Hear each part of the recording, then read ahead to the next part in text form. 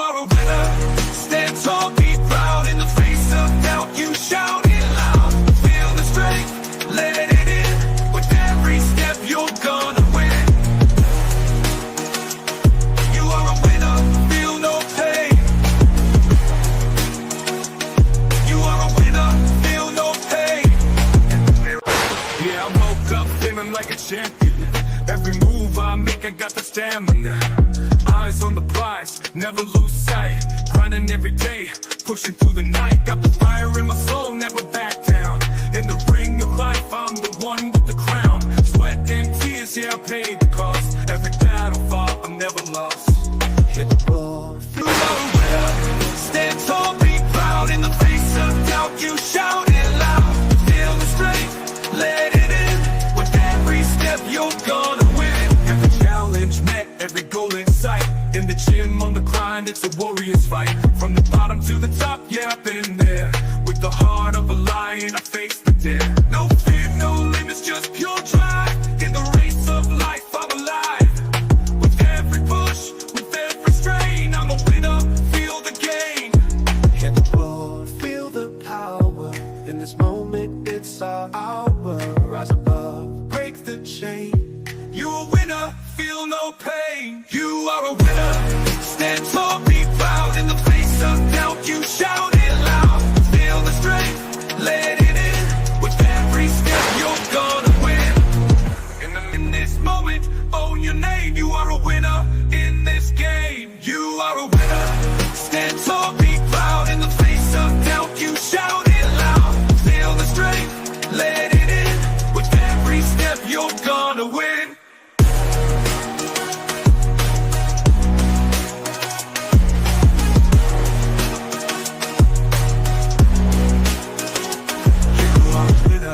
Stand tall, in the gym, on the grind, it's a warrior's fight. From the bottom to the top, yeah, I've been there. With the heart of a lion, I face the dare. No fear, no limits, just pure drive. In the race of life, I'm alive. With every push, with every strain, I'm a winner, feel the game. In the mirror, what do you see? Out in the face of doubt, you shout it loud. Feel the strength, let it in. With every step, you're gonna win. Hello, everybody. Welcome back again to another edition of Blueclouds Media Sports Show live. We're bringing you the live stream all the way from the United States, USA, from Michigan to be precise, Detroit. All right, like we do all the time. Welcome back to the show, and this is your trusted source for all things Chelsea in your. And I'm your host, Anisa, with my co-host, Stephen G. Stephen G will join us a bit later as the show goes on. We are looking into the latest transfer news with today's live stream. We'll be looking into we're going to dissect to the most significant development stories and looking focus on some Chelsea, complex situation with Cesare Casadei, Disasi, and as news has been reported also on Evan Ferguson. We'll also dive into Aston Villa's pursuit for João Félix, examining the likelihood of the deal.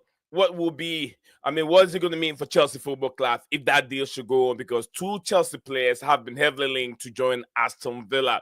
And also we'll be looking at that in the stream as things goes on. We encourage you that your expectations or perspective on the show, share your thoughts on it, and also predict your question. Also, welcome in the comment section below. Your perspective is value on this platform. We look forward to robust discussions. Don't forget to like, share to Blueclouds Media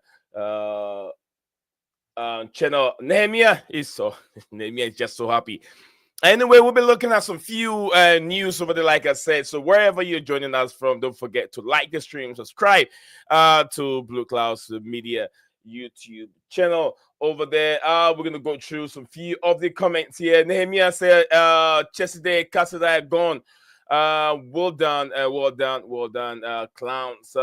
Now accept the Disasi beat. Disasi to Villa has tailed according to our name. Yeah, it seems that Disasi staying by him. Big up to you, DJ, big DJ Sub. Big up to you. He says, DJ Sub said, breaking news from Fabrizio Romano. Tel has rejected Spurs move. He wants Manchester United, I think, because Aston Villa have made a loan move for Rashford, which okay, watch this space. Big up me, Steven, and the chat. Big up to you, DJ. Then big up to Nehemiah. Guys, we'll be right back. Stick with us. We're not going anywhere. We'll bring you all these little nitty-gritty of all the topic that we've gone through. We'll also be looking at the Champions League stages, the round of 16s, who and who will be meeting each other according to the draw that came out, and also the Conference League. We'll be looking. Spurs boys were really on fire yesterday. Spurs Academy boys were on fire yesterday. So stick with us. Not go anywhere. Blueclouds Media. We'll be right back in just a short commercial break.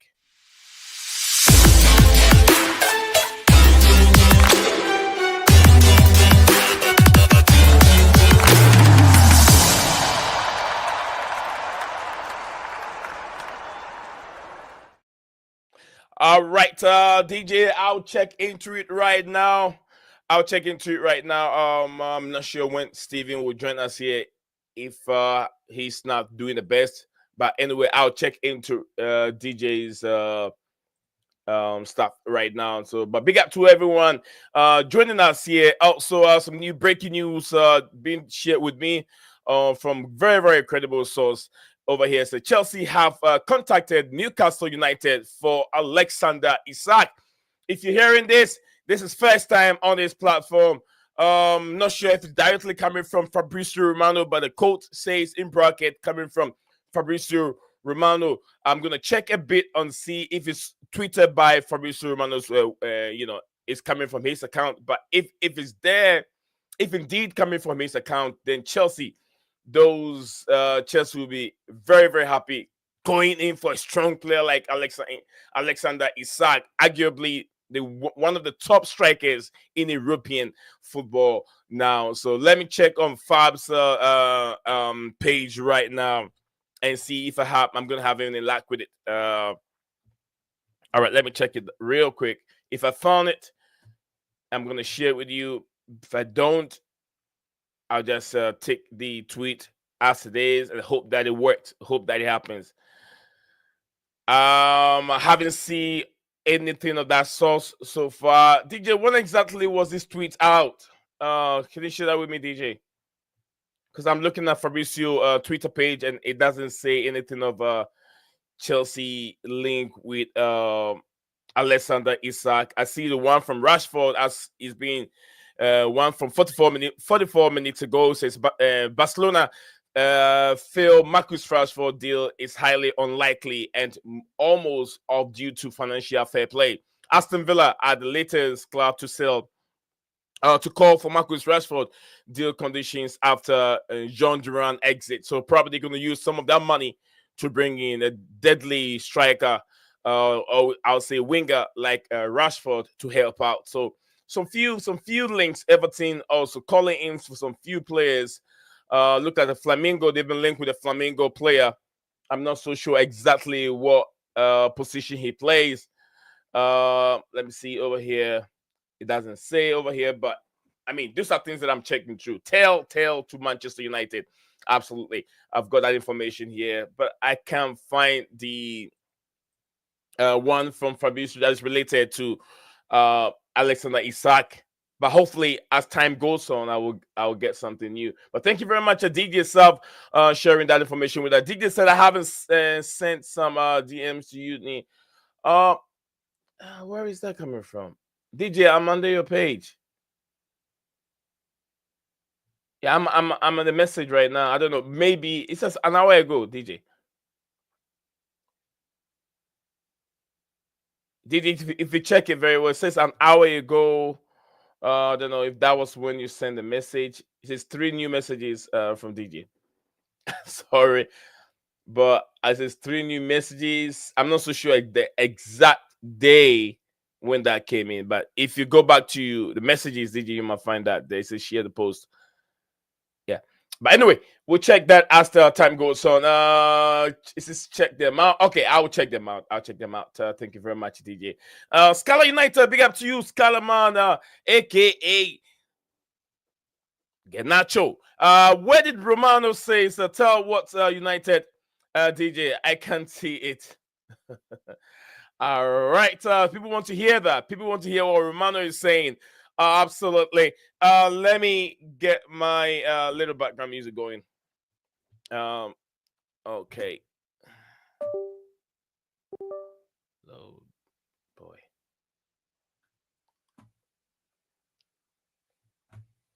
Where did my mouse went to? Like, where did my mouse went to? All right. Anyway, I got here. Down here a bit. Sorry, guys. In a minute.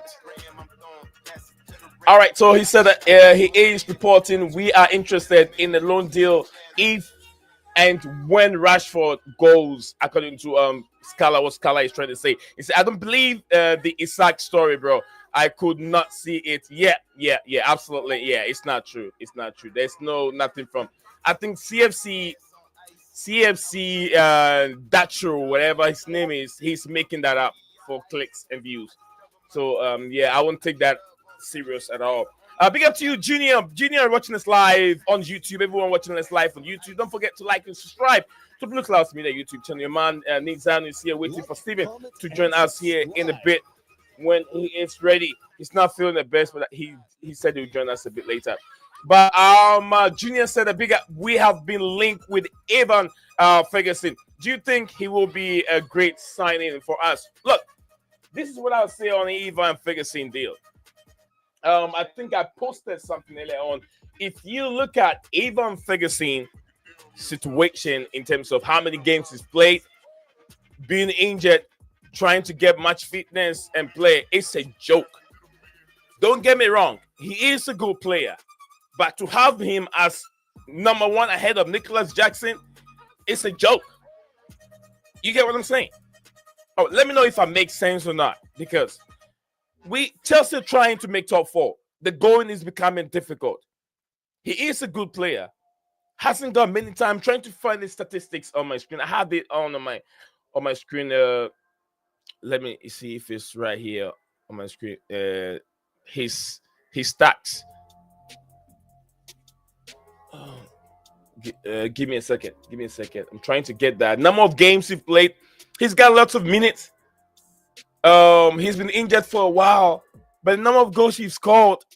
This is the kind of striker we're bringing in. He's a young player. I understand he's a young player, and that's the motto of the football club. But to me, I've seen it all. I started watching football from 1990, not now. When I see good players, I see good players. He's a good player. He will be better. But this is not the player we need now to put some kind of energy in the team and to score more goals for the team. He doesn't even score that many goals. Last season was a great season for him. After that, he has a bathtub with, a fallout with Roberto De Zerbi. Since then, we haven't seen this guy anymore in the Premier League. We haven't seen much of him. And is he the one we're bringing in on the loan deal? Is he the one we're going to bring into, be ahead of Nicholas Jackson? And tell me, is he going to be ahead of Nicholas Jackson or be behind Nicholas Jackson? Who is better at this time? If you look at the Premier League table or the Premier League statistics, will tell you that Nico Jackson has more goals than Evan Ferguson. So who is going to be ahead of who? Is he going to challenge Nicholas Jackson or Nicholas Jackson is going to challenge him? Who is ahead of who in the pecking order? Will he come up from the bench? And considering what we already have on the bench, numbers, which is McGee and what he's done for Chelsea in the Conference League competition, compare that. Why wouldn't you give this chance to this young boy instead of bringing in Evan Ferguson? The coach doesn't trust in him. And if he doesn't trust in him, he's telling the sporting directors that I'm not going to use this boy. He's not good enough to play in my team. That is why I'm not using him. I can use him in the Conference League competition. He's good enough for that competition, but not good enough for the Premier League. But is Evan Ferguson good enough for the Premier League? I understand it could be a dry loan without any obligation to buy. but he hasn't done enough to come to Chelsea and hit the ground running and start scoring goals. That's a big question. Thank you very much, Junior and DJ Sub. I think DJ Sub said I think it was someone who was hoping hoping it to happen. Use Fabrizio name around it. Absolutely, that's what it was, DJ. This transfer has been quiet. It's been a bit quiet, and Nehemiah, I'll tell you, during January transfer window, you shouldn't expect much. I'll tell you the truth. January transfer window, it's a window for would I say for inflation? Window for inflation. No one wants to release their top players, and most of the time, you won't get your number one players. You're gonna get number two players that are struggling for asking for minutes in their various leagues, and players that think that okay, I want to go get some minutes at Chelsea. Chelsea need help with the striking department. I'm gonna go see if I can get some minutes from there. So no one is gonna sell you their number ones. You won't, if you're gonna get any number one player from a club, you have to pay over the odds to get that player. Honestly speaking, Durant probably price would have been a little bit down in the summer. Price would have gone down a bit in the summer, but because he has a high, I think he just re-signed his contract last season, and they want him now in the January transfer window. And Durant is helping Villa. Villa is trying to make top four. They're also in the Champions League. I think Champions League. They're trying to win the Champions League. So Villa, Oli Watkins will help Aston Villa win Champions League. So if you want to take one of the striker who's got lots of goals in the Premier League out of from the football club, you have to pay over the odds to get that player away to join you score goals. So January transfer window, not the best time to do dealings. All right, sister, read my comment below. I don't believe the Isaac story, bro. Absolutely, thank you very much, DJ. Disasi to Villa, still the knee is Disasi staying. I don't think Disasi was the only problem is if you get a replacement for Disasi, then Disasi will leave on loan to Villa. But if you don't have a replacement for Disasi, then he has to say. You can't just send a player on loan when you're going to run short. Because what if something happened to Chalobah right now? We don't know when Wesley Fofana is going to return. So put all this into consideration before they let a player leave the club. You have to make sure you have your replacement ready before you let one go. Or if you think you have enough to cover up, you're looking at the defense is getting shaky. Badishia is gone for a while.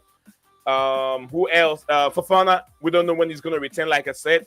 Tosi is also there. Sometimes I feel like in certain games, the manager doesn't think Tosi Adebayo is the right guy to play in that defense. On high-profile games, he doesn't use him. And I'm getting the feeling that he's probably not too fast enough. He feels like he's not a guy to play in those, big profile games. But games like playing mid-table teams, the maybe Villas and maybe the Leicester Cities, then Tosi can come in. That's how, but he rates Chalobah ahead of him. Right now, we can say that. So we have Tosi, we have Chalobah, we have who else we have there? Renato Viega is gone. He wanted to play as a center back. He's gone right now. But we still have Levi Koba. Levi Koba is still there, which is 4 right now, and it's not enough. If any of them get injured, you're gonna need a Disasi to hop in and help out. And if you don't have a Disasi, you will gonna be in big trouble. You get what I'm saying? So you have to be very careful before very, very careful before you send players out, in my opinion. Okay, so hope that makes sense. All right, I will send a link down here in a bit so you guys to join me in Scala D. Makeem, big up to you, Makeem. In there, guys, do not forget to like and subscribe to Blueclouds Media channel. We'd like you to be streaming live on X and YouTube at the same time. Makeem said, big up to me, big up to the chat, big up to you too, Makeem. Makeem, big up to you from DJ. Steven, big up to Steven out there. Steven said, I will try join you guys in a bit, bro. Yeah, I know you're not feeling the best. You just started feeling sick when we're about to go live. I hope that you get better and before I want to see your face before I end the stream because there are some few things that we have to touch bases on. All right, from TJ. I'm good, bro. Okay, Makim said he's good. Okay, this individual question or conversation between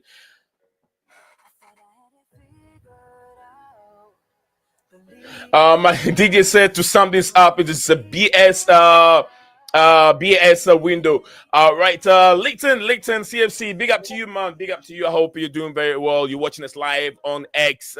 Absolutely, guys. Don't forget, smash that like button. Smash the like button. If Christopher Nkunku goes to Bayern, and we have the player that turned down Spurs, LOL, João Félix, the main sporting director wants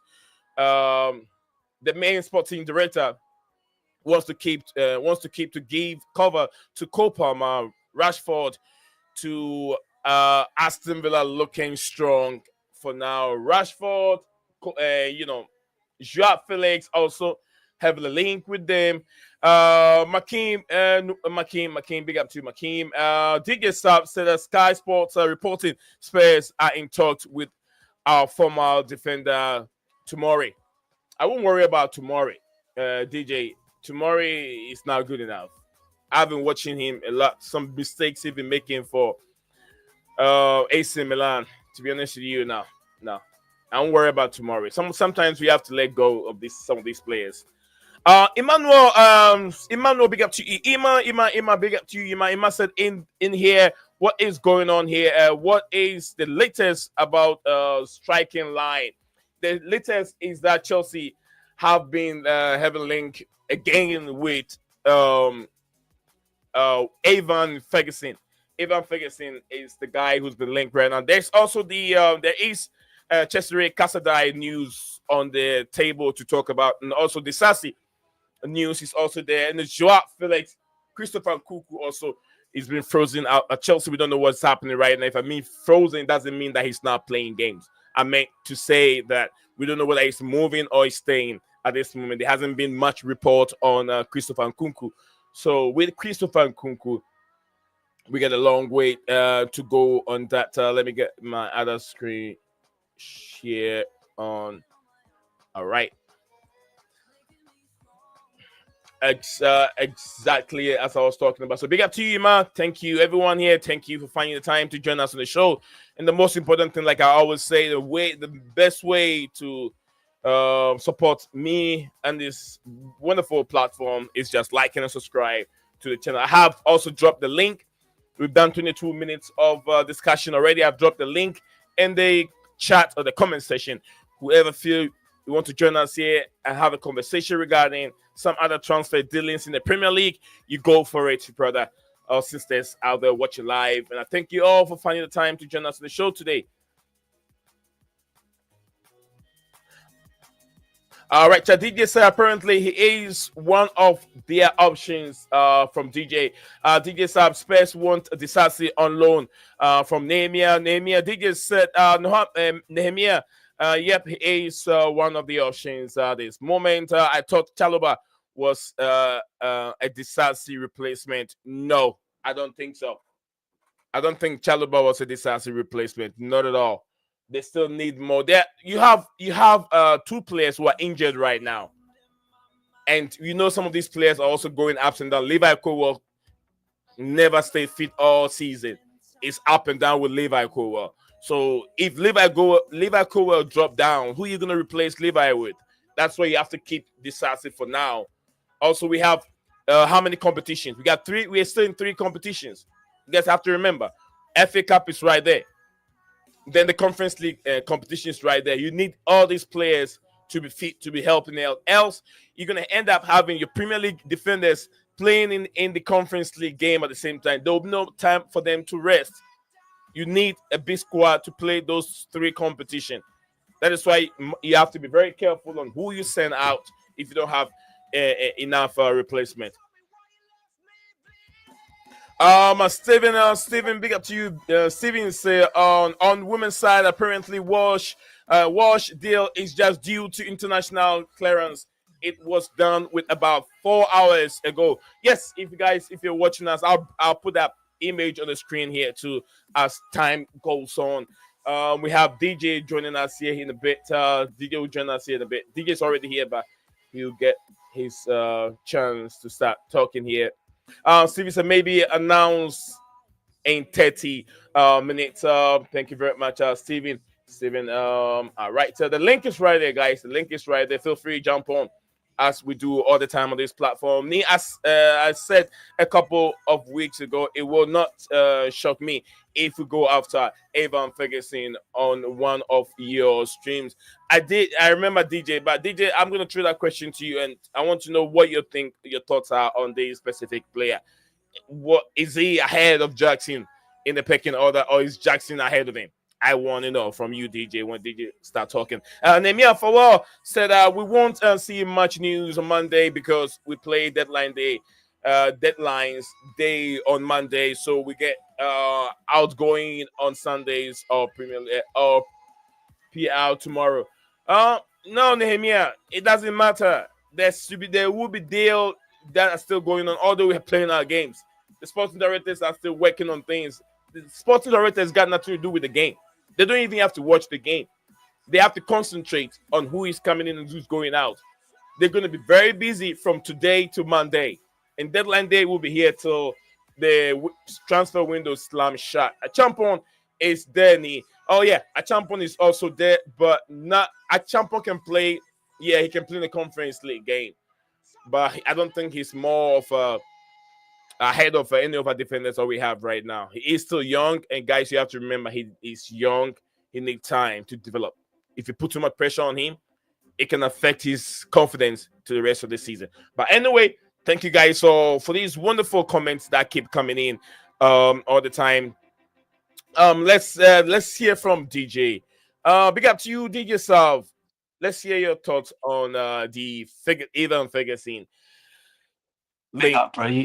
Big up to you, Nee. You just, yeah, I'm good, bro. You just can never write these stories, can you? Without something or fruition or something happening with it. Or I did say a couple of weeks ago, and I remember Stephen saying, the famous thing he always says, big up to Stephen, by the way. We can't wait for him to come on when he does come on.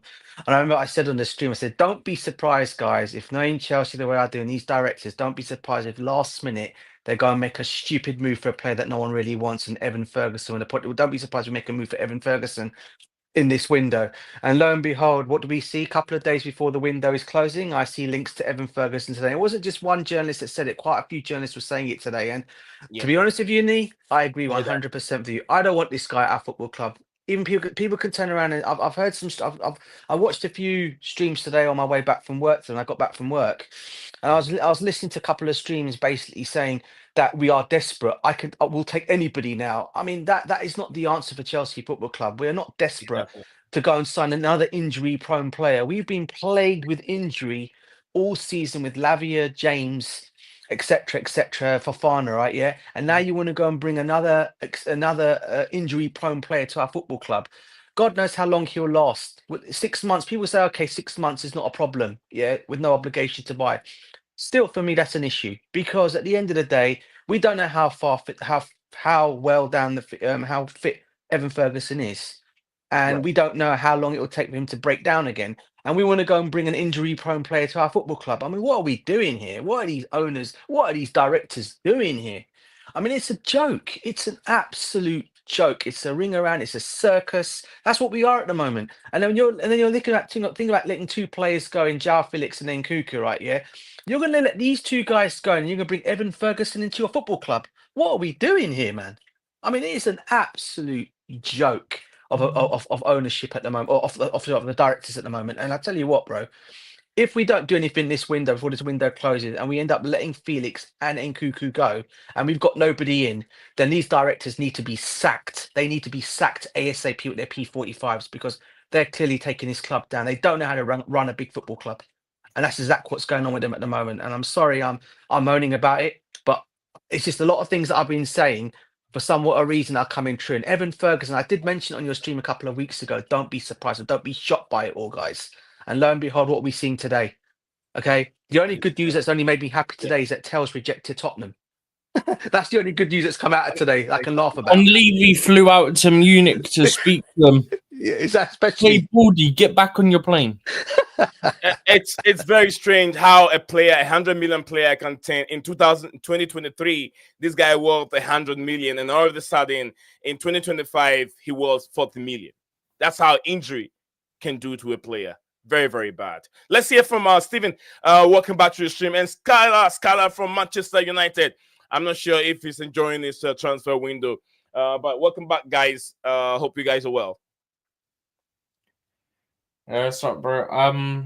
I might need to run, but I will. What happened to you, Stephen? Oh, bro, I sent you a message. But to not get too in detail. Just a little. You have to get in details. Just a little. Yeah. No, I ate something and it turned out it weren't cooked all the way through. So now you're married to the toilet, isn't it? If you want to word it that way, sure. Blah blah blah blah. Not a good day. Not a good day. And it was all going so well an hour until we went live. Sorry, Stephen. I'm not. Hope you get better, bro. Hope you get better, man. That's nice to hear that. Last week I was married to the toilet. I was really married to the toilet. I spent almost about an hour in the toilet, not just within exact straight hour, like in between. If you put it together. Yeah, it's not fun. Yeah, it's not very nice. But I hope you remember, get some more water, Stephen. Get some more water. The more you drink, I've got plenty. Good. And what about and this man over here called Scala United? He wants to sell us Alejandro Henacho. Man, what's up with you, man? Big up to you, Rabba Taha. Big up to you, brother. It's just as usual, a great show. And I love Rabba all the time when he joins us here. He joins us on the show. Scala, what's up with you? Yeah, man, we are good. I mean, 3 wins. You and who? You and Amirim?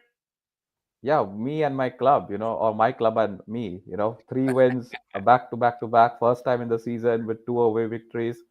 Can't complain, man. I think we are doing reasonably well, or I think the standards are so low that now we are celebrating all this. But it is what it is. And now we are playing Palace at home Sunday. So, relatively easy games coming up. Is United back? Is United back?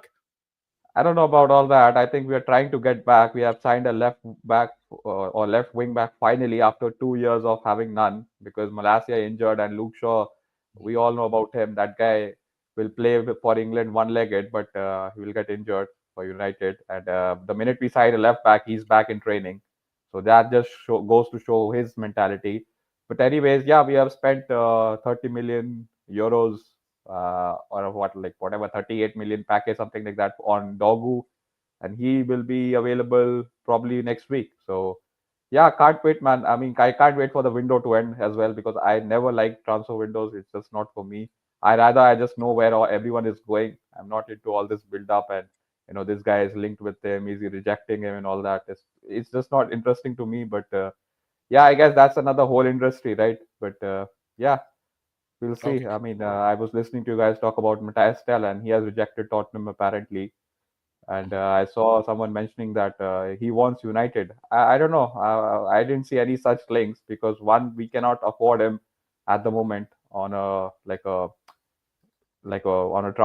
even on like an obligation to buy. So I don't know why he'll join us, because he is leaving Bayern Munich to get first team football. And at the moment, although we can offer him, but we cannot confirm him. We cannot do any obligation, all that stuff.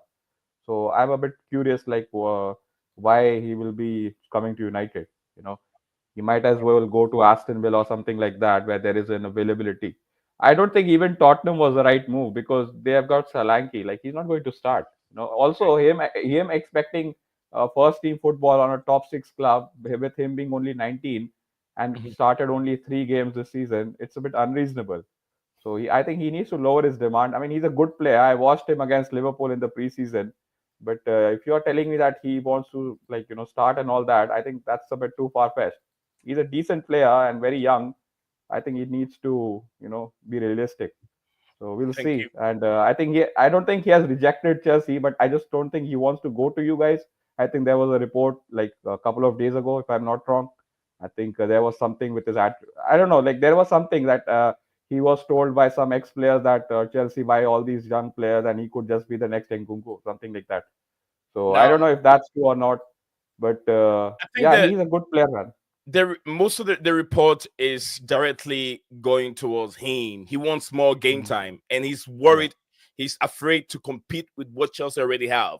And if you look at that left hand side, I don't think to me, I don't think I haven't seen him much. He hasn't played in the Premier League, so to me, I don't think he's better than Pedro Neto. Although those don't score goals either. So until he proved himself in the Premier League, then I said, okay, then this guy worth joining Chelsea joining Chelsea. Chelsea should have killed and go for the money and get him. But I don't know why he's worried about competing with these players that we have on the left hand But side. you know what, though, we say that he can play down the middle, bro. If he needs to, they can play him up top if need be. I mean, look, Jackson's not firing on all cylinders at the moment. We know this, right? Yeah, he can compete with Jackson. Like I said, it's not like he's going to be not. I mean, listen. At the end of the day, I don't want to play that doesn't want to come to us. As far as I'm concerned, the Tell situation now, as far as I'm concerned, it's done and finished with. Out in the bin. You don't want to come to us, then don't come to us. Yeah. At the end of the day, I don't blame you at the same time, because I think he's also looking at our project and thinking our project looks like a failure at the moment, which it does. But the only thing I will say to him about inspiration, you're talking about not getting an opportunity at Chelsea. Just take a look at Cole Palmer, bro. Look how that guy's in light at Chelsea, and you're saying you're not going to get an opportunity. You will get an opportunity if you prove yourself. And that's exactly what he's not done at Bayern Munich. If he's not proven himself and he's up against Harry Kane, he's up against who are the other two? Coman, he's up against Nabry, he's up against all them kind of players, right? Okay. Can you imagine they are what you want to say compared to us? I call them world-class players compared to us. And you're coming to Chelsea where you got more of an opportunity to come and prove yourself, where the coach will give you an opportunity. But if you don't want to do that, as I keep saying, take your inspiration from Cole Palmer, bro. He's not been a failure since he's come to Chelsea. But if he doesn't want to come, so be it. I don't want players that don't want to come and play for my club. Stay where you are, mate, and sit on the bench. I still think he'll get a move. And I think he wants to. I think he'll get a loan move, because I think he wants to still stay at Bayern Munich. That's my honest opinion. He just wants to go out on loan because he wants to be a star at Bayern Munich. That's what my honest opinion is on him. Exactly. Thank you very much, DJ, and thank you very much, Scala, for joining us today. Stella, go ahead before we start into today's topic. Yeah, I mean, go ahead, Scala. I get the Cole Palmer point, but Cole Palmer is like a very different player. He's like, I think he's like top 3 most talented players in the world. I mean, he is like, his situation was very unique, I think you cannot. I'm just saying, I don't think you can compare him with Tell. I mean, Tell, he's a decent player. I wouldn't say like he's got some generational talent like a Palmer or something like that. Yeah. But I do agree that if you're rejecting a club because you think that you cannot be guaranteed first team football, I don't think any manager should sign a player who wants a guaranteed first team football. If you remember, when Bellerin signed for Arsenal, he put like or renewed his contract. He put in his contract that I should be playing X number of games this season, like guaranteed. So you don't want those kind of players who like think that they are already good before they have done anything, especially in the Premier League. So yeah, I think Chelsea might have dodged a bullet here, because although he's very talented, I don't think, as you say, like he's not better than Neto, he's not better than Palmer. So why should he deserve to start? I agree with you, and this is what I'm gonna add to it. Although he feels he's that good, if he's not able to break into Bayern Munich starting 11, comparing to what Musiala, if you remember what Musiala is doing so far during training, if he's that good on training, to be honest with you, he should be able to break into Bayern Munich starting 11. If he's that good, he doesn't even get game time. He doesn't get game time. I think was it yesterday, Champions League game that he got some minutes. But besides that, he doesn't get game time. That should tell you that either company doesn't fancy him, or he's not that good enough compared to what company have at Bayern Munich at this moment. Because that's what I'm gonna say regard to that. Unless someone wants to add something to it, something else to this tail situation before we get into the Disasi and then the others like Evan Ferguson. Stephen, what do you want to say on Evan Ferguson's situation? Bro, I only accept it if it's a loan, and even then I'm very skeptical. We should not be going for him. Especially if it's a permanent. If it's a permanent, then our sporting directors are idiots. Do you know what? Yeah, you know I sort of did a little rant on Egg Barley and Sporting Directors the other day. Yeah. The way they're behaving, I might need to be going off on another one in the next couple of days. Yeah. All I'm gonna say, yeah, is how have we had 3 managers? Yeah. I think all 3 had these Sporting Directors at some point in time. Yeah. Actually, they did. Potter, Poch, now Maresca. Yeah. Instead of listening to the managers and manager saying, I need this player or I need this profile at this position, etc., yeah.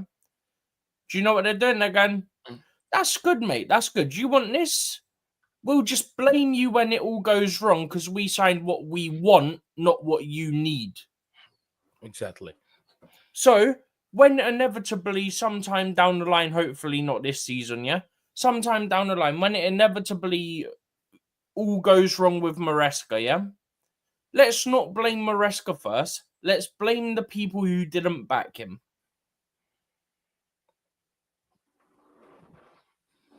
Well said. DG have already given us his piece on Evan Ferguson. I want to hear Scarlett. What do you think of this player and what is going on right now? This player, 2023, like I said, he worth 100 million, now 40 million. With so many injuries, he hasn't got a lot of game time too. If you were Chelsea, would you bring in a player like that over what you already have? A man like McGee, would you fancy him over McGee and some other, even Jackson?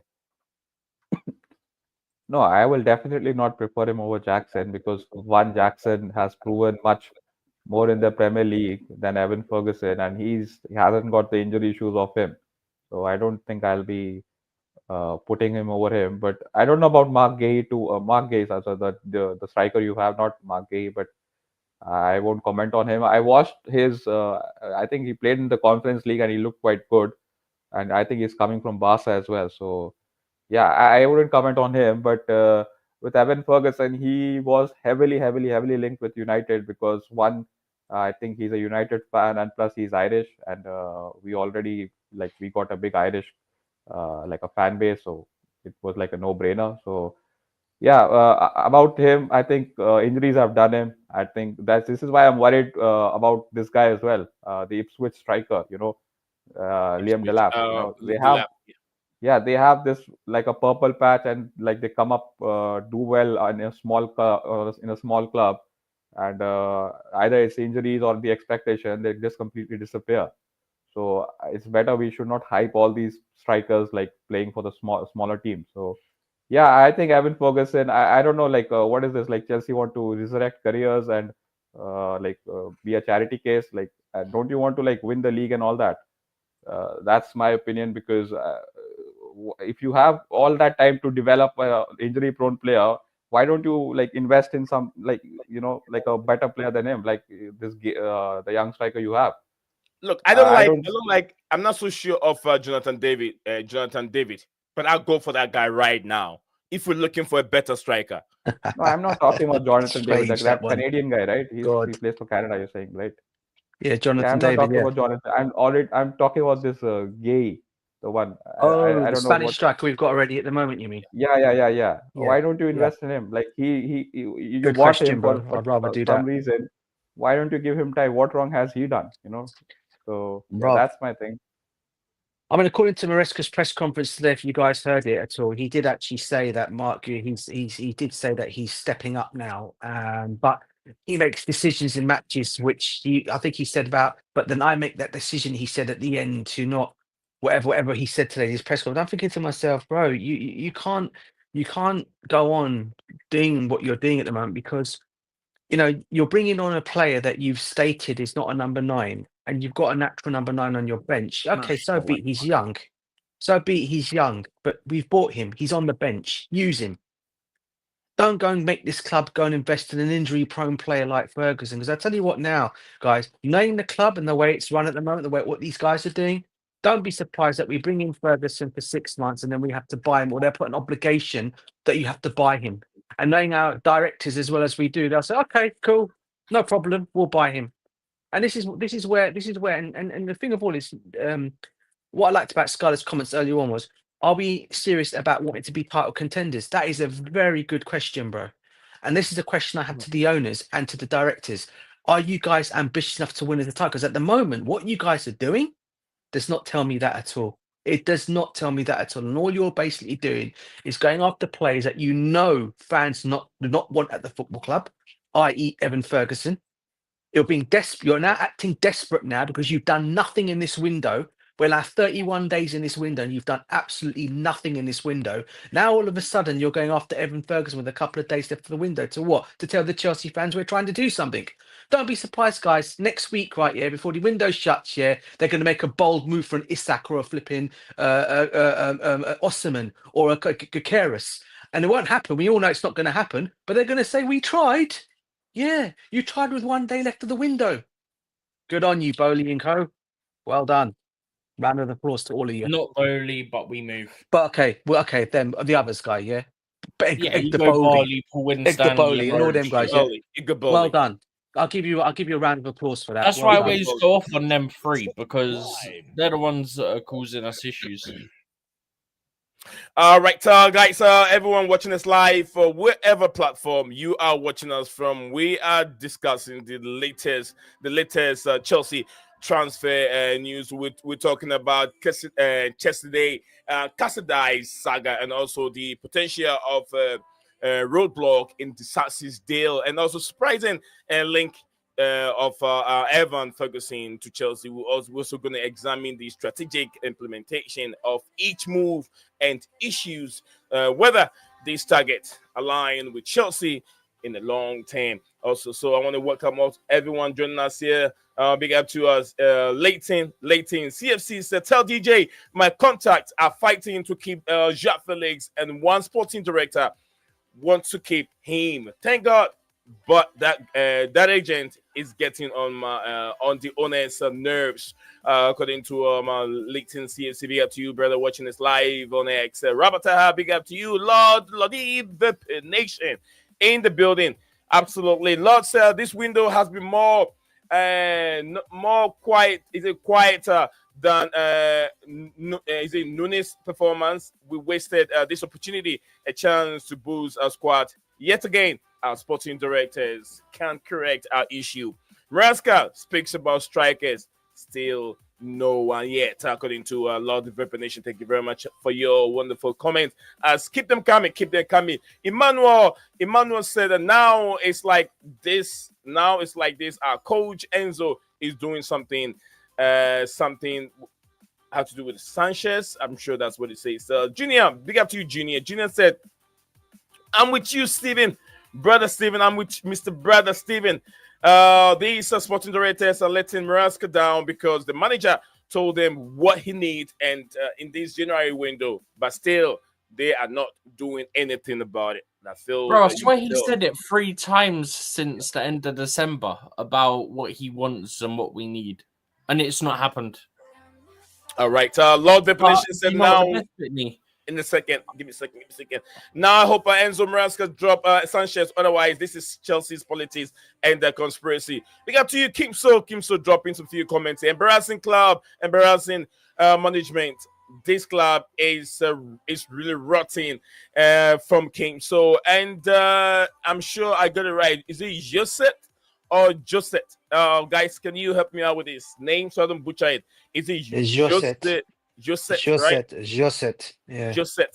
Thank you very much, Josette. Happy New Year to you for joining us here on the platform today. Anyone that joins, I always give that person a hand of applause. I give an applause for joining us here on the show today. Josette, big up to you.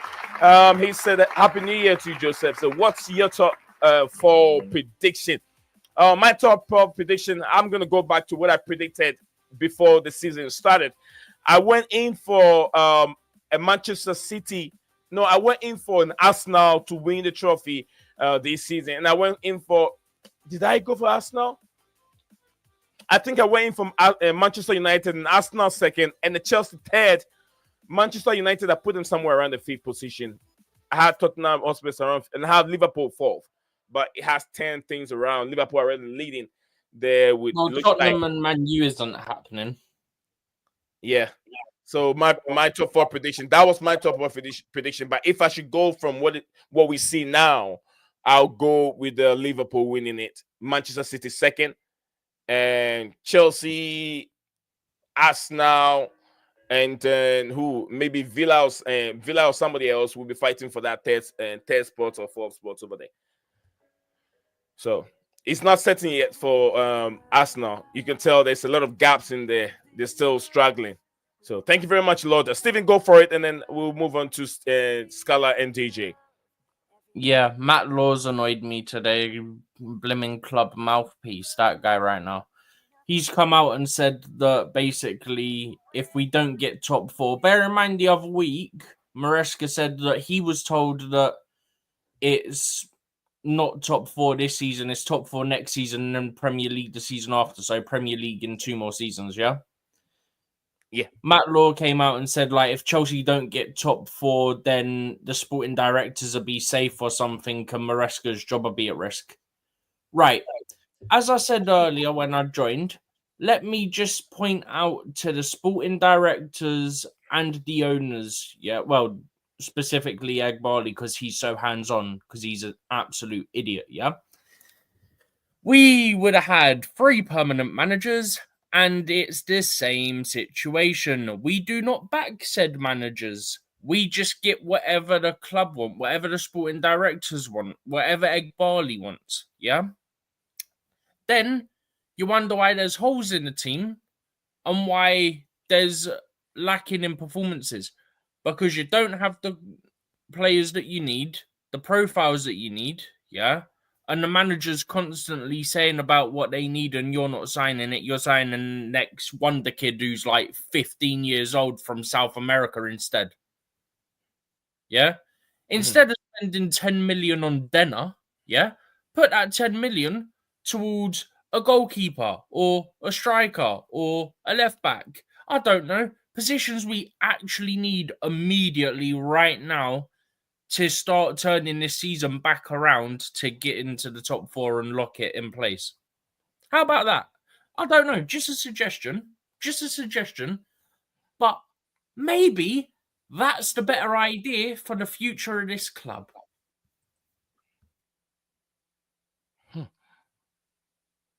Sorry, Nee, just a quick one for you. That same person that said that thing about Isak, bro, he's at it again, man. This guy, I don't know what he's on, man. I swear, I wish I knew what this guy was on.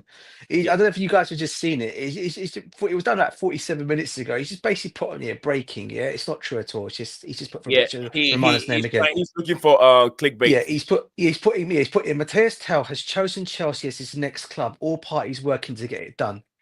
I mean, and he's put that for Fabrizio Romano, isn't it? And I've just gone into Fabrizio's page again, and I'm thinking, damn it, you know what you're talking. I listen. Surprising, I know who that guy is, by the way, because I know what streams he's gone on. No. I mean in the way that he's gone on. I've been with him. I've been on with him on streams and things like that. In terms of like he's been on some streams and stuff, basically in the old Twitter. You know the old Twitter chat. You have the old space chats. He's been on a lot of those. And he really, I mean, he is a passionate Chelsea fan. I have to give him that.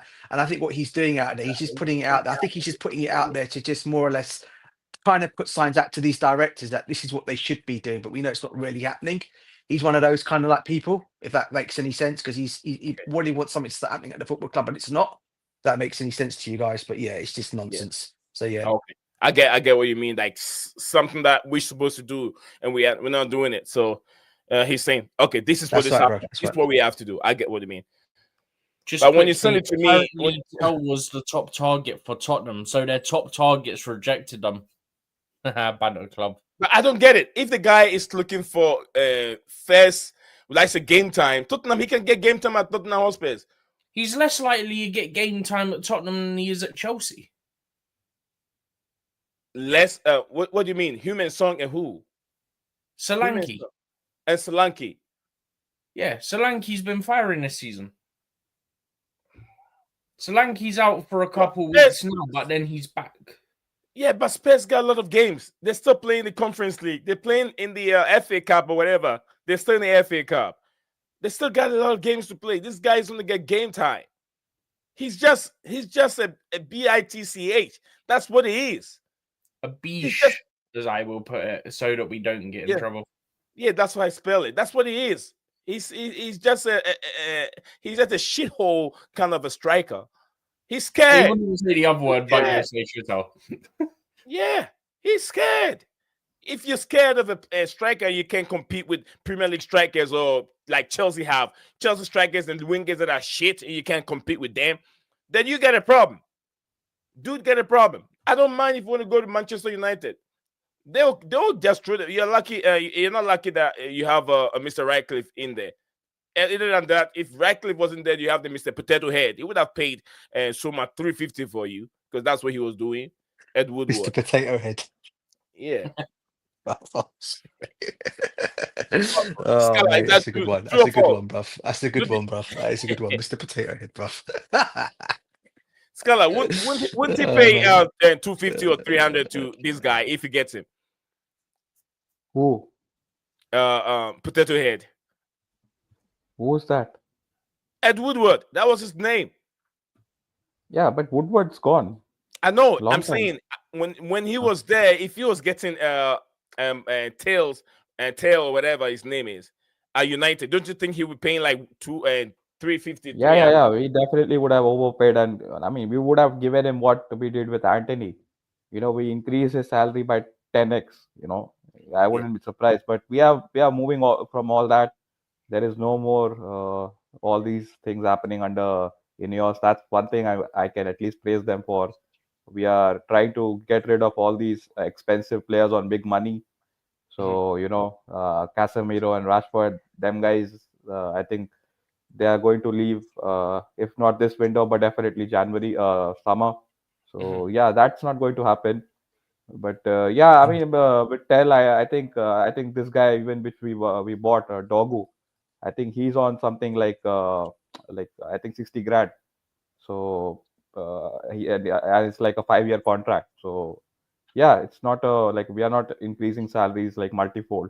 And even with Maguire, I think we have given him only a 1-year contract for the extension. So yeah, I think we need. Wasn't it just triggering an option? Yeah, we're just triggering. Yeah, I think I'm not sure. Was there an option or we just extended by a year? I don't think he had an option, something like that. But yeah, we actually want. What would have been better is that we could have asked him to reduce his salary, and then probably we could have given him a 3-year contract because he actually is very good in this back three system. You know, he's quite valuable. But obviously, no player, especially with on that age, is going to reduce his salary. So yeah, it is what it is. But yeah, you are not wrong. If this was the Glazers and all that, they would have definitely like 3x the salary. I don't even know what he's at Bayern, but I'm a bit concerned with this guy. Like if company is not playing you, you know, and you're 19, I mean, it's just something like even with United, I don't see him like starting like regularly because he's not like an inside forward, you know. He's not like, or he's not even a 10. He's like a wide forward, and we don't play with wide forwards. So I would be curious if we get him because we are trying to get rid of Rashford, and he's a bit like Rashford but much more technical. But yeah, it will be interesting where he ends up. All right, so thank you very much, guys. If you're joining us live, thank you very much. Keep your comment coming. Lord Nation said, this window was also the opportunity for Chelsea to boost their chances to get top 4, but it's not looking easy. Afraid it won't be that easy as we hope. I guess we have to wait for Champions League football for another season. According to Lord Paul, big up to you, Paul. Happy New Year to you. I'm not sure I've talked to you this New Year, but Happy New Year to you, Paul. And I hope you're doing very, very well. Paul said, "I pray Felix remains." I agree, bro. Big up to you. I agree on that one, 100%. Yeah. Leighton CFC, big up to you. He says, "Tell DJ the sporting directors have stopped the Disasi move going to Villa because it shows that Chelsea will not be bullied. Good on them. And yes, we don't want to keep João Félix, but the other sporting director wants to sell him. But the owners want to keep him, João Félix, because he's just the best player to cover Christopher Cole Palmer. If if he needs a rest. Okay. Common sense, at least. But Christopher and Kuku, they weren't gone, according to my sources from LinkedIn my CFC. days. Big up to you. Thank you very much. Big up to you, Then big up to Chelsea section. Ty, I hope you're doing very well. It's been a while. Big up, Ty, And bro. then my brother here, Joseph over here, said, Tell doesn't want Spurs either. Big up to you. Thank you very much for that information there, bro. Thank you very much. Emmanuel said, let's Chelsea please let Chelsea please buy new striker. Emmanuel wants Chelsea to buy a new striker, and Nehemiah said, are we linked with another centre back? For now, no. For now, there's not been any link with a new centre back. Not latest. I wouldn't say I've heard anything in the past 1 week now. I haven't heard anything. So, guys, you want to add anything to what we just already discussed before we move on to the next topic? What I will say is it's now official that John Duran's gone to Saudi. Yeah, I just saw That's that. all official and confirmed now. So, Arsenal, you're even less chance of getting Watkins now. So, enjoy talking as if you're about to sign him, because you're not. Just on the Arsenal update there, Steve, I just saw something from Fraser Fletcher, just basically stating that. Oh, that guy's a fraud, bro. No, I think he's got it from some. I don't know who he's come. All he's basically. Yeah, bro. You know, a lot of the time he actually copies what others have said, right? Yeah, he does, bro. I get that, but the one thing I think he's right, though, what he's getting right. I think the one thing he's going to get right here is regarding Ollie Watkins, because basically they're saying that Aston Villa will not obviously sell Ollie Watkins in this window. However, a move could materialise from him in the summer, and Arsenal will be obviously following up then, which is some good news maybe, because that might mean that they're going. If they get Ollie Watkins in, Arsenal say in the summer, that means the two targets that we want, i.e. Benjamin Sesko and Gyökeres, could become available to come to us. Well, if they get who in the summer? Watkins. I don't want him going there. Well, if he does end up going there, because apparently he wants the Arsenal move, so now it's messed with his head. So, all right. Thank you very much, Steven, Scala, and DJ. We're gonna move on from there, but next we'll be shifting our focus on Aston Villa and their renowned interest in João Félix. We will also discuss the financial aspect of the potential move or the transfer move for this place, and also the player, whether it's fit for United Emirates system, and the potential impact of Villa's ambition this season. So, guys, stick with us. Do not go anywhere. We'll be right back in just a second.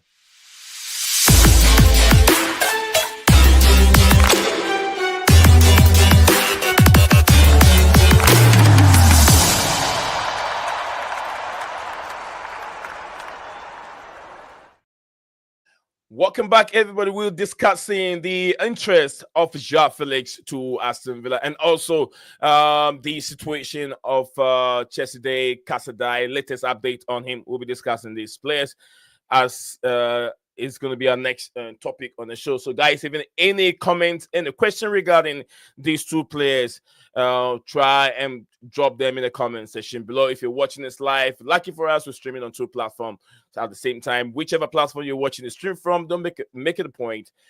I almost said don't make it. No, make it a point. Make it a point to like and follow us on X, and also subscribe to Blueclouds Media YouTube channel. If it's the first time joining us on this platform, be part of our community growing. And we're trying to see if we can get 10K by the end of this year. We hope we can do it. And it's not going to be easy for us to do it, but with the help of you guys watching us from home or wherever you feel comfortable watching us from, maybe on your television set, we're there. If you go on YouTube right now on your TV, you'll find Blueclouds Media on your TV, and then watch us discuss transfer shows. And also, we'll be here on Monday all day, probably more than 5 hours on this platform. We'll try and give you that number. We'll be here until the window closes, and we'll also blend the Chelsea game at the same time. The transfer windows, we'll be giving you updates on it. Do a watch along at the same time. So it's like two things going on. We're gonna use one stone to kill two birds at the same time. definitely going to see Disasi. Scala will be here. He'll be watching things and see who is coming to his football club and what they're doing with Dogu at this moment. There's a lot that we'll be providing for you guys before the transfer window slams shut. So, like I said, any questions regarding the Felix and the Casadei move to Torino is also there. So I'll start from Scala because sometimes I can lose Scala. Joseph said that Openda could be a good one too. Openda is a good player. He's better than what we're bringing in Evan Ferguson. It's better. Openda will be better. Probably give you 15 goals for the rest of the season. He can do that. He's not really an out and out goal scorer. Like he scores many goals, but 15 Openda can give you. Durant gone from Nehemiah. Absolutely. Thank you very much. Guys, anyone who wants to jump in can jump in. Probably this is a more Chelsea related topic, so I don't know if Scala has much to talk about, but I'll start from that DJ before I go to Steven. DJ, what's the latest on these young player Casadei? Reporters saying that Torino are closing on a deal for him, and also Chelsea have given the green light to the transfer to be the best offer received. What do you make of it? Time for him Listen, I'm obviously slightly gutted that he's actually going, because I thought maybe he could get another loan move and he could come back. Because from what I've seen of him, the spells that from what I've seen of him, also seen him in live when he's had games started, I think he looks a good player, and I think I think he could do a job in our midfield eventually, but for the kid's sake, he's better off he just goes, because if you look at the options that we've got there's no way he gets past. And even when the opportunity's there, you've got the likes of Leslie and Santos possibly coming back as well. Does he get in front of those two? I don't think so, because of the experience they've had. One's had the experience in the Prem, the other one's obviously been playing his football in France, so they've obviously got more experience in that way. So in that kind of, I can understand him going to Torino. It's a good move for him. At least it's not gone to a club in the Premiership. At least it's not gone to a big club in. Well, when I say big club, compared to you look at your Juventus, your Milans, Inter Milan, and teams like that. You're thinking at least he hasn't gone to any of those three clubs. But Torino, I think, would suit him. And don't get me wrong. And eventually, what will happen, as we all know, this will happen, is he will be bought for big money, and he'll go to one of the big Italian giants eventually in the summer, at some point in his career, whether it be Milan, Inter Milan, or Juventus, Lazio, even. So it's a good move for him. Good luck to him. And I obviously gutted it obviously didn't work out for him at Chelsea, because as of what I saw of him, he looks a good player, good prospect. But the kid needs to play. It's as simple as that. He needs to play, and I think this move would be good for all parties as well in that way. So if you're telling me that's one good of businesses our directors have got right, I say that is probably one bit of business they've actually got right. But I'm taking it in the sake of the players' sake this time around, not the money, but the players' sake. I mean, there's some reports that say that our sell-on clause is as high as 40%. 40%, yeah. So if he goes for like 30 million, we're eating good. Yeah, Chelsea. If they sell him, that's a lot of money. Will come to Chelsea, almost about 40%. That's a lot. 40% of whichever amount they sell him for, and then you sell him for 30 million also to Torino. That's a lot of money. Good deal. And that'll be a plus on the sporting directors. I know that's people don't give them a lot of credit because of the striker that they haven't brought in. I think they will get much credit if they've brought in a striker. But anyway, regards to João Félix, what I've heard and what I've read, Unai Emery, Aston Villa's manager, Mr. Good Evening, has been a good fan, or he loves João Félix. Back in his days with Atletico Madrid, he tried to get him from Atletico Madrid. It couldn't work. And then Chelsea got him. So if he's not happy and he wants out, I know there's been some few reports that Felix will be staying at Chelsea at this moment. There's likely that Villa will also make a deal with Chelsea if he's not happy. Because Emery, from what I've read and what I listened, he loves Felix. He loves his style of play, and he wished to have him at Villa. But I don't think Chelsea would let him go. Scala, what do you think of these Torino player and then the Villa move interest of João Félix?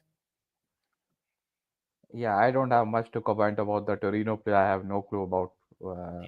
I'm just gonna bow to your guys' It's knowledge. not a Torino player anyway. Torino interest or Chelsea and Torino doing the business to let their Okay, one you're of the talking young about players Cassidy, Mark out Cassidy, the way. right? Yeah, Casadei. Yes, sir. Yeah. I think you're gonna make a decent profit on him. I think he's Italian, if I'm not wrong, and those guys they don't leave Italy anyways, and if they do, they want to play for all those big Italian clubs. So I think yeah, as Steven said, I think you'll be eating good there. But coming to Felix, I mean, I listened to all that thing you mentioned about him being a big fan of Felix, Unai Emery. I Yeah. always also listened to Monchi, their sporting director, talking about the fact that they tried to get him last year as well, but unfortunately they couldn't convince him, and he wanted to return to Chelsea. I mean, all that's fine, but my question is for Felix. I mean, he is a very unique player. You know, his profile, it's almost a dead position, like the number 10. No, most teams don't play with a classical number 10. You know, and he is someone which, like, you need to build a team around him so that he can thrive. You know, but with this modern systems, he almost gets like he's almost becomes a luxury player. So if he goes to Aston Villa, I don't know how he fits in because they've got Morgan Rogers, they've got Jacob Ramsey, McGinn, Kamara, this guy, the Leicester player they got, who's that? The Tillemans. All Oh these yeah. midfielders, where is he going to play? You know, he can maybe they're trying to replace Duran with him, but again, Duran is an out-and-out centre forward, and Felix, I don't think he's like a centre forward in the Premier League.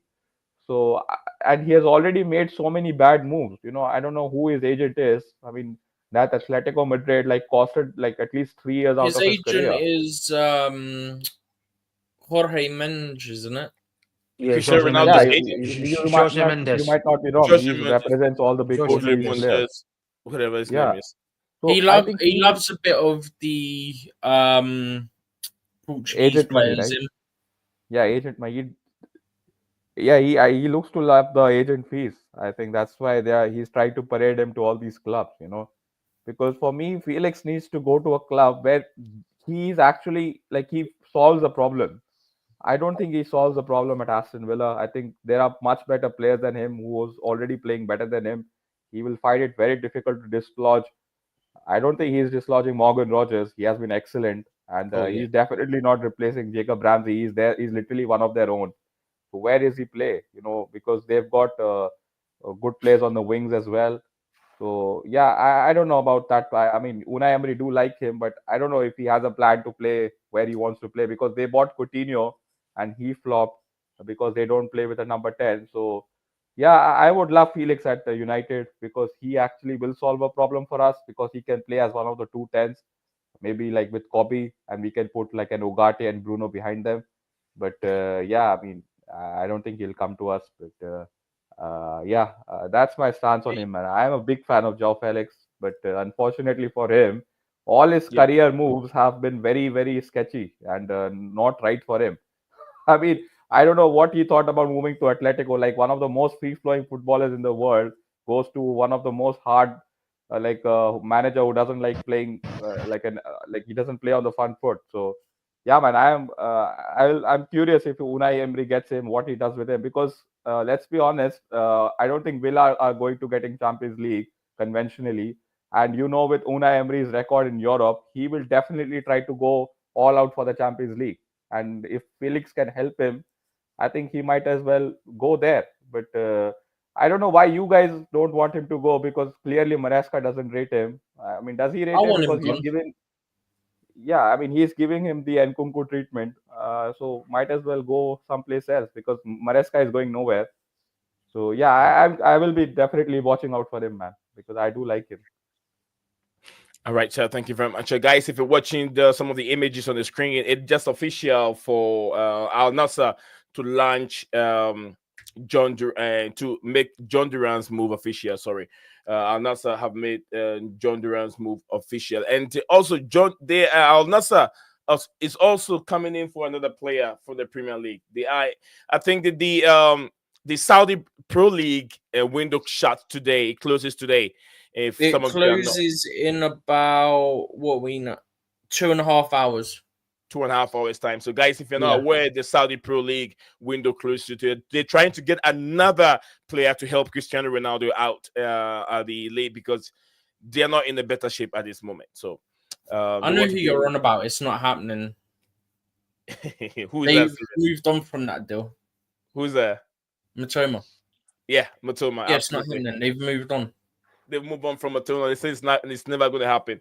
They wanted Matoma so badly, and I think Bro, they put in a 90 million euro offer, for goodness sake. This guys threw money away just like for nothing. To be Matoma is fair, not young. it's probably all funded by the Saudi crown prince and all that. So it's not like they don't have the money to do it.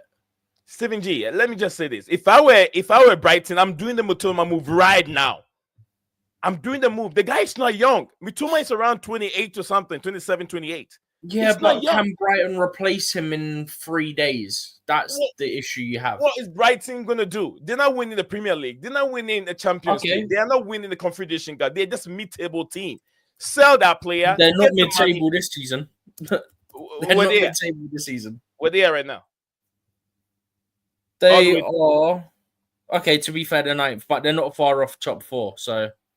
What are they going to achieve? Nothing. Just qualify for Champions League next season. That's all they want. I mean, European sports next season. That's all they want to do. Sell Matoma. You got players there. And Silso, I don't know. I think Silso have gone on loan or something. But there are players you can put in there to help out. Sell Matoma, 90 million. If I were Matoma, I'm going. 27 years old. John Duran, 19 years old, is making 400 million a week. 400 million, yeah? 400,000 a week. I beg your pardon. 400,000 a week. That's what John Duran is going to make in the space of 5 years. When he's done with that contract, he will be 25 years old. He will be 25 at that time. He can return to the Premier League and continue with his career. 400,000 or whatever a week. I mean, those deals haven't typically worked. The player goes there for a few months, realizes it's not worth it, and then comes back. And then because they've not been there for a tax year, they then get taxed on the money they earn. So, exactly. SDT, big up to you, SDT, and happy New Year to you, SDT. Thanks for having you on the show, SDT. Nice to have you. I pressed the wrong button. Kim So, and SDT, welcome back to the show. Kim So said, why do business with Aston Villa? They don't want us to give their players. Huh?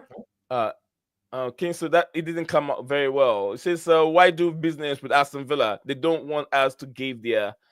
It didn't come up. I know he'll rephrase it again, Kim. So rephrase that. I think SDT said Giovanni Quanda to United looks setting. I know the what do you call it? It's not much. Kid. Yeah, it's probably little boy. No, he's 17. He's 17. Yeah, for the academy. Kim said top 4 is over. Just quick on him, yeah. Go ahead. You're struggling for profit sustainability rules at Man United, yeah. Instead of going for signings that help you improve now for the back end of the season, yeah, you've gone. Let's spend 40 million euros on a 17-year-old kid. Like, comment, and subscribe. Sorry for the jingle, guys. I apologize. I don't want to be saying it all the time. So once in a while, I push that. I know some people join the show and they forget to subscribe or follow or put a like on the video. I think we are within 12 likes or something. Let's see, guys. We have, I think, about 17 or 20 of you watching live right now. And we only got 12 likes. It means that somebody haven't liked the show yet. Why? Tell me, are you not getting? Are you not having fun here?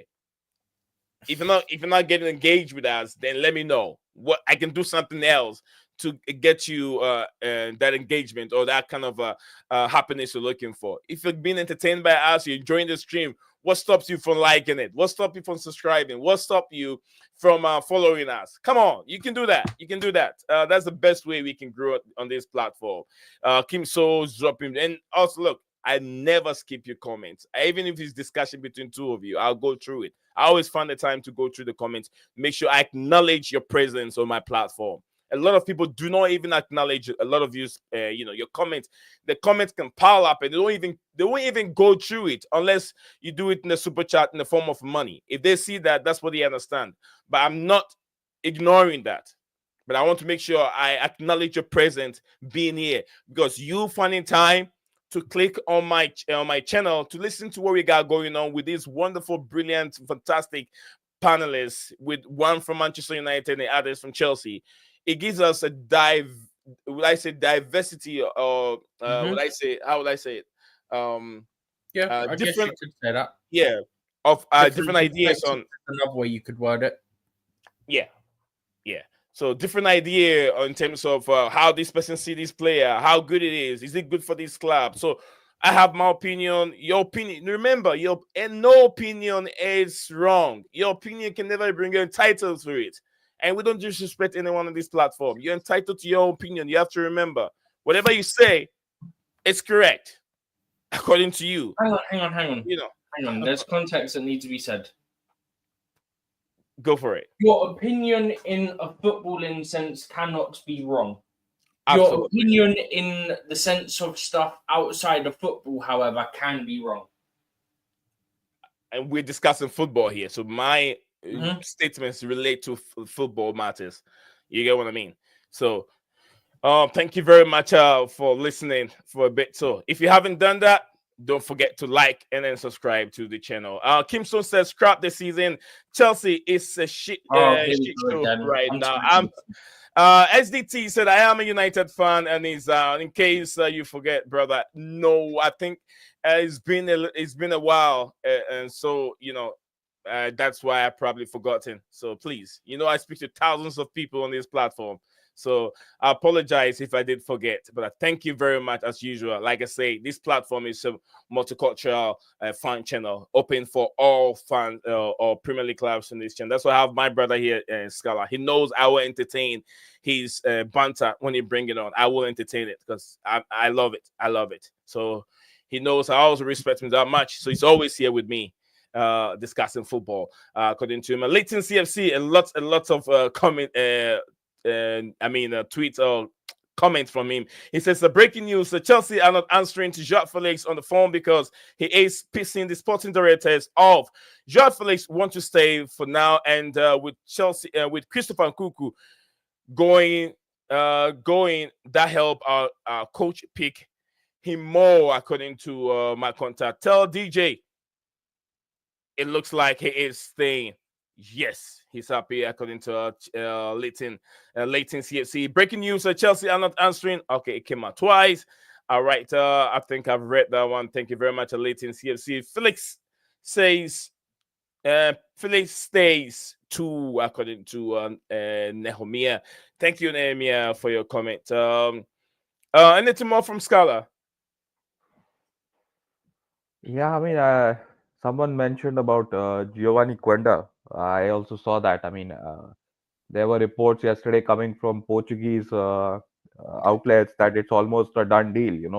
United have sealed that deal, and I also saw a David Ornstein report that United are planning to get him before even the summer starts for 33 million pounds. So that is very I mean, it's coming from Ornstein, so it looks like we are doing something there, but it could be again deadline day is approaching. Let's just brief something so that they don't want anyone towards the end of the season, towards the end of this transfer window. So it could just be all PR. But with Giovanni Quenda, I know he's 17, and to spend 33 million pounds, it is quite a lot. But we did spend lots of money on Lenny Yoro as well, and he is quite young. So United are fixated on this strategy of spending big money on potential players, and I don't mind that, because this Abraham system, you have to give him what he wants, because you cannot play fullbacks as wingbacks. We are already saying Mazraoui doesn't work as the right or left wing back. Delo doesn't work, although he played last night well, but there is no future with Delo in that wing back position. So Giovanni Quenda, he can play left wing back, right wing back, left and right end. So he solves lots of problem there. So if Amorim wants him, I don't mind. But again, with 17 years old, I don't know how he'll start in the Premier League. That's a big risk. So yeah, but we do need a right wing back. That's a priority position for us. Actually, I've been doing lots of digging for Chelsea 2016 2017 side ever Wow. since Amorim came in. Because I want to see, like, because you guys are the only team to win a Premier League playing the back three / back five. So I've been very curious, like, who I almost forgot, like, who you guys played. So I've been doing a lot of digging for the past couple of days, and you guys played with I think this guy. I wanted to see who you played as your two sixes, and it was Matic and Conte, and sometimes Fabregas. And that Yeah. was peak Conte after winning the Premier League, and then you played the two tens of Hazard and Pedro, who, by the way, I think is one of the most underrated players of this We have generation. Moses, who was playing as a right back Yeah. sometimes. Yeah, and Victor Moses, you converted him No, from a wing winger back. to a left wing back. He cooked under Conte, Victor Moses. Yeah, and then Yeah. you played Prime Aspilicueta, Wing back. Both of yeah, their right finishes back. are ridiculous. Yeah, so with we are trying to do. I don't think we're trying to do what you guys are doing, but with Dogu, he is very attack minded. And you in this system, the one positive is that you don't need your fullbacks to be defensive. Because you're playing with three centre backs. So your two centre backs minus the centre one, they defend your wide position. So I think you don't. I mean, these people are saying, like, can you show me his one-on-one defensive skills? He's very good attacking. We don't need him to be like a Wan-Bissaka. I don't care if he's defensively bad. I just need him to be offensively very good, because we've got three centre backs plus Ugarte already. We don't need to be defensive. If we don't play with wing backs, if our wing backs are not attacking, we are very limited to just three players attacking. So I think that's what we're trying to solve. And if Quenda is a solution to that, I don't mind him. I don't care about the age. If he's good enough, you might as well pay him and get him here. We can definitely will make our money back if he's not good enough. 33 million pounds. It's anyways, we have a very good relation with Sporting, with the managers and all the ex-players we bought from them. So yeah, I mean, look, we have from ex-Ajax to we are becoming ex-Sporting. Might as well do that, after buying all the Ajax players under Ten Hag. Might as well go down the same route with Amorim and buy all the ex-Sporting players, so that whether it's Gyökeres or Quenda and or anyone, even Conceição.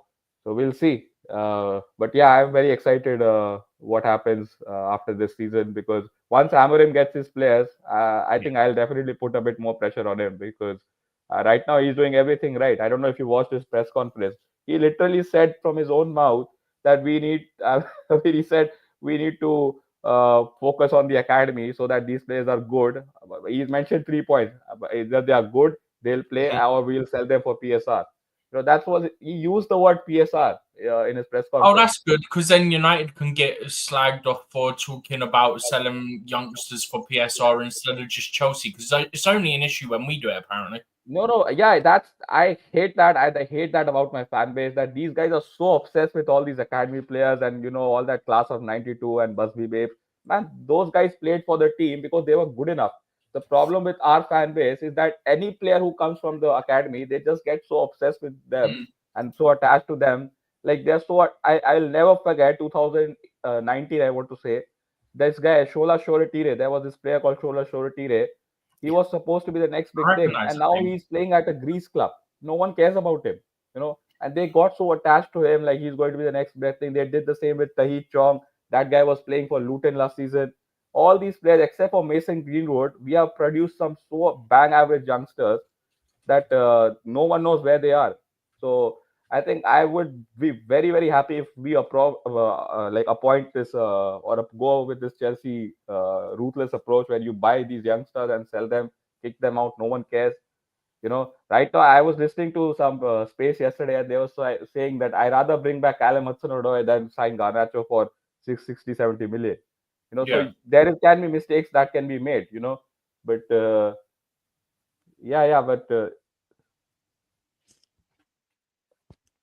We got loads of people in our fan base like that, including 2 people on Twitter, at least 2 people on Twitter, aka actually it's about 3 now that I think about it. It's so annoying because it's like not every academy player's gonna be like a Cole Palmer, for example, that they're gonna be this mad young player that's gonna absolutely cook up a storm in the league. Like that doesn't happen every year. It's just unrealistic to expect that. To be fair to that argument, Stephen, what I will say on that one, sorry to butt in here. What Yeah, I was no, saying you're to right, we, DJ. we over the years, Chelsea have Yeah. been known to have the best academy. Well, that is why every single team within up and down Europe are taking our players out of the academy. Yeah, so you can't sit there and more or less say that, you know, all the young. I get some of the youngsters are not going to get through. Yeah, but you were talking about one year, Callum Hudson-Odoi. People that say stuff like, "Oh, Lewis Baker's got to be the next." Oh no! I get some players, bruv. I get all that, bruv. Oh yeah, there's always going to be Silva. those That's comparisons, bruv. what I'm saying. That's the ones that annoy me. You Oh, think bruv. every academy player's got to be quality? No, not every player's got to be No. I to agree. that I agree level. with that one. Not every player Yeah. can be a Reece James. Like, it doesn't happen. See, sometimes a No. lot of our fans forget the reason why the academy is there. It's there to help the senior team in many ways. Help the senior team and also help them to be able to be filled into those positions becomes, true and true blue. But also financially, they're there to do that. But not everyone, not all these players can be a world beater, can be I agree. a Michael Essien, can be a Didier Drogba, can be go on and then win those big trophies. Yeah, they're not all got to have incredible careers. And one thing that is well known, just quickly, right? One thing that is well known with Chelsea is that Chelsea make an extra effort of making sure that these kids, if you will, get a quality education. They, like, if they don't work out in football, they can fall on their feet. Like, Chelsea's very well known at being very good at that. They always try to set them up that even if football don't work out for them, they'll land on their feet somewhere, some way, somehow. Yeah, that's true. That's very true. Interesting. You saying something, DJ? No, I was just basically saying I know not all players will turn out to be world beaters, but what I will say is that we have had some players that you would say have gone and done well on others, because I think what's annoys some Chelsea fans, guys, is not the fact that it's about the academy kids. When you're seeing us going and buying players such as 16, I'll give a prime example to you guys, right? Yeah, a prime example. Okay. In fact, it's a recent example. All right.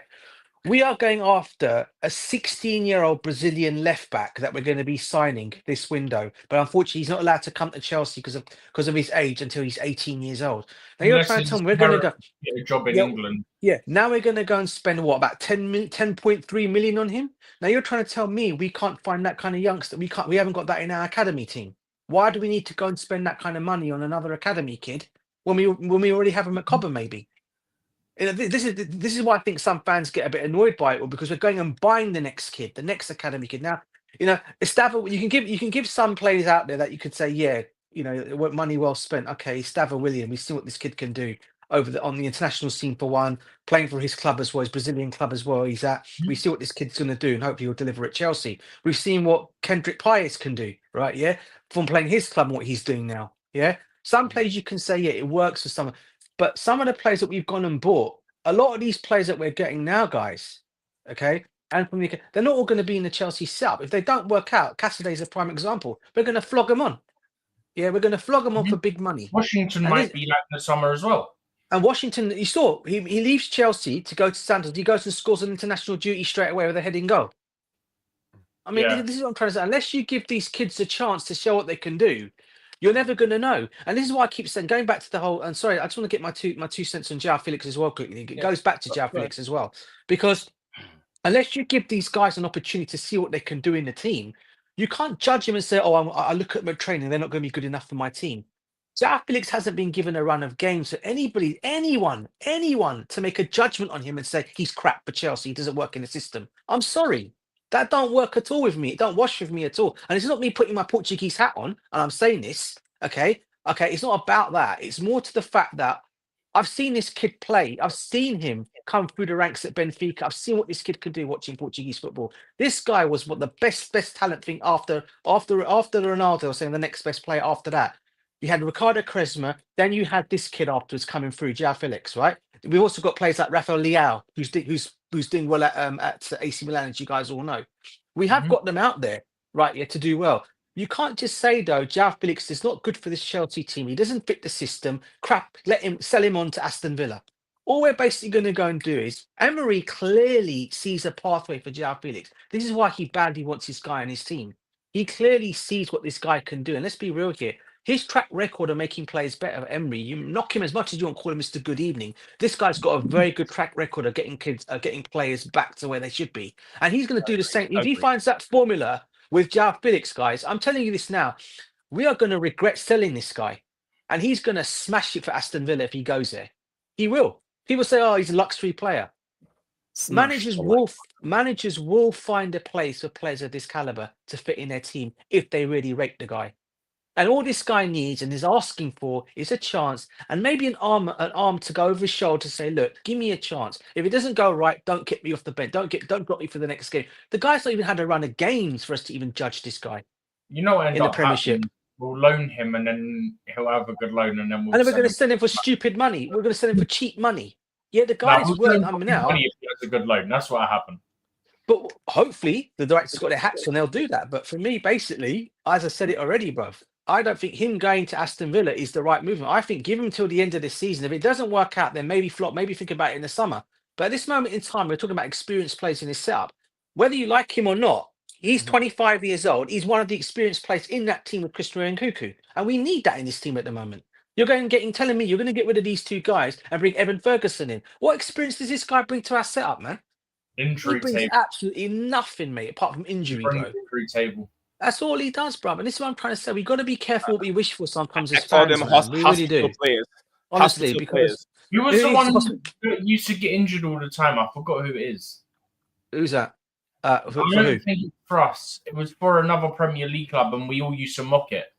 Not mock it when they're injured, but like we used to call it injury-prone play, didn't we? Worse than what I actually mean, but like, Christian Pulisic, right? Was it Pulisic? It was Pulisic. We've done it for Pulisic, but there was another player from another Prem team. Oh, it might have been Luke Shaw. It might have been Luke Shaw. Luke Shaw. Because he's injured as much as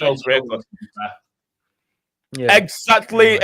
People watching this live, wherever you're watching this live from, we are keeping the transfer, window active, and we're very entertaining you guys and giving you guys the latest development transfer show regarding, all news. We've talked about news from Manchester United, Man City. There's still more going on here regarding Manchester United. Manchester City and Manchester United are looking to get more 17 years old player. Nico Gonzalez, and also looks like Manchester United are also looking for Manchester City are looking for another player from somewhere, and also Strasbourg are closely in on the deal to sign Valentina Bacco from Brighton, as been reported by Mati Morito. He has to do with Strasbourg. He's actually one of the reliable people. Yeah, I forgot who he was for, but it's one of the ones that when they pop up, I always have to check if it's him or someone else, because I know that if it's someone else, then I'm not believing it. If it's him, I'll believe it. Exactly. Thank you very much, Stephen G. JC in the building. Big up to you, JC. Oh shit, JC's here. All right. Hey, Nee. Hi, DJ. How are you guys all doing? A big up to smile like Stephen G. Guys, Graham Potter. Next on the show, we'll be talking about Graham Potter. Now, I want you guys to listen to Mr. Potter. Mr. Potter has picked up a big fight. JC says, should I jump on Nee? You can, brother. You can. The show is for the fans, the viewers. You can have your say, JC. I know you have certain things that is really bothering you with these sporting directors in Chelsea Football Club. But yes, we're gonna play some interview of today. Graham Potter have picked up a huge fight between him and the journalist, and I think it's way too early for Mr. Harry Potter to pick up this fight at West Ham United. Way from his time at Chelsea. That's what it is. To pick up a fight with journalists, Mr. Harry Potter is doing something wrong. Let's listen to it. I'm going to mute my background music real quick so we can listen to what Mr. Harry Potter said to the journalists today, and let me know you guys' thoughts and view. Also, don't forget, we'll be talking about Chelsea breaking, the bank all the time. Now on the women version of the WSL, they are making history. They've spent over $1 million on the players already. They've spent that. Now they've spent, I think, almost about $900,000 on English international that plays for. No, it isn't that much. It isn't that much. Okay. Some hefty money. It I was, don't know what. I'll get the right Walsh, detail. the Kira How many Walsh percent- one, the Kira Walsh one was 400,000 with the potential to rise to 800,000. So it's only 400,000. Which Okay, so I think that I was reading. It's about the same. It's about the same amount as when she actually moved to Barcelona. I think they sold her for bought her for 400,000, which at the time was the transfer record. Exactly. And we've signed a Dutch goalkeeper as well, by the way, guys. I Yeah, think, which as well. no one knew anything about until this morning when we announced it. By the way. Yeah. Right. So yeah, the women's side, they're breaking records over there. We have two top experienced player. If you look at Naomi Gima is a name. She's one of the best defenders in world football right now. And then also bringing in English international who has so much experience with Barcelona, coming to help the women team with already what they have. They've played over 19 games this season. They've never lost a single game. They've conceded 6 goals. Even with the up and down with some of these players. And remember, Samke haven't played any game this season. Samke hasn't played. A lot of the players haven't played. If you look at Millie Bright goes in and out. And still, Chelsea have conceded only 6 goals whole season. You know, Arsenal used to be on top. But now it's getting very, very interesting. If you don't support the women's game, what are you waiting for? They play good football. Especially Chelsea. Arsenal do. I watch Arsenal with Man City with Banishaw, the striker who's it's Man City versus Arsenal on the weekend in the Women's Super League, by the way. Exactly. Big game. But JC has joined us here. But before we get to JC, let's listen to what Mr. Potter said real quick. Let's listen to Potter. Potter, what did you say? Say it again, Potter. Say it again, Potter.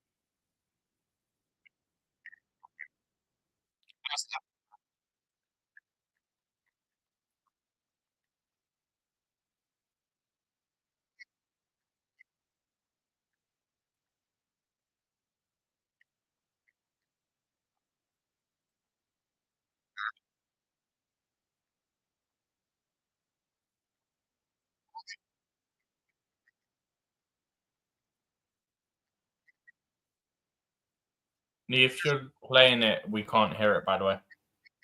Yeah, I can't hear anything, bro.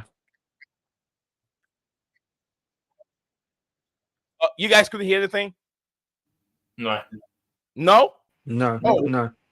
I thought you were still looking at it. I thought you were still trying to find it. So I didn't say anything. I could hear it from it was playing over here, so I thought maybe you guys could hear it. I don't know what else. I don't know, but I have the right button on, so I thought maybe you guys could hear it. I don't know.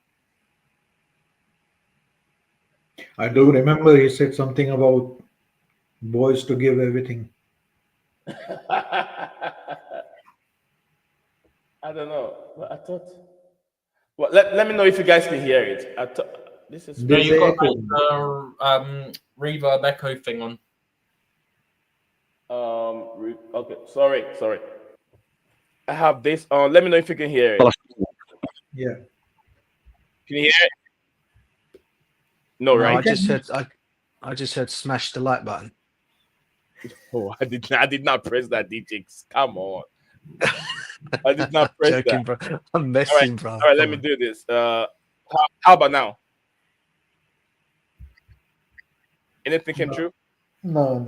No. It's not working. Okay. I'm trying something. I don't know.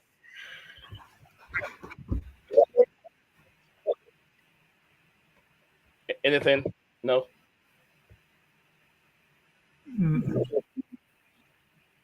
It's Potter. How about now? No, bro, I can't hear anything. All right. Okay, I'm done. I'm done. I'm done. That's why. Okay. I'm done. I'm done for now because it looks like Maybe just we can quote him. Dua. All right. It's okay. I mean, if you guys have listened to that and you want to react to some of the way he said it's if asked this question, if he's said this many times that he's not going to speak about players that are not West Ham players, but the journalists need to find a different question. If he was here last week and he did say the same thing, why does he have to repeat himself again? And if he doesn't have any other question, then he doesn't need to ask the same question again. You should find different questions to ask. That's what Potter said. Respect. Classic Graham Potter. No, that's what he should be saying though. Like, why should he be expected, to answer questions about players that aren't his? Every manager gets asked this. Every manager replies the same. Then they get asked the same question every week. And it's easy to understand why they get annoyed about it. Like, I've told you, I'm not going to be disrespectful about another club's players because they haven't signed for us. They're not our player. And I wouldn't want them doing it about our players. But you still ask me every week. Like, you want me to be disrespectful so you get a headline, but I'm not going to fall for it. Every manager says it because they get asked the same BS all the time. All right. I didn't see that. Jesse said he cannot hear that. But anyway, let me give the microphone to Mr. JC, who's joining us here a bit late today to have his say on some of the transfers and the discussions and topics that we've gone through already since he's joining a bit late. I've been off grid, knee, totally. So I do not know what is going on at all, to be honest. I mean, I see some pictures like Felix in a Villa shirt. Is he gone already? There is some links there, but some reports are coming from Chelsea camp that Felix is going nowhere. And also, Villa, I don't know if it's scouting directors or in those. I mean, the big guys at Villa who said they were interested in João Félix. They tried to get Felix from Atletico Madrid last season. It never worked out. But it looks like if Felix is not a happy guy at Chelsea, they will take advantage and bring him to Villa. Because they got money right now. Villa got money. 90 million whatever from Duran. So they can do whatever they want to do. You do realize they got PS. You do realize they got PSR problems as well, don't you, Aston Villa? Probably but this still will help her massively because it's about £70 million or something, isn't it? Yeah, to help them out on it. Yeah, so whether they can go and get this is why I think they're looking at loan players for that reason, and that's why they want to get João Félix on loan. They'll be in the clear now. Your allowable loss is 105 million. They've just sold around for 70 or 75 million, something like that. So they can afford to bring in a couple of players. Oh yeah, they sold another player, didn't they? It wasn't just him in this window. They sold someone else. They sold a midfielder in this window as well, didn't they? I don't remember. There was somebody. I think they are in trouble. They have sold somebody. Bundia. Was it Bundia? Is it Bundia? Oh, Bundia? No, I think they loaned him, didn't they? They loaned him? I thought he was. Oh, okay. So I don't think we should sell them anybody. Let them slog it out. They are in trouble or pay like 100 million or something. But I won't sell. I don't want to sell Felix, to be honest. I genuinely don't want to sell him. He brings something different to our midfield. Thank you, JC. Yeah, he definitely, he's not like Enzo. He can create a little bit, but he's a little bit more greedy. Like he can create like Palmer a little bit, but like he's more greedy, and we need that kind of person as well. Because Sancho is good in on the wing, but like Sancho does not score goals. Enzo is creating very well, but Enzo also does not have a shot. Like he scores not that many. Felix, to be honest, he likes the goalpost a lot, but it's just a matter of time when they start going in. You give him a chance, bring him on, and it's not like Nkunku that Nkunku is totally disinterested. This guy is fighting for his place, so respect that. I to be honest, don't want Felix gone. Go ahead, JC. Go ahead. Yeah. So if we can keep him, I think we should keep him. Kunku may be, yeah, he's gone to Bayern, let him go. I mean, like his head is down. Like he does not want to. Like he's a good player, but like if he is not interested, then you can't do much. Felix is good at pressing. He's from Spain. He knows how to press well with his brain, not with sheer pace. So he fits. He ticks a lot of check marks.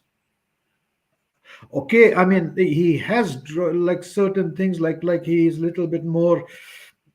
I mean, like star in his mind or something like that. But still, like he has the quality. I mean, you can work around him.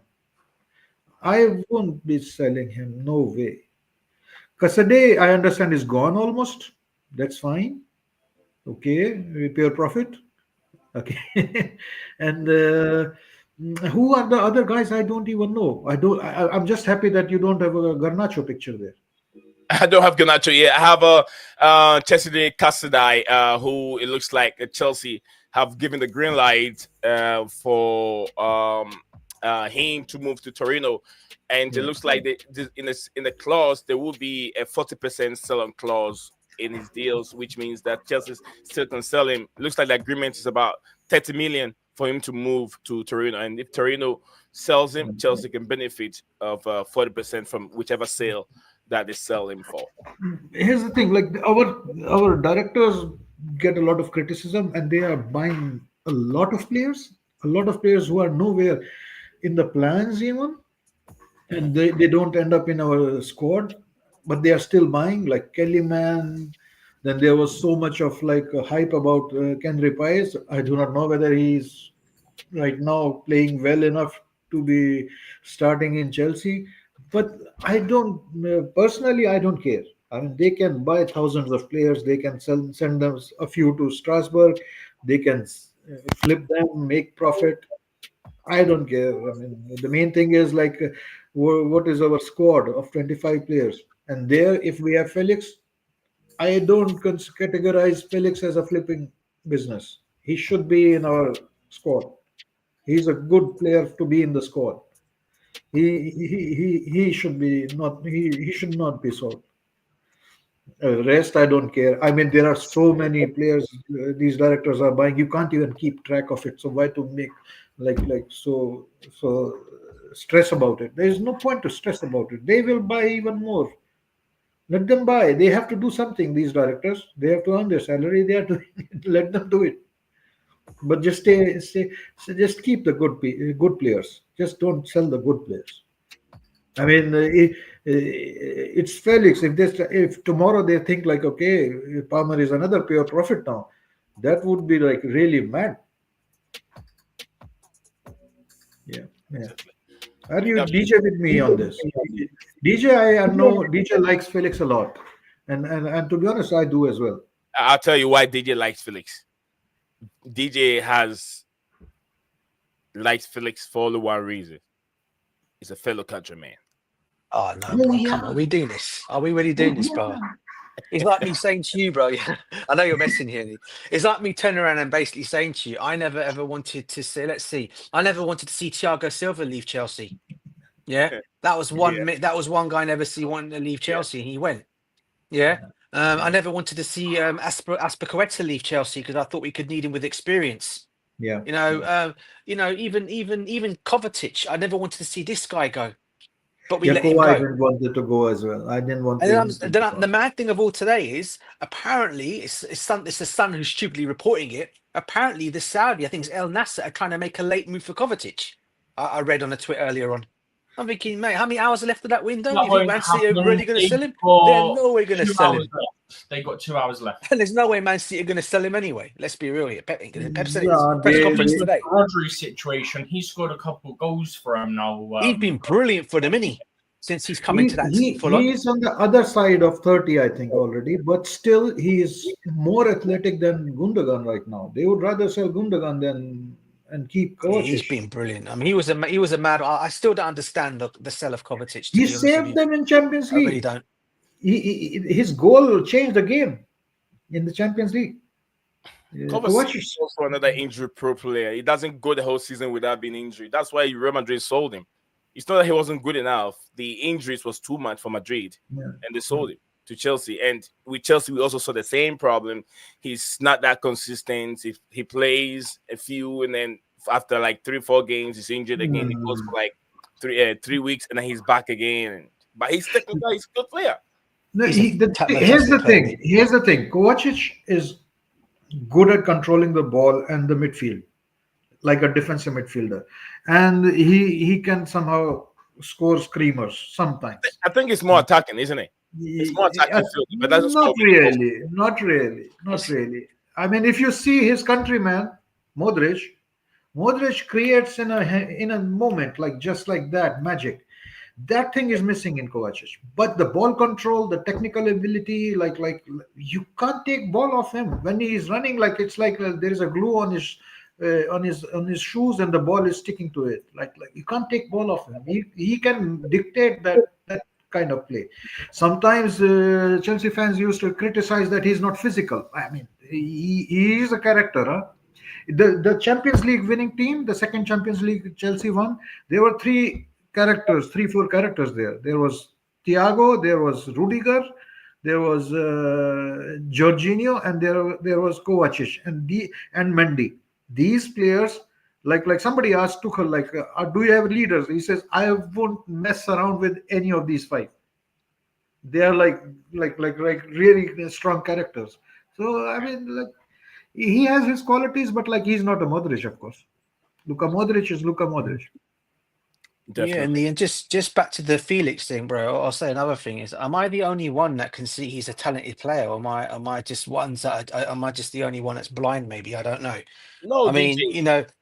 the guy is the guy. I don't understand, and I'm still trying. I don't understand why. Why DJ, some of the fan base? Let me explain to you, DJ. I know you know, probably you know. João Félix is a technical player. He is very good. But I'll be honest with you, I don't think this guy is built for English Premier League. He's a La Liga kind of a player. But where do you play? If you look on the pitch, João Félix doesn't have that strength to be a top 4 midfielder. He doesn't have it. If you look I at dare all to those, disagree. Why? You know why? I dare to disagree.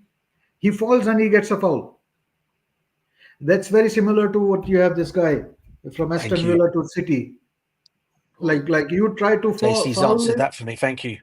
Yeah, you touch him and he will fall and he will just crumble and get a foul. And since he has been fighting for his place, he's been going back, helping the defenders. He's tracking back. He's doing all those things. I would rather sell KDH to them for 40 million, 50 million. Why are we keeping KDH? I do not know. because I don't think Villa wants KDS. Yeah, but that's the beggars are not like Everton and West Ham do though. Everton and West Ham do. Both those two clubs want him. Yeah, you know So what what's left for is that proverb they say? The beggars are not Beggars can't be choosers. Choosy. Beggars can't be choosers. Exactly. They are in trouble. They need some player. Give them KDH. Very interesting. Big up to my friend. I think it goes by the name Dasi for the run. So I'm sure that's the name I've seen before. Yeah, my brother. Big up to you. And then one more from Leighton. I'll go through yours in a bit because it's very long. And then we have our brother Junior also sending us a comment over here. Ty said, I hope it worth it. I'm not so sure what exactly Ty is saying. Ty, you can come again because I don't understand your comment. Nehemiah said the Leighton update on Disasi.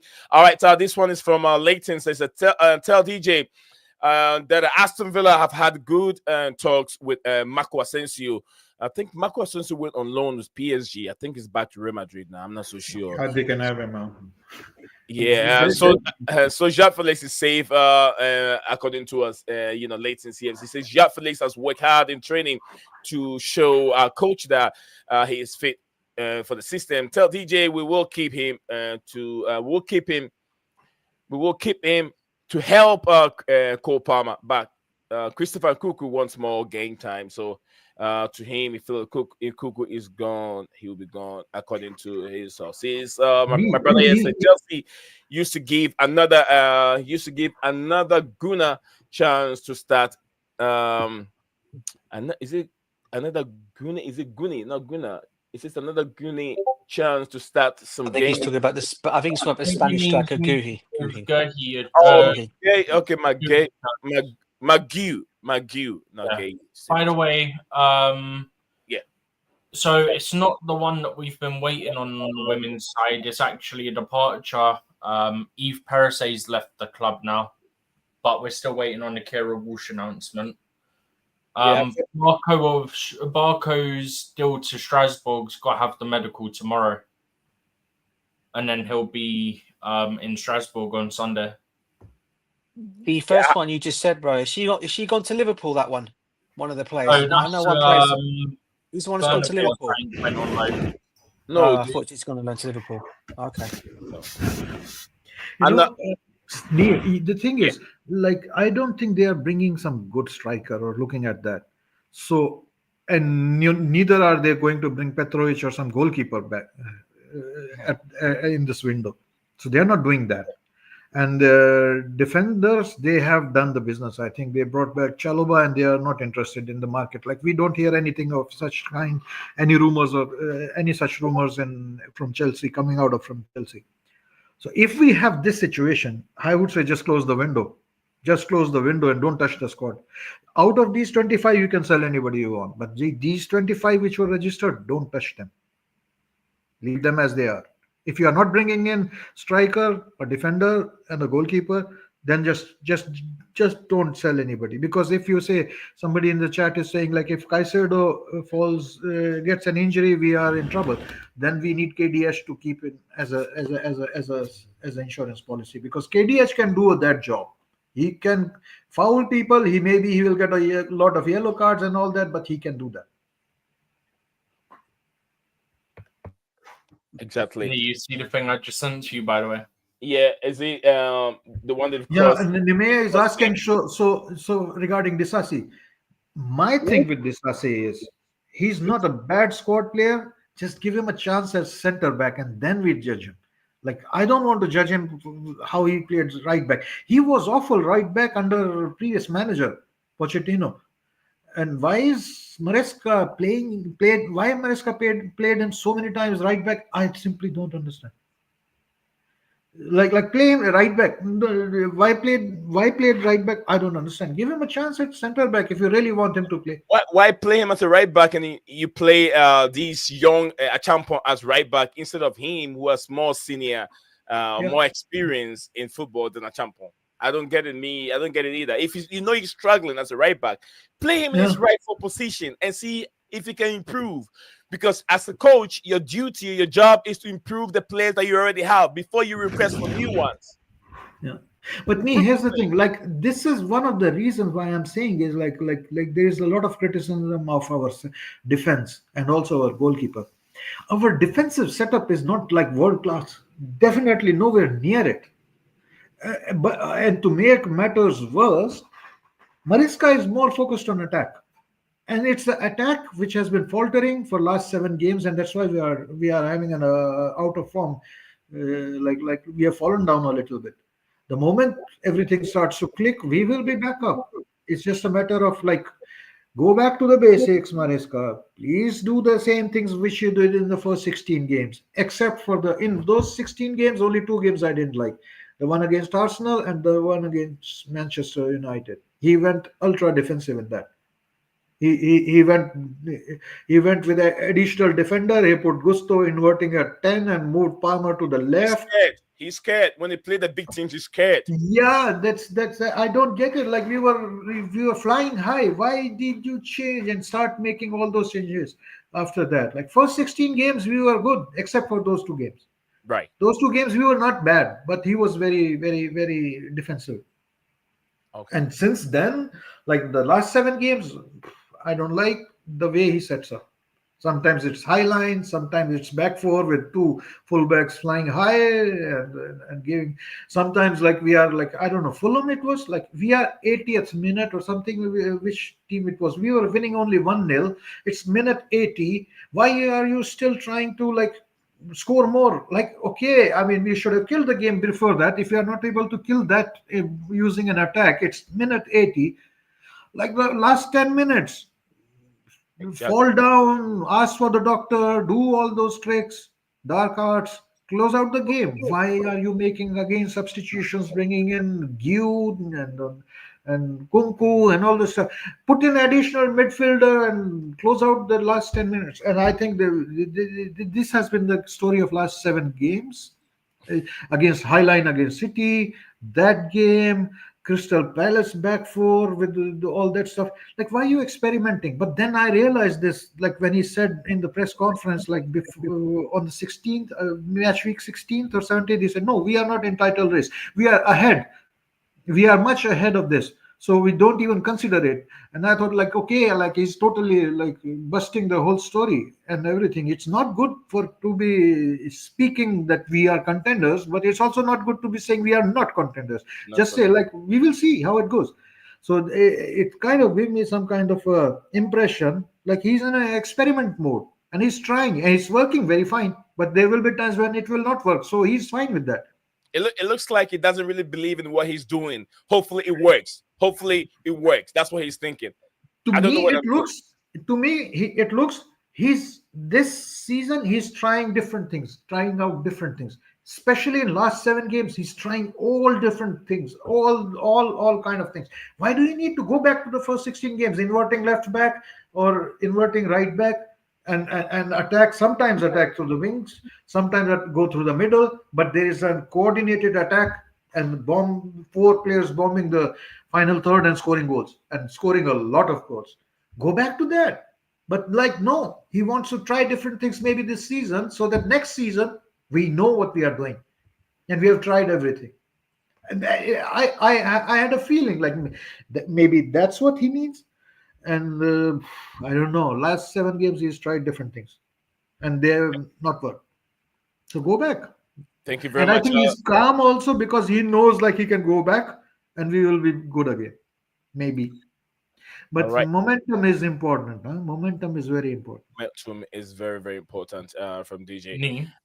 Thank you very much, DJ. Stephen, I'm coming to you. So you're going to have your time. Stephen's going to take us through about a minute or two to walk us through some of the dealings that the women are doing and also those that are going out and some that are coming in. You're going to laugh at where Parise went, by the way.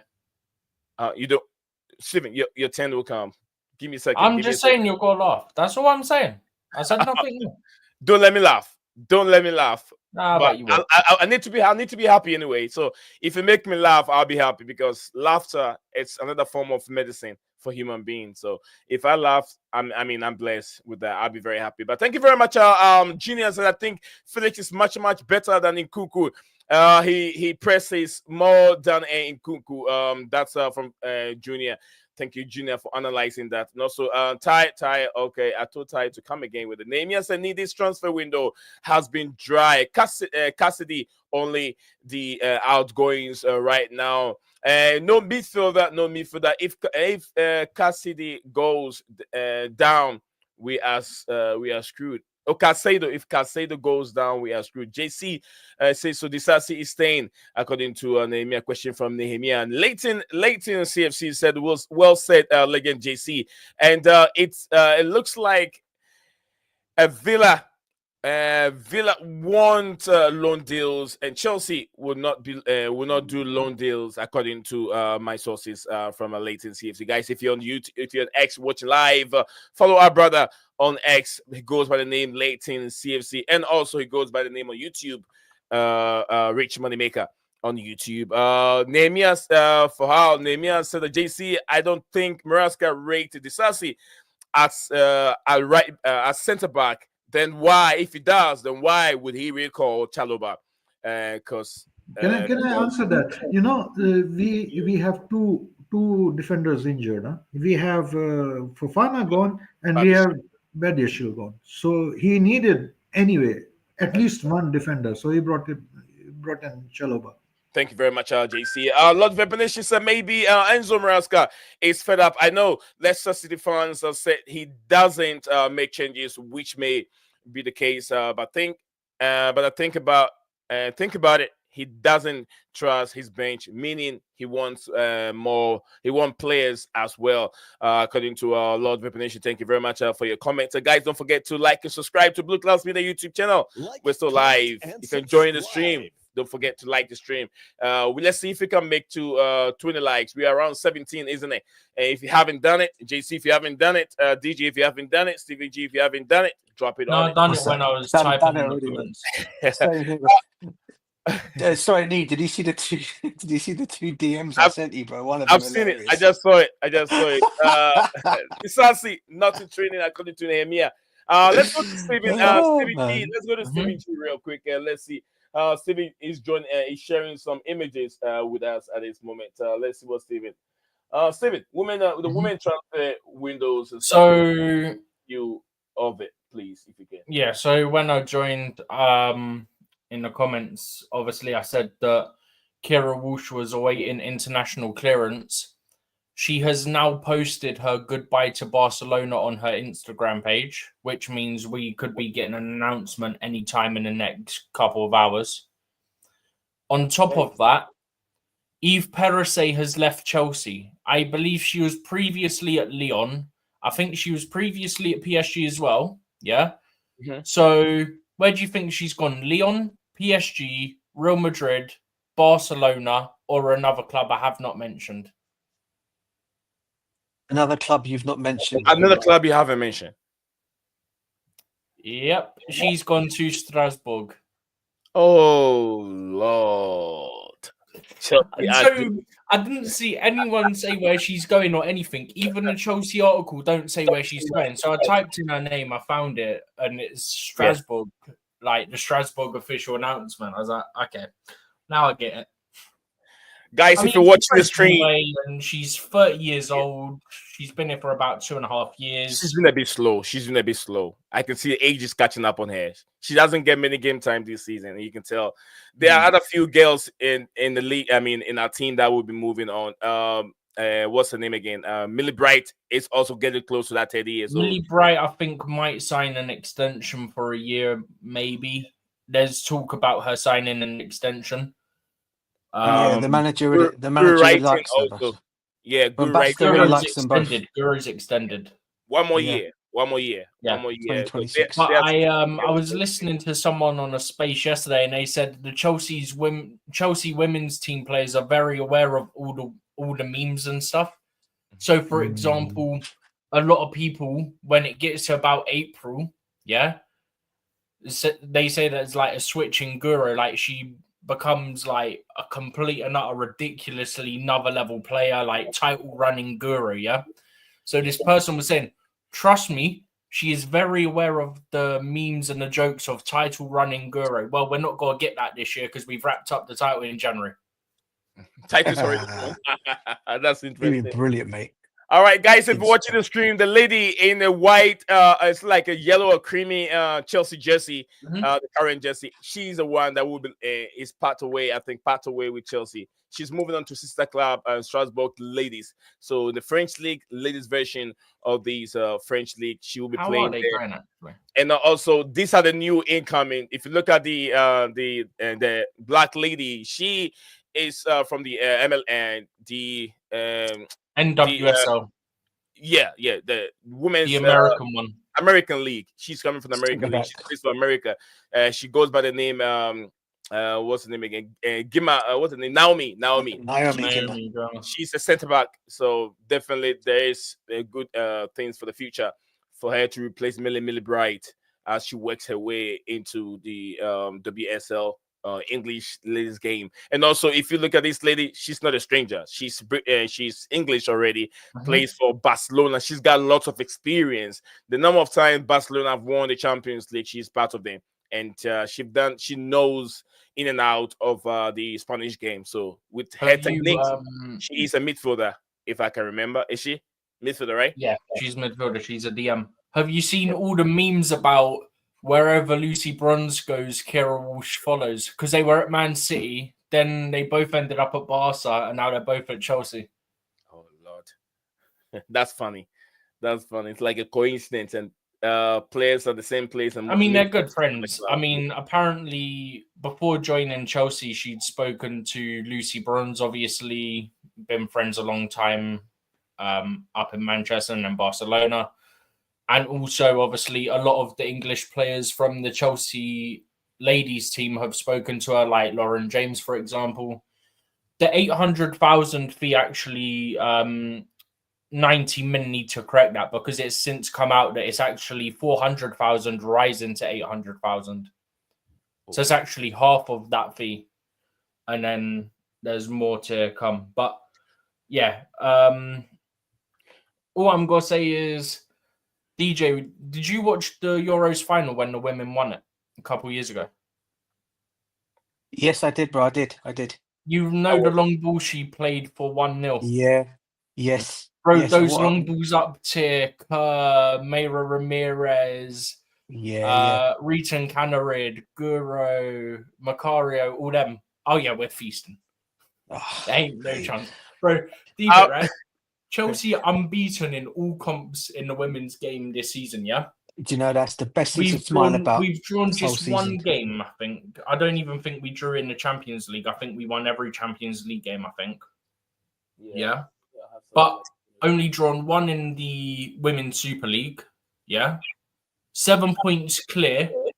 And we've gone, you know what? Let's break the transfer record, then bring in one of the best midfielders in women's football in January. Thank you very much, Stephen. But there's one more. There's one more news trending right now, and Stephen knows the story very well. I can say it, but probably I'll leave some of the words out, some of the story out, and I want Stephen to outline that very well for you guys to listen.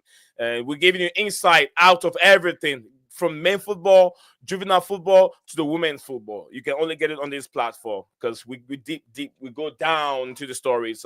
One more story regarding recently, one more story regarding Chloe Kelly. If you guys know, I wouldn't say ex Manchester City player who was wishing to join Manchester United, but besides the story says something else. With inside journalists were trying to create some problem for Chloe Kelly's move. No, it wasn't Manchester City.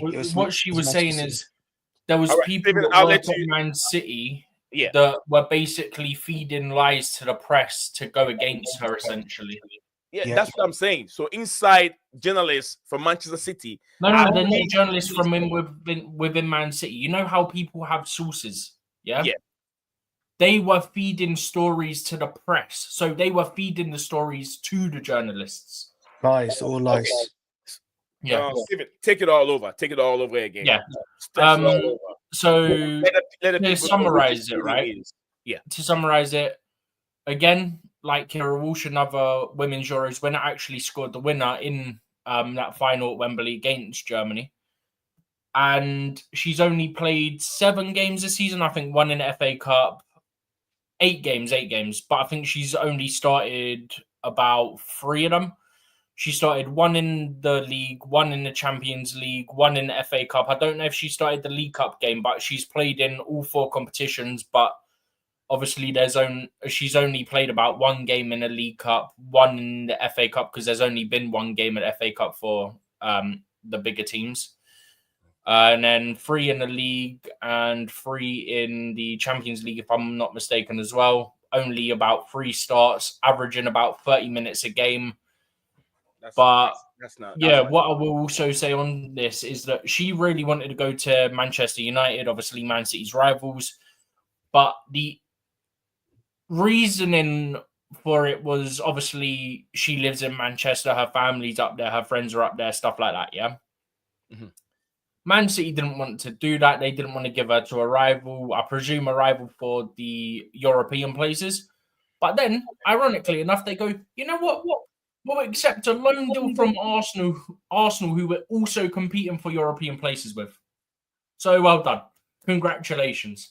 Also, I'm pretty sure someone said to me earlier, I think the Man City managers, that Gareth Taylor guy, I think he done similar with Kira Walsh and Lucy Bronze as well, if I'm not mistaken, where it was kind of pushing them out the club. So it's not the first time he's done this. He has a reputation from what I'm hearing. So, yeah. I mean, she put out a statement on Wednesday basically saying she just wants to be happy again. She just wants to play. And she feels like it's being dictated who she can sign for, even though she's only got about 5 months left on her contract. Then, obviously, when she signed for Arsenal, she put out another statement last night where it basically outlines people within the club are basically feeding lies to the press to use against her. It's a sad situation because she has been treated, for lack of a better word, like shit. But look, people say, "Oh, Chelsea men force players out." No, but we forced them out in terms of we're trying to actively get moves. Man City were not playing her, and they were refusing to do a deal with a club. Okay, it's Man United. It is what it is. Yeah. Yeah. Besides the point, she wants out. She's not going to re-sign with you. Just let her go wherever she wants to go at this point. Yeah. Absolutely. You've then given her to another rival that you're fighting for European places with that could bite you on the backside anyway. So we don't want to give her to Man United because it's a rival European places, stuff like that.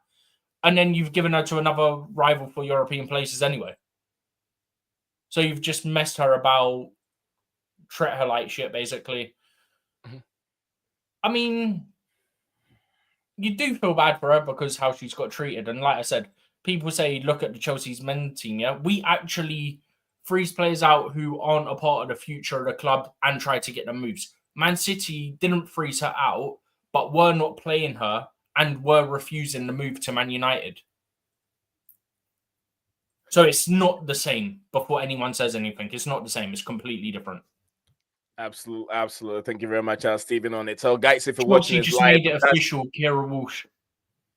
Immediate official. That's the story. Yeah, That's just saw the story. video, man. Just seen the I've video. not seen the video. I've just seen the let me notification. let me ask JC. JC, what's the level of the understanding? Just quick, it's a 4.5 year contract. Career Wish 4.5 years. Yeah. Years, sorry, 4.5 years. Yeah. Okay. Yeah, to be honest, I've not seen her play. I do not know. I know like Chelsea girls, yeah, which were from last year.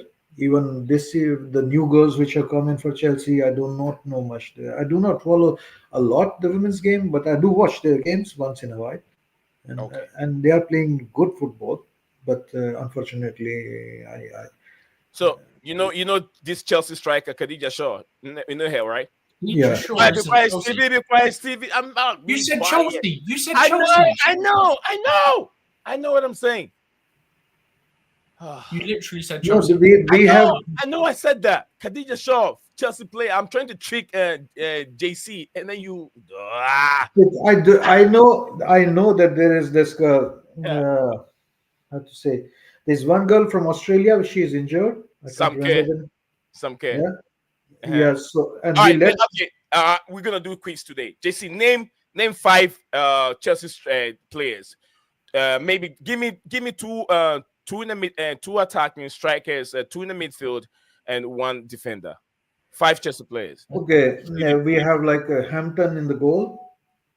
Then we have So the defender, I know by face, like who's our captain, but I can't remember the name. She is good, like, and then on the other side there is Millie Bright. Sorry, Millie Bright. I think so. That's the name. She's a captain.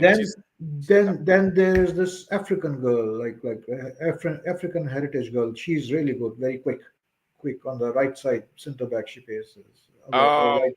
Actually, I understand what you're saying. She's African descent, but she's French. So she goes.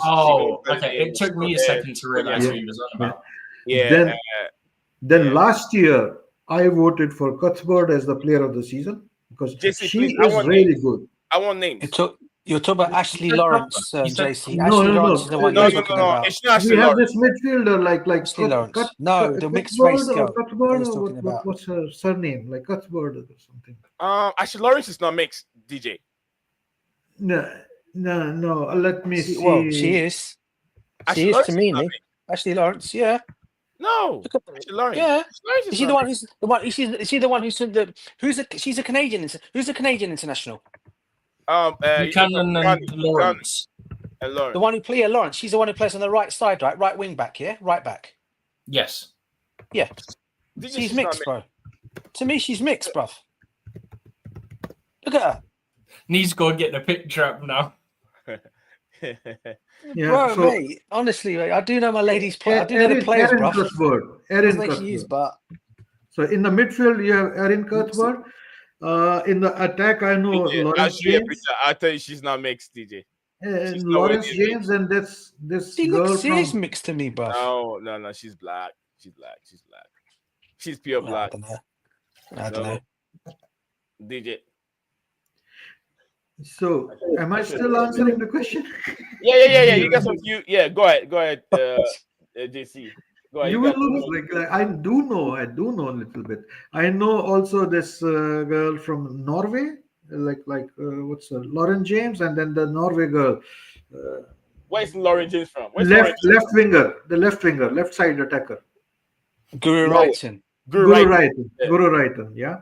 Where's Lauren James from? Where's Lauren James from? Yeah. Then we have like You're honestly neat, bruv. You are so honestly neat. JC, You where's are Lauren honestly- James from? Where's Lauren James from, JC? she's like sister of Reece James. Come on. So where is she from? What I country can is she tell from? she was playing for Manchester United. So And what she- country is she from? It's from England. I'm trying.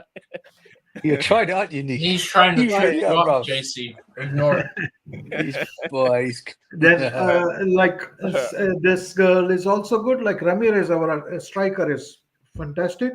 Colombia. Ramirez. Yeah. Yeah. She is like Drogba, you can say, like women's team. Very Like, powerful girl. Yeah. Then you have another girl they have bought. I do not know, from USA, who's also playing on the left side or as a striker sometimes. She's really good. And then you have a girl which is like Japanese, I think. She also is like, she's not physically strong, but she's technically very sound and very creative. And then on the right wing, we have this girl also, like, who is always Saudi. running fast and like very good player. I can't remember the names. I'm sorry right now. But You're talking about Sandy. You're talking about Sandy Baltimore. Yeah, you're talking about on the right, who plays on the right wing. And then you've also right wing and the right back. You're right, but and you've also got one name, one big one you've forgotten about, Jay-Z, right? And she's she's injured at the moment, but she's been one of our best strikers that we've had, I think, at the club. yeah, the Australian girl, you mean? Yeah. Yeah, that's her. Yeah, I told her. I that's the one. started with her. Huh? Is I that her? started the first name. Yeah, that was the name. That was the first Sam name. Kerr. Sam Kerr. Steven, DJ, and JC. You know what I'll be doing if I start doing whatever I want to do when I'm really set up. I'll be giving tickets tickets out every month, especially the women's game. And people, friends like JC, I want to see them watching more of the women's game. So I'll be giving them ticket if they go to London, so we go watch the games. I'll be giving tickets out to all my the viewers every month. I'll try and get a ticket for Chelsea game, the main games and the women game. I'll be doing that at least once in a month. I'll be doing that. I'll be giving out jerseys also. So something that I'm going to put in my package. So there will be a lot more coming from us once we are settled and we're ready to go. But say, JC, I mean DJ, this is actually Lawrence. This is it. Yeah, bro. I guess it's when the pictures can be different, but for me in that picture, bruv, she does look it. If you see her in the front, she does look mixed, bruv. But I guess we're looking at the pictures and they're looking. She does, I have to say. Every time I do see her, I keep thinking that. Honestly, nah, DJ, she's not. She's not. No. I know, but in the pictures, bruv, in there. You have to remember, she's a woman. But I know she's a Canadian. I know she's an excellent Canadian international. I know that. Yeah, and she's good. She's very good. But yeah. I get what you're saying. Yeah. The weather, the lotion can make the skin more lighter, but she's not. I don't think she is. I'm just happy Guru Wright and staying for another season. That's all I'm happy about. Very happy. One season. Very good player. Yeah. DJ only one season? Like she's leaving or what? Like she's a good. No, she really extended. good. She extended. She's extended. She's 2026. She's 30 years old. Ah, okay. She's old now. Bro, I But thought she's she still was got her stuff. mid-20s till I checked it, and I told you that Yeah. day when I checked it.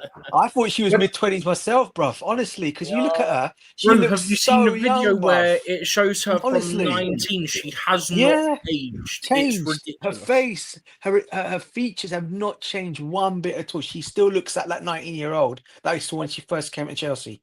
What a Steven, player she's- she is today. What a player. Steven, she's still on the market. Maybe Makim will want to make a move. Makim, welcome back to the show. Good writing is on the market. She's single. Makim, what do you think? I don't think she is, by the way. Look at him, bruv. No, I don't think she is single, bruv. Yes, sir. Yes, sir. Yeah. I will Big up. engage. I will engage. Yes. How are you guys doing? Yeah. I'll send Big the up, link. brother. Big up, big up. I know how we do it, Makim. Yes, sir. Yes, sir. Do it. We'll work it out. We'll work it out, man. We'll work it out. Good writing. Here we come. Makim Yeah, and yeah. coming for you. You know, sometimes you can't be a beggar and a chooser. You know, so you take what you can. You know. You are not getting dinner tonight. Oh, bro, man. You are Oh, not man. getting how you dinner guys going? tonight. All good, man. All good. Just frustrated with our window, bruv. I'm not gonna lie. Yeah, man. Makin, mad, you have innit? a dog in your house? Yeah, it's been crazy, innit? Makin, do you have a dog in your house? A dog. But you see, I've been looking at the transfers here, and I'm still wondering about why is it that we're still trying to get rid here of the same two people for 31 days. I mean, I don't know, man. You look at it, and then you see the women doing well. Like they're doing fantastic. Like they're buying new players that It's you know because they it's look run by good and different stuff. people that know what they're doing. Oh, really? Yeah, know the Paul difference. Green's Why what is it they so call much? the general manager, I think, and he's been with Chelsea for a very long time. You know, Makin, what is the thing? So The women's football. is it the same? Is it the same? Like Oh, do they share the same sporting directors kind of thing? No, he does the transfers. Paul Green does them. No.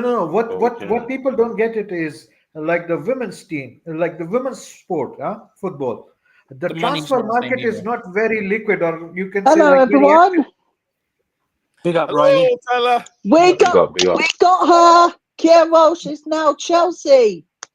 Oh It's yeah. only taken how many She's hours? there, people. We got her. Hold on a second, Tyler. Hold on a second. Let who was on the floor? I think it was JC or no Mackin. Makim.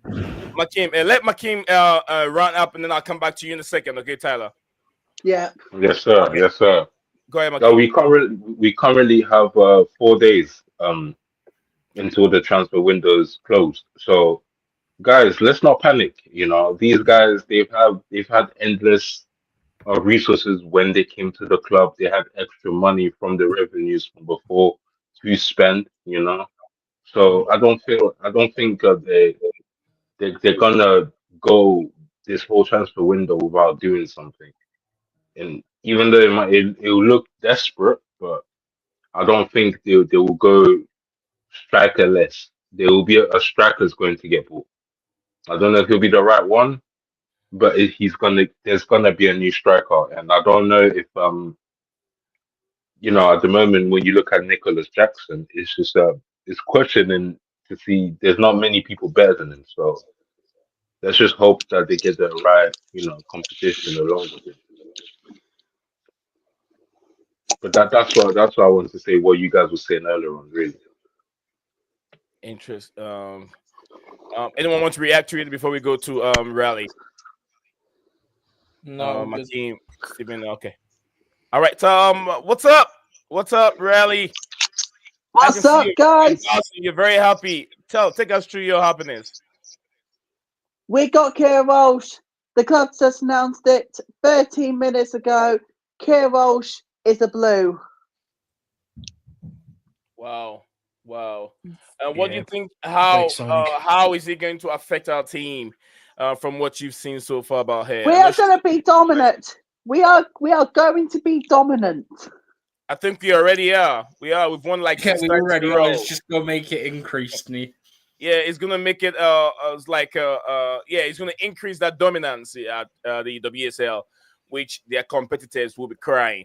they will be crying because we already won it back to back to back to back to back to back to back to back to back to back to back. 7 times. To be fair, it's 4.5-year deal as well, so who knows what's going to happen. One of my mates just said Chelsea are going to be like the Leon in England, just constantly winning it. Yeah. Well, But do you gotta think agree like with the you, Nash. women's team will finally win the Champions League? That's the Hopefully. one I thing think- missing. Hopefully, that's the one thing that's missing. Yeah. That's the one thing I- missing. I- I'm here trying many times. Go ahead.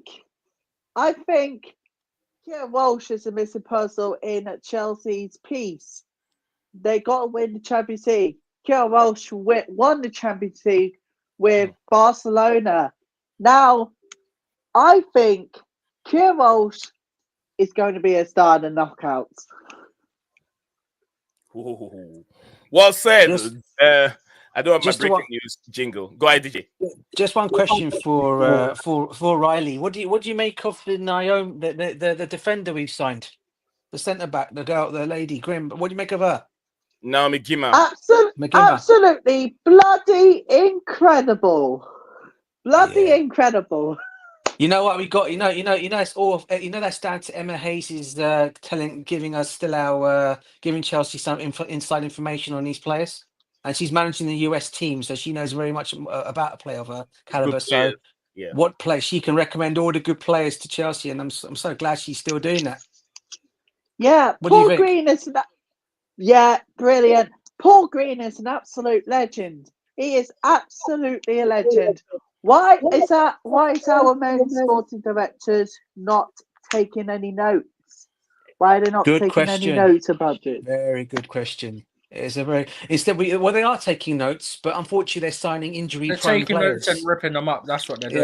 Yeah, and they're signing So what- injury-prone so what, players like Evan is it- Ferguson, So is it different? Yeah. Do they have separate directors to like what the men have? Like, I He is don't essentially understand. Yes. the director. Yeah. He's the one that's like involved in all the deals, basically.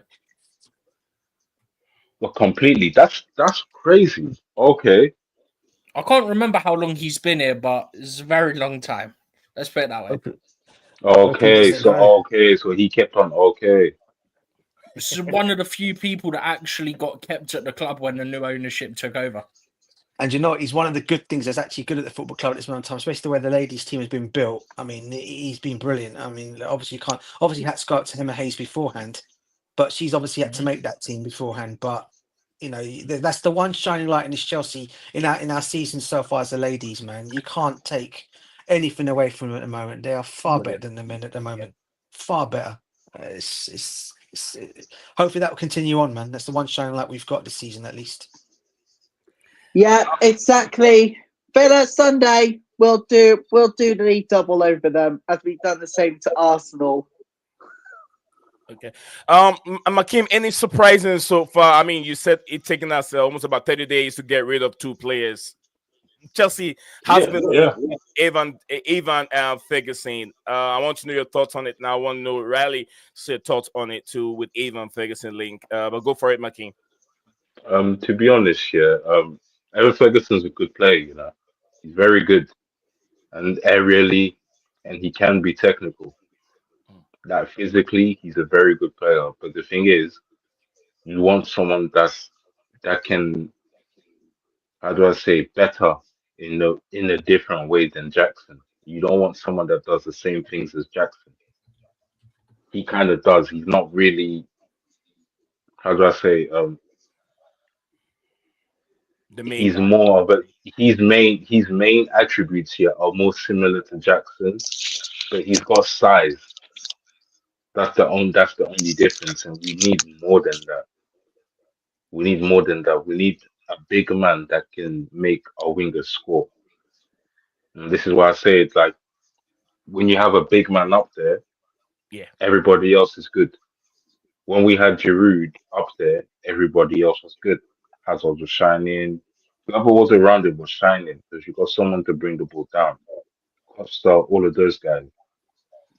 When we're looking at people like Isak and people that don't play that sort of role, and Ferguson unfortunately falls under that category. I just feel like we need to get someone, more stronger up there that can include other players. But I like Evan Ferguson, but I just don't feel like he's better than Delap, and I don't feel like he's better than Mark Guehi in a run of games. Like we need better than that. I agree. Raleigh, what do you think of Chelsea link to Evan Ferguson? We're gonna wrap up with Ferguson here. Go for it, Raleigh. Never heard of those. Never heard of that rumor, but since you say that, I think he can be a worthy player. Oh, hold on, Raleigh. You said you've never heard of him? The rumor. No, the rumor. Oh, the rumor. Okay. The rumor. Okay, go ahead. Yeah, but it's ongoing. It's ongoing, isn't it? It didn't stop. That rumor, great player. That's all I gotta say. I don't think he's a great player either. He hasn't done much to be A long way. Yeah, he's got a long way from greatness. Now he's a good. We say he's a good player. He can be better. That's why I can say right now because he had this breakout season last season. For him, he was that good last season, but he has a fallout with Roberto De Zerbi. Since then, he's been suffering with injuries and he hasn't got much game time for even Chelsea to be, thinking about bringing him to Chelsea whilst to the club now. Whilst we're looking forward to someone who is ready and fit to take the team to a different level in terms of the number of goals that we score. How many goals has he scored this season? How many appearances for him this season? Jackson's statistics and game time, minutes, yellow cards and red cards, everything is above this player by the name Sir Evan Ferguson. He's not anywhere near Nicholas Jackson. So the question is he coming to be a second fiddle to Nicholas Jackson or is he going to be ahead of Nico Jackson? That's the question. Because we need someone who is better than Nico Jackson. And this is the player we've been linked with. If it happens, this is the big question we're going to ask Enzo Maresca. If he fancies this movement, if he doesn't fancy it, they don't do it at all. Because there's no sense in bringing a player who hasn't got game time. It's going to take him quite a number of time to get fitness. Still, Jackson will be our number one. Why wouldn't you trust in the young player McGee? Give him that time. Because I wouldn't say similar profile players, but he's also a young player. You have him already. Trust the player and see what you can get from him instead of bringing him another player that is already struggling for fitness. I mean, he's only 2 years older than Guiu. So if you bring him in, say you bring him on a permanent, yeah? What's that say to Guiu? Oh, yeah, we just bought another player to block your path. Having said that, Ferguson does get a lot of injuries, so that's another reason why it's kind of pointless. But it doesn't say much in terms of how you view Mark Guiu if you bring it as a permanent deal. Exactly. But to be fair, and you know me, I don't like anyone to be injured, but just speaking factually with his history, he'll probably play a couple of games and then get injured anyway, Ferguson. That's my point I made earlier on, bro. It's I a made loan, that point right? earlier. It's not a permanent move, so it's a loan. So No. There's not said either way. It could be a loan, it could be a permanent. They're open to all options at the moment. I think he's coming for Conference League, for like a replacement backup if Nkunku leaves. My thing with Nkunku's leaving at this point. My thing with the whole Ferguson, I said it already, guys. Right? Yeah, we as it is, we got an injury. Our squad is hit with injuries with Lavia, James, Fofana. Right? You're then going to go and bring in an injured Ferguson coming to Chelsea, right? Who's not what? I think he's only just recently started kicking the ball for Brighton again after being out for the layoff for quite some time.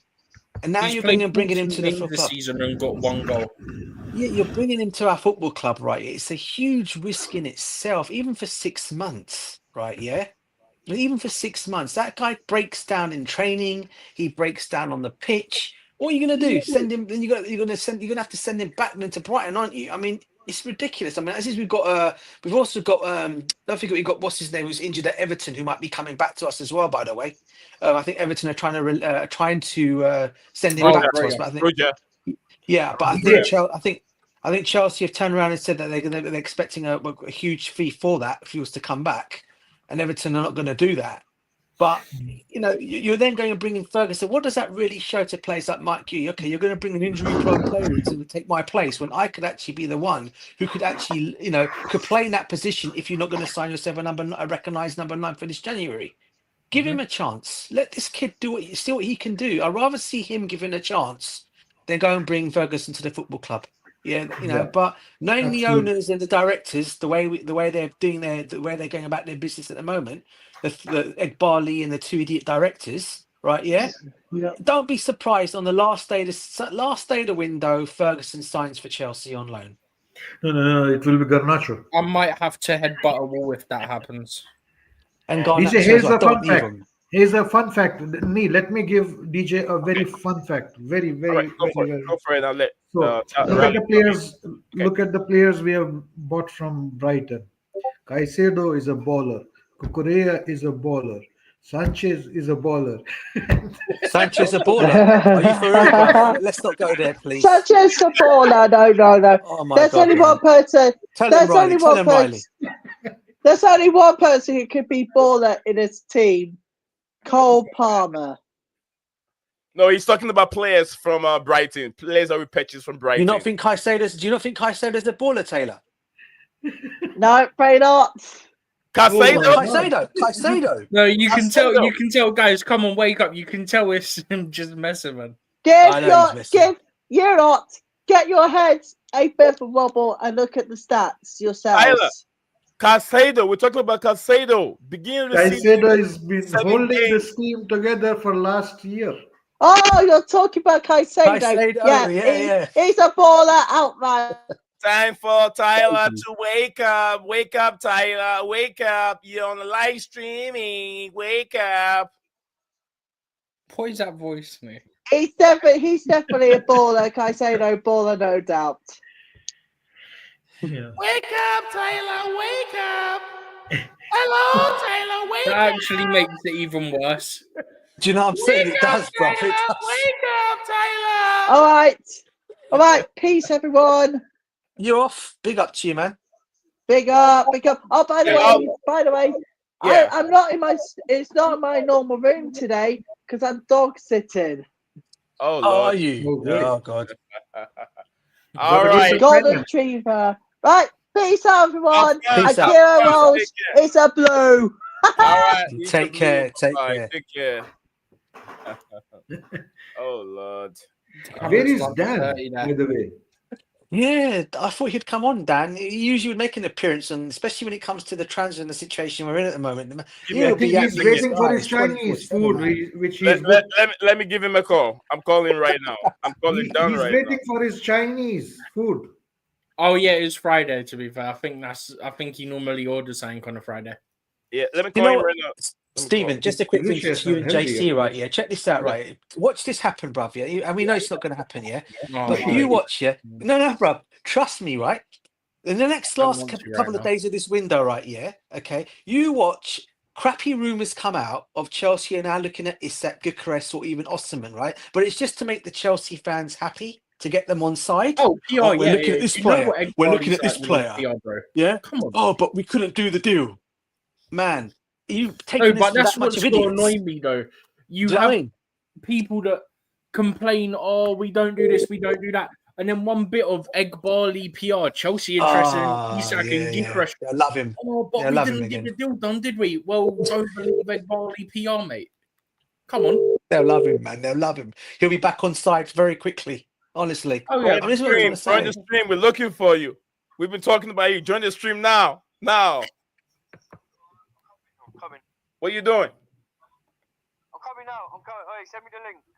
It's right there. The link is right there. I'll pin it. So you click on it. On YouTube, yeah? Yeah, on YouTube. All right, give me a second. Say that. Tell Dan. Did he not get my message on WhatsApp? I sent him a message about coming on. Did you get DJ's message? DJ send you a message. Did you get his message? No, DJ didn't send me it. No, I did send you a message today. Big up, Dan. Hope you and your family are well. You jumping on Nee's live stream, I said, and that was sent around about 5:25 today. Tell him it's a donut. All right, you jump on and you're gonna hear from him, so you can hear him directly. Wait, I heard that. If he sent me, then it must be on a different phone. Different phone. Oh, that helps. That helps, man. How many phones does one guy have? But how many phones do you have? I don't know. Chelsea says so. I'm not waffling. Tyson, you're waffling. All right, You join are waffling, the bro. stream. The link is right. It's been pinned in the by the comments. So, all right, bye. All right, since it wouldn't surprise me if we sign someone out of nowhere. Yeah, you should see something like To that. be fair, that I can see happening. Just, I hope it's none of the names that have been mentioned by DJ. Do you know what? Simple solution, bruv, right? A simple solution, right? Yeah, you want to go and get a striker, okay? I know he's not a big name. And I know not many fans like him, but I think he's actually the right player. Go and drop 10 million on Jonathan David and get him in this January. Done. I know he's free. In the summer, but drop 10 million and get him just in. quick. Nee, you're saying perfect. When I said I'd take him on the free given our options, you used to slander me for this. And now he scored a few more goals in the Champions League and you're behind it. Just know, I said this first. Stephen, I'm desperate. Who's that? I'm desperate. So Stephen, would you not think he's better than Ferguson as an option, bro? If it came push come to shove out the two players, Dan is joined. Have you been working on? Do you not think he'd be a better option, bruv? Yeah, if it came to a choice of him and Ferguson, and you had a choice of the two strikers, Davids or Ferguson, who would you go for? Oh, Jonathan David. He's even got European experience. There you go, bruv. That's what I'm saying. He's 24 years of age. 24 years of age, isn't he? It's much fitter Big than. up, Dan. Yeah. Big up, DJ. Welcome back, aka Wikipedia. What for zero? Hey, no Wikipedia from you, man. Oh, listen, yeah. Do you know what? If I know I haven't been on the show, everyone has to speak about me because they miss me. That's how much love I am. That's what it is, man. It's much love to you guys. And everyone in the chat, yeah, smash this like button and subscribe. Come on, man. This is what we do. We bring out the comments for you guys, yeah, to talk about your hear club. that? Smash the like button. Did you hear it? Yeah, smash the like button. I want that like button up, man. I'm on here for you guys. What's this? You didn't get my WhatsApp message, bro. How many phones do you have? How many numbers have I got of yours, bro? I'm just saying you must have texted the wrong phone, mate, because I've only got one phone. I've got you on the WhatsApp number, bruv. I've got you on the WhatsApp that I got you talking to you on. My bruv, if I had your message, I would have texted you back. You know full well I'd text you back straight away. You're saying you changed your message, bruv. You messaged me on New Year's Day to wish me Happy New Year. So it's got to be the same number. Surely. Yeah, it's transfer window. He has got 5 phones. All are active.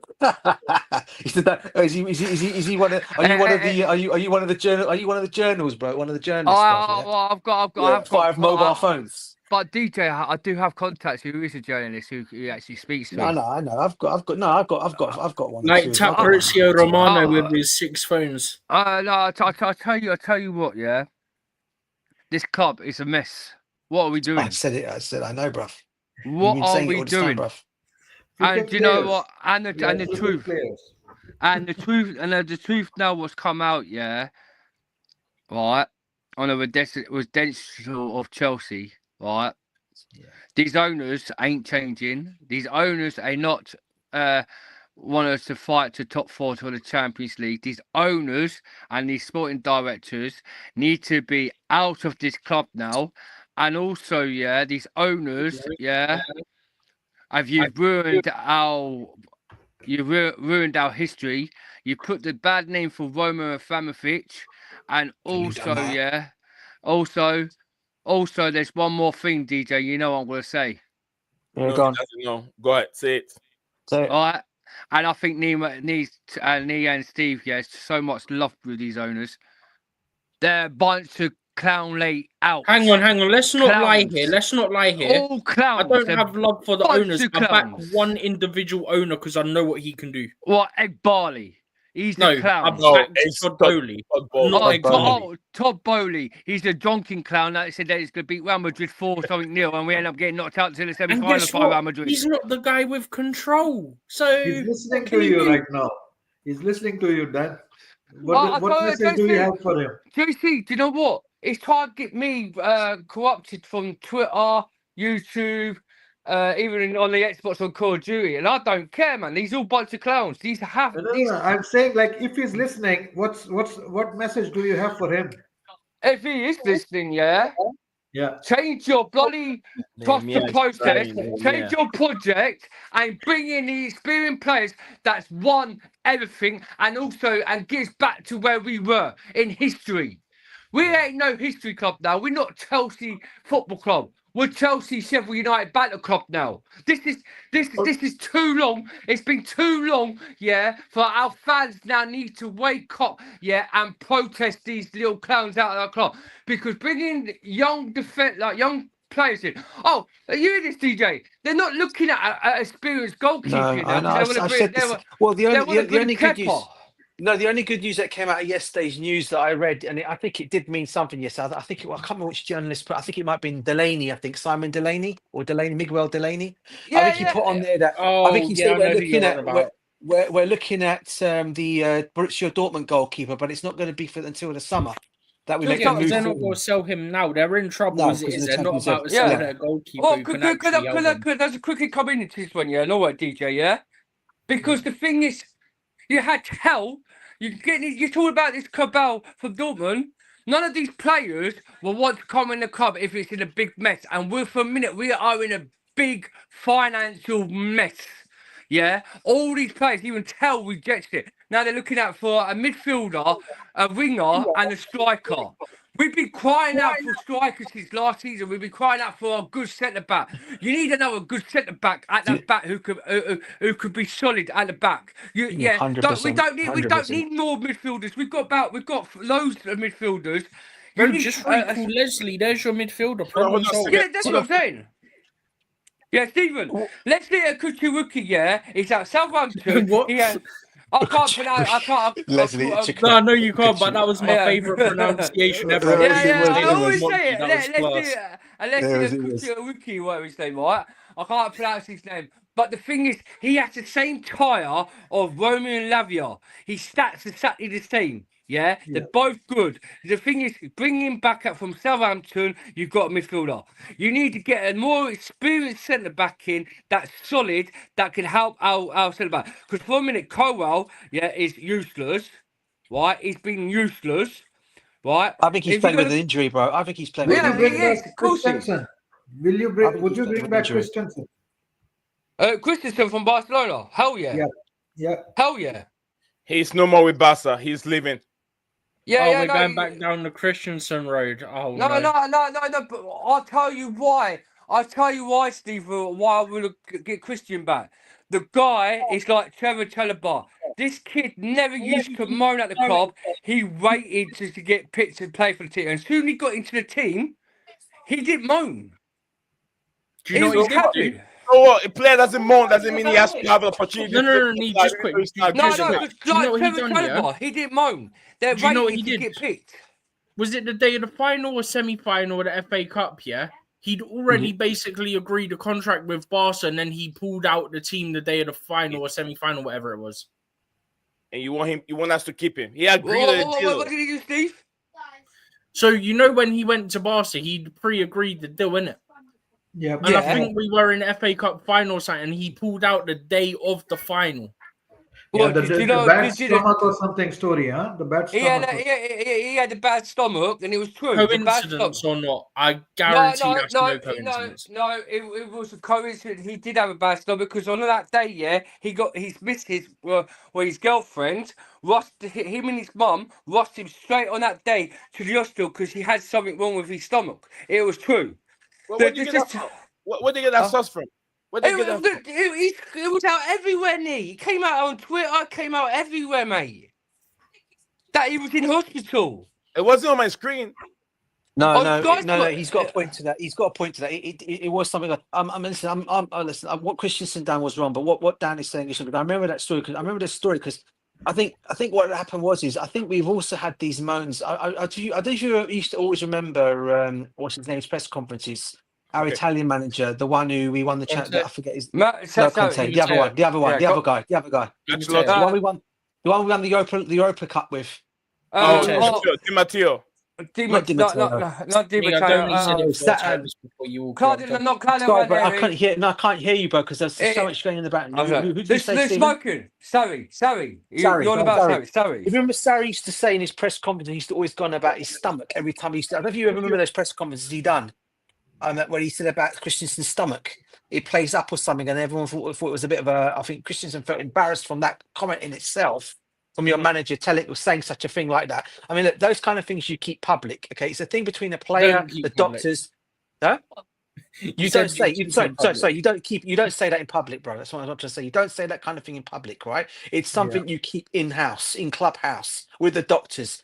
He had to come out and say, and I think that kind of peed off Christensen a little bit. Now I probably would feel that kind of like way because obviously he trusted the club. The club has said to him, "We're not going to say nothing." And you got your manager going and coming out of things like that.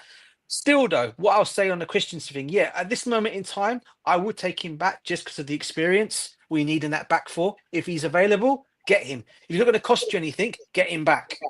Yeah, he's not going to probably take much money to come back to Chelsea. Bring him back. Just for experience. He's a free agent now. Just for this experience, man. I mean, we're talking. You guys were laughing at me when I was talking about the Real Madrid Real Madrid defender. You were all laughing at me when I was saying about him, but I was only talking about him because of experience. Real Madrid defender. Yeah. The centre back who's left now. He was one of their top names at Real Madrid, and he's left now. What was his name? I know, not Eddie Matteo. When I want names, they never come to me, do they? They never come to me. Not Sergio Ramos. That's the one. Sergio Ramos. That's the guy. Yeah, Sergio Ramos. Oh, you said about getting him on a free. He's now going to Monterrey in Mexico. Yeah, he's good. Yeah, I'm just saying. But I was only saying to come over for experience. That's all I was saying because I would have rather kept Thiago Silva, to be honest with you. But that was never going to happen anyway. So you bringing up. So all I'm what Dan is saying was is that Ramos who kicked Salah and injured him just for the cup's sake or something like that? No, guys, for a minute, like what DJ's like what I'm gonna say is, right, the experience needs competitive at the back. We haven't got We haven't got another left back replacement for Cucurella when he's injured, right? The situation where you got Chilwell, bro. Yeah, Chilwell's is gone. Chilwell's has been sold. He's gone. He's gone out of the club. Well, we haven't had any information. But we haven't had the information, but we all know he's gone. He's never going to be playing for Chelsea again. No. How do you know? But how do you know? Because if he was going to get pitched here, when we had Cucurella injured, he would have got a few games to start for Chelsea Football Club this season. He's not even had one game this season for Chelsea. He's gone. He's like Modric, right? It's another like a Modric thing. This situation is he's gone. They want to sell him, and there's opportunities out there from other clubs that are interested in him. Soon they've got something that they decide for a club for him. He would be gone. For a minute, there's no information, but at the end of the transfer, because you've only got 6 more days. Yeah, 6 more days for the transfer deadline day, right? So on this transfer deadline day, no matter if it's 6 days, by end of the deadline transfer day, you'll be seeing on the transfer deadline day Ben Chilwell signing for another shirt for another club. No matter what you got to do, this club is such in a mess, right? Bringing young talents in is not going to give you the joy of where we are. This season, we did so well to be in the top 2. And these owners just don't want to realise that they don't want to be competitive because now we're dropped to 6. Yeah, fair enough. We're running 1 point, top 4 from Man City and Newcastle, but we haven't Jackson hasn't been good. We know that. You know what, Dan? On the second place, let me land and you can comment afterwards, but Nuni Madueke, Pedro Neto, right? Yeah. All these players in that top 3. Jordan Sancho, yes, assist could do you good, but not good enough still because we need goals. And when goals, gives you a winning mentality. And since after December, we have dropped off very much. We've only won 1 game, we've drew 3, and we've lost 4. Yeah, so So this is not a really this like for a moment that whole, like with this directors, yeah, looking at these players, yeah, that ain't got no name of their selves that had to be.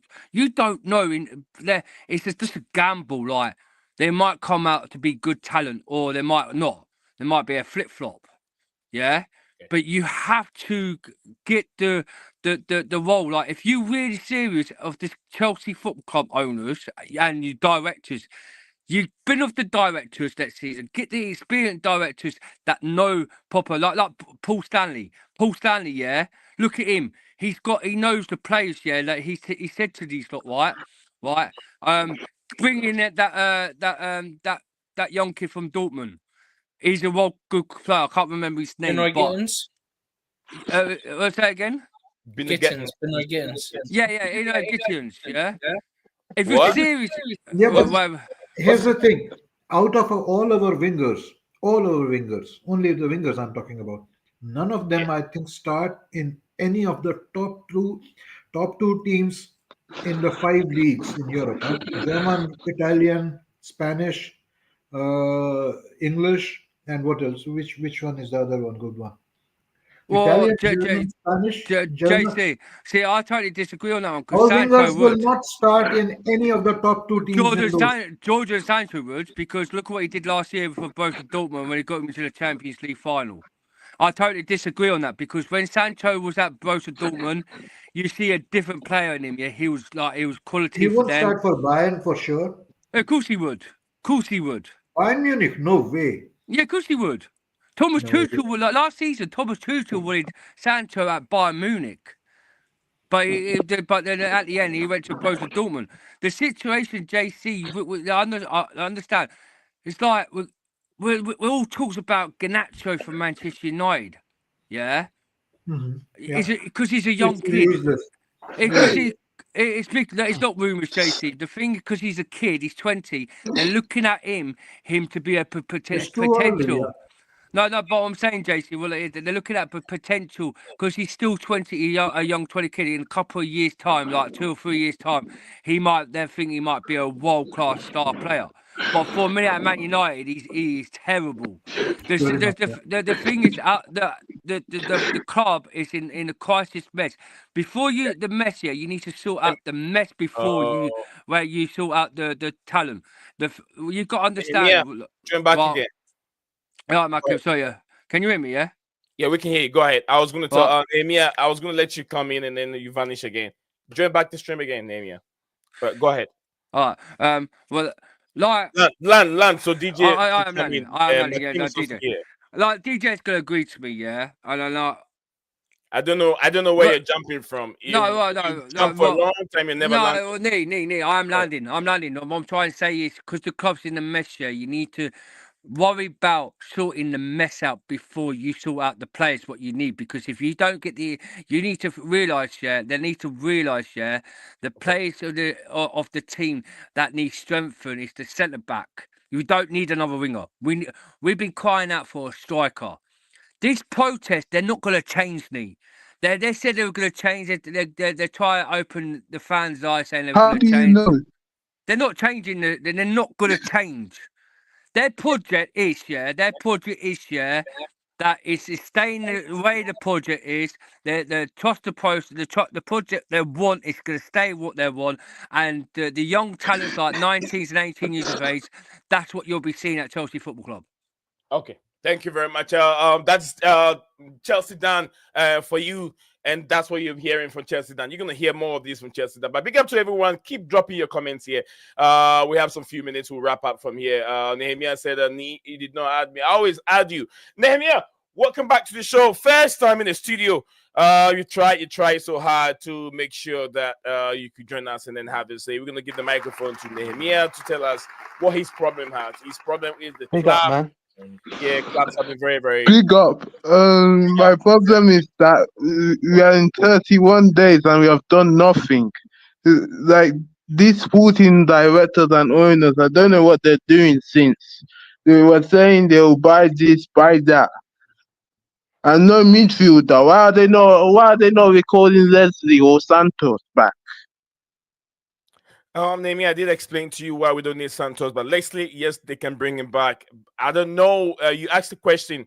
You asked a question now. That was a beautiful question. You did ask over the weather. You said the fact this spot. No, not this one. Is this your question was quiz? Do you think that the owners are working behind the scenes to bring in any players? To me, I was if there's been any new player being linked with maybe Ferguson, I can say that definitely they're working behind the scenes to bring a player like that in.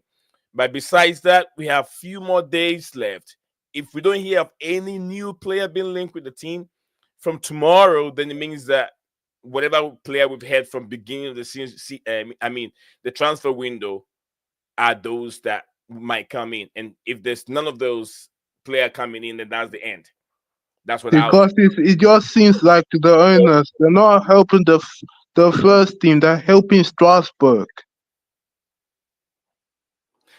And I also said regarding this January transfer window, you're not going to get your top players. You're not going to get those players. It's difficult, and inflation is always hit so high because every player you're looking for is overpriced. But we will struggle for top 4. What happens if Caicedo goes down? I know. That's a big Very question. good question.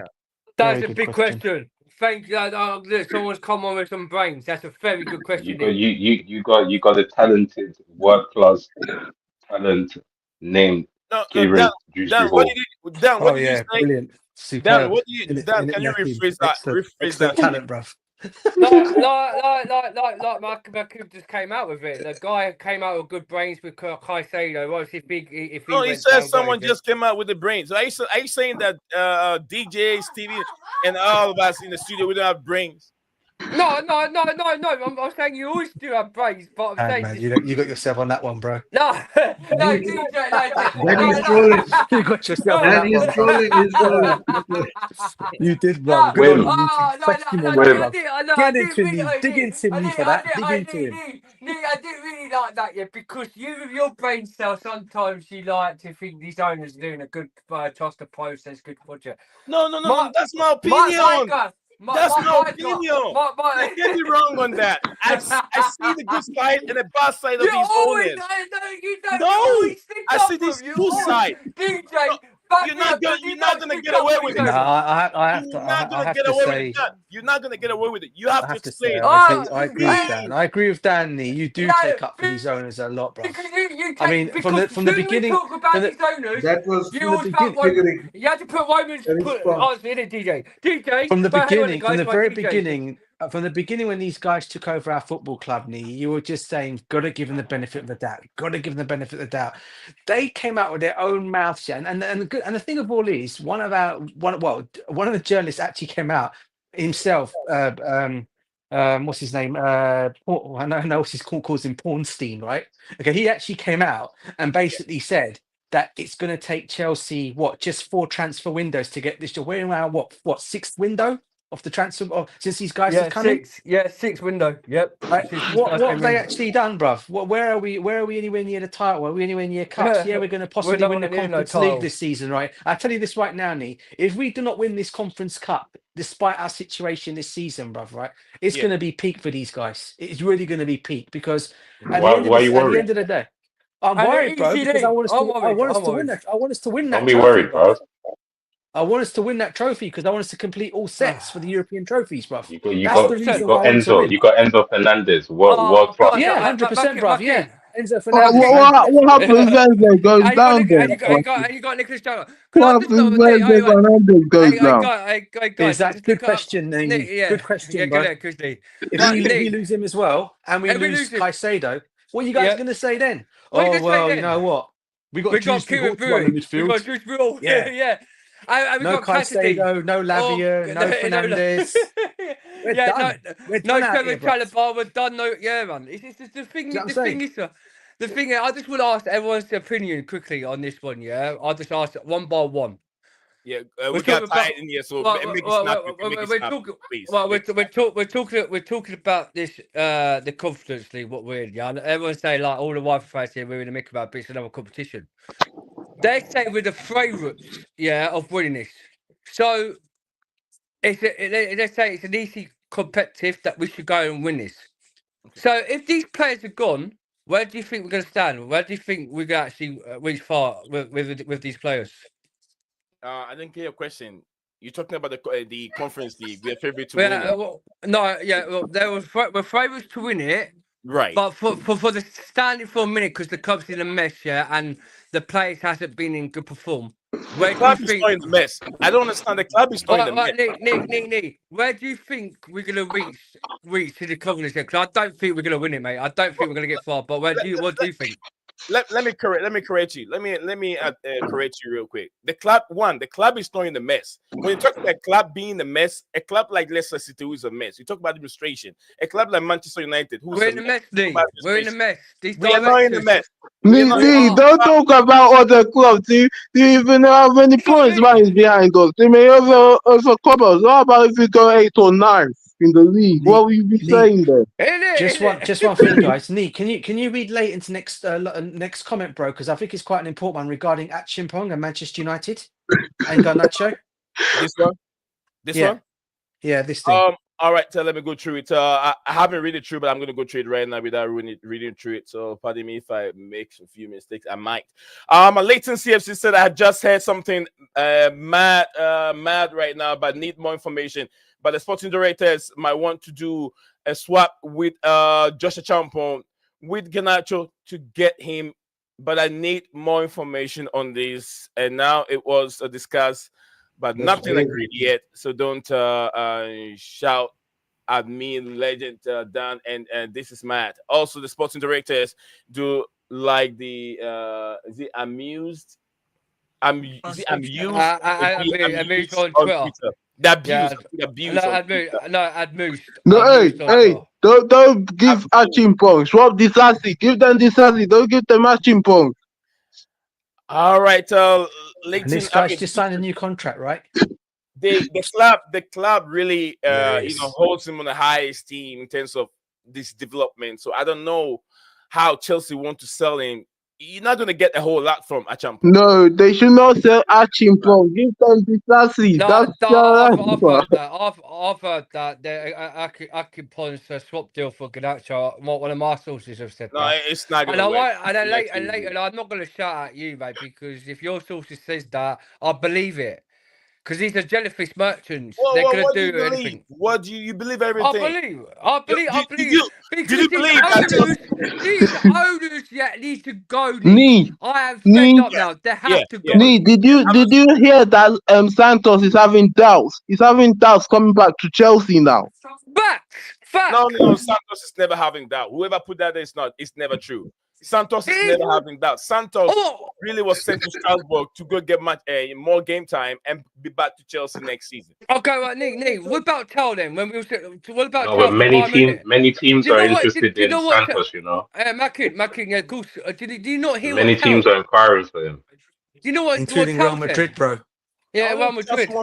If Chelsea want to sell, that's different. But if Chelsea don't want to sell, then he's coming back to Chelsea. Knee. Right, Mackin, right. Look what. Yeah, the thing when it was stuff for it in the club, who were in the mess. Yeah, players at the club tells players from a different league to not come to a club that's in a mess. Do you the thing is with Tell? They weren't signed Tell for Bayern Munich. That hasn't had any football. Hasn't had no first start at Bayern Munich. But sudden, now we're in their priorities to sign him.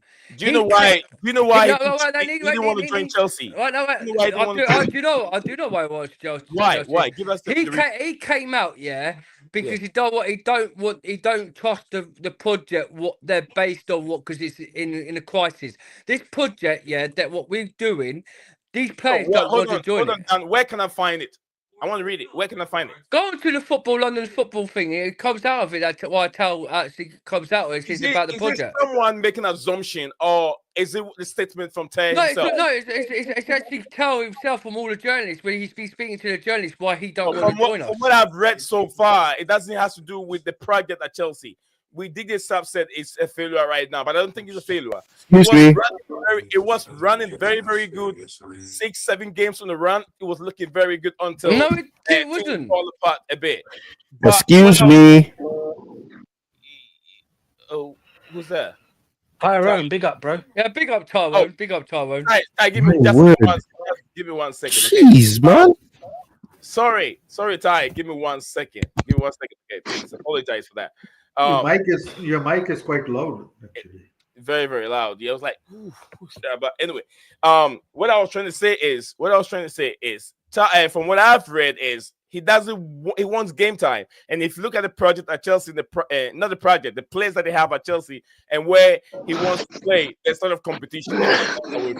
That is what I've read. But Ty, come on, Ty, have your say. Go for it. Jeez, man. Listen, man.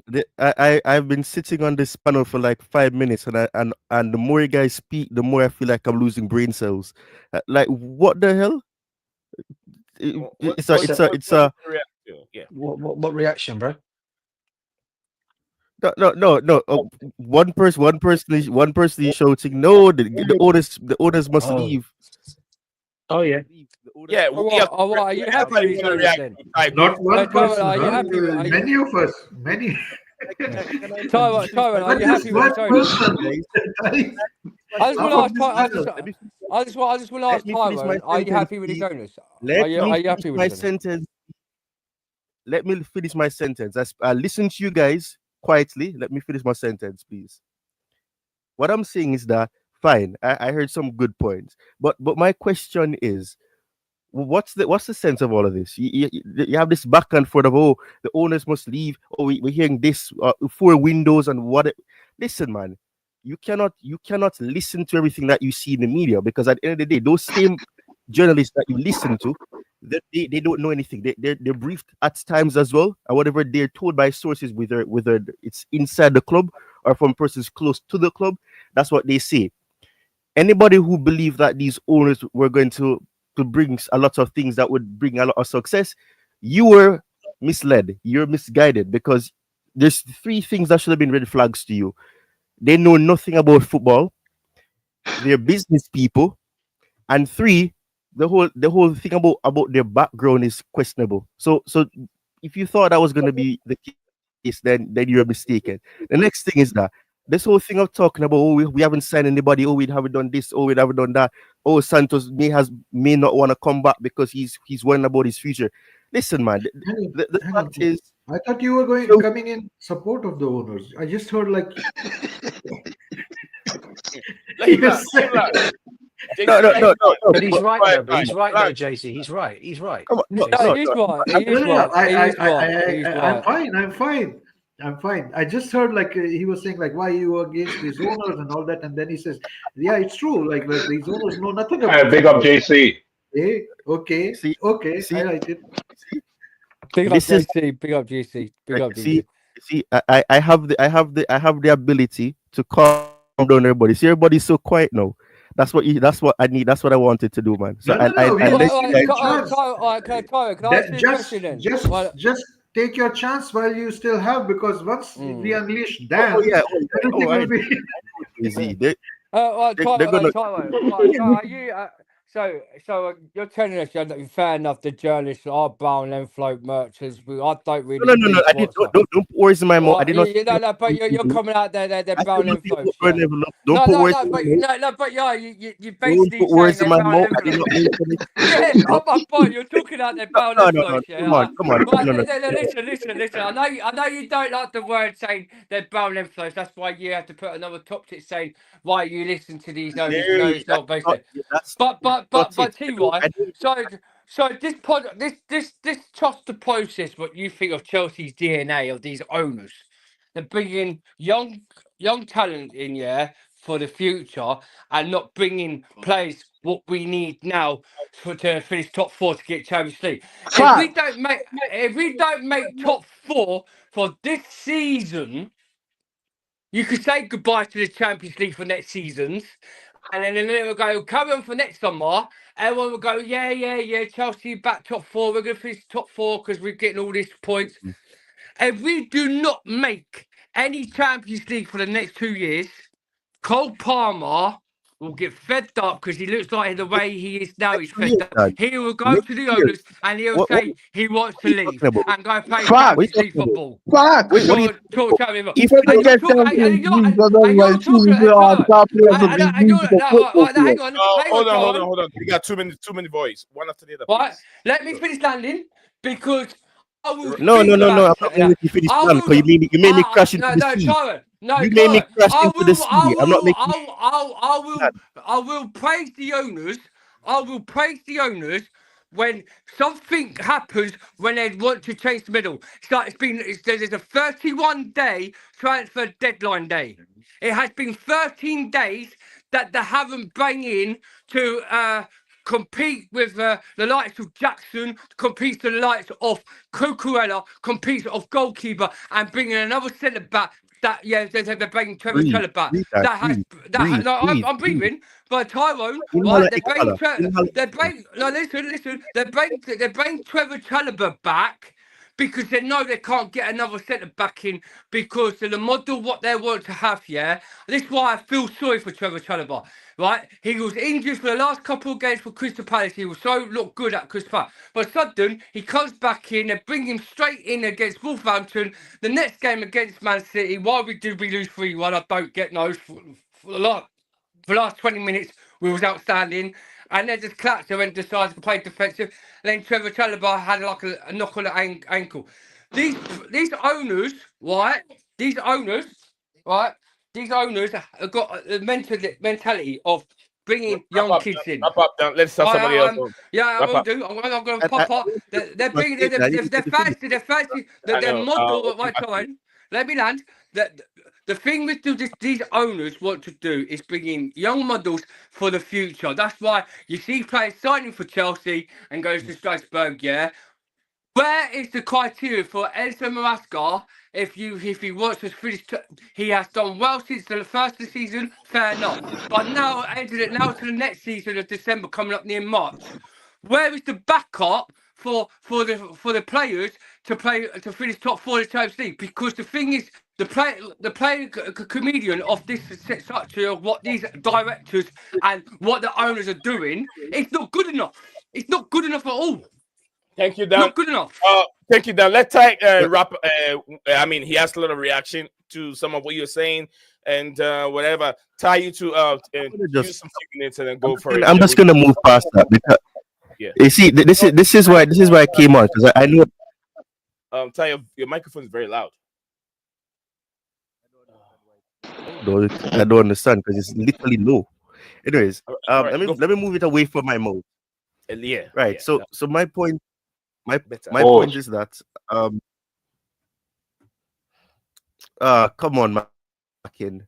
No, stop it. Go for it. Anyways, we're supposed to be mature people here. Anyways, but my point is that Dan said a lot of things.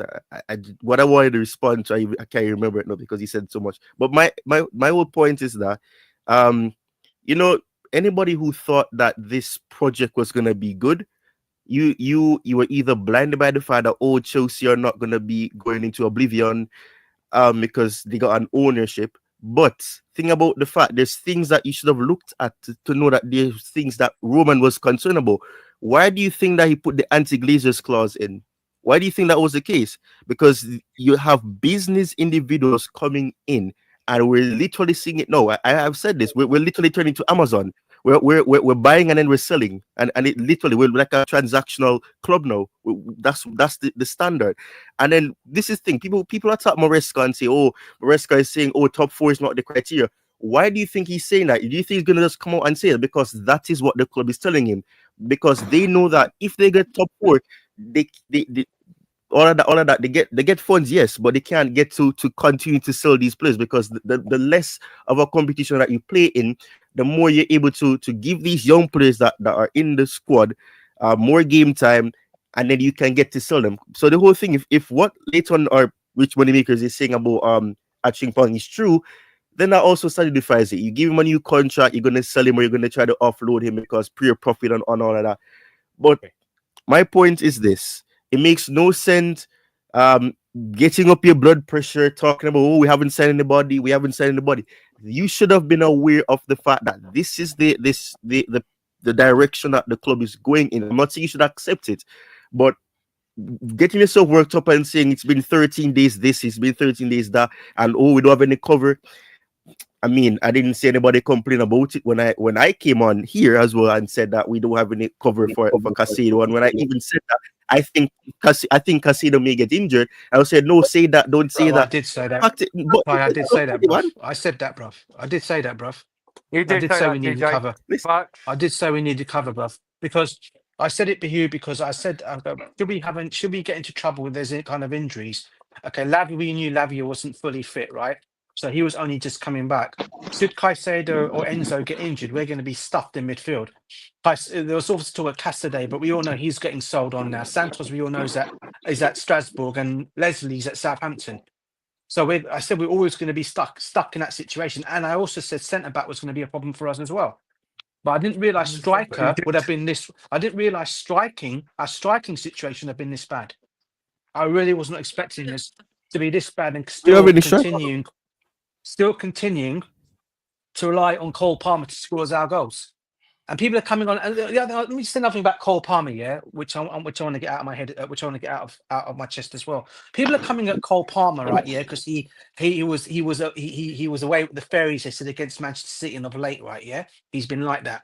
Okay, what people seem to forget, right? This guy's allowed to have a bit of a bad season because he's been getting us out the gutter far too long this season. Other players should be contributing and getting goals. He's there getting us out. He can't do everything every day. He can't play every match getting us out the gutter every week. Can't do on his own. He needs help. And the others around him are not going to help him. Yeah. What's he supposed? Eventually, his burnout is going to come. And you know what? People are complaining about him, right? Yeah. Yeah, I was annoyed about his little conversation with Pep Guardiola. I was annoyed by that, what he did after the Manchester City game. Yeah. But what I would say leading before that, people don't realise this guy's been carrying a bit of a knock since the Leicester game. Yeah. People seem to think, he's fully fit. The manager won't play him. Well, the manager, he's not exactly going to turn around and say to the manager if he's got a slight knock, Mr. Maresca, don't worry about not playing. He's not going to say, I don't want to play if he's injured, or he's got a slight little. He's just going to turn around and say, I'll play, even though he's got a bit of an injury. But what we're doing, we're ruining this kid's career. Yeah. So this is why I said people going about João Félix. Yeah. This is why I said about João Félix. Yeah. Now I'll run into it. Yeah. I understand the passion of the player. But if we have medical team who knew that the player is having a knock or is limping, come on, Nee. How many times have they done this to us? Come on, Nee. Are you for real here, man? I'm for real. Let me land here, bro. I did not land. Let me land. If a player is carrying a knock, and medical team realize that the knock that the player is carrying, it need treatment, there's no way they should give him that green light to go and play on the pitch. That's why we have abandoned the squad. We have that number of players. João Félix can come in and play that role. Why should Palmer play with a knock? Poch was doing this all of last season, bro. A player playing with a knock doesn't offer you 100%. He doesn't play 100% because he's carrying with a knock. And that's on the manager, then, isn't it?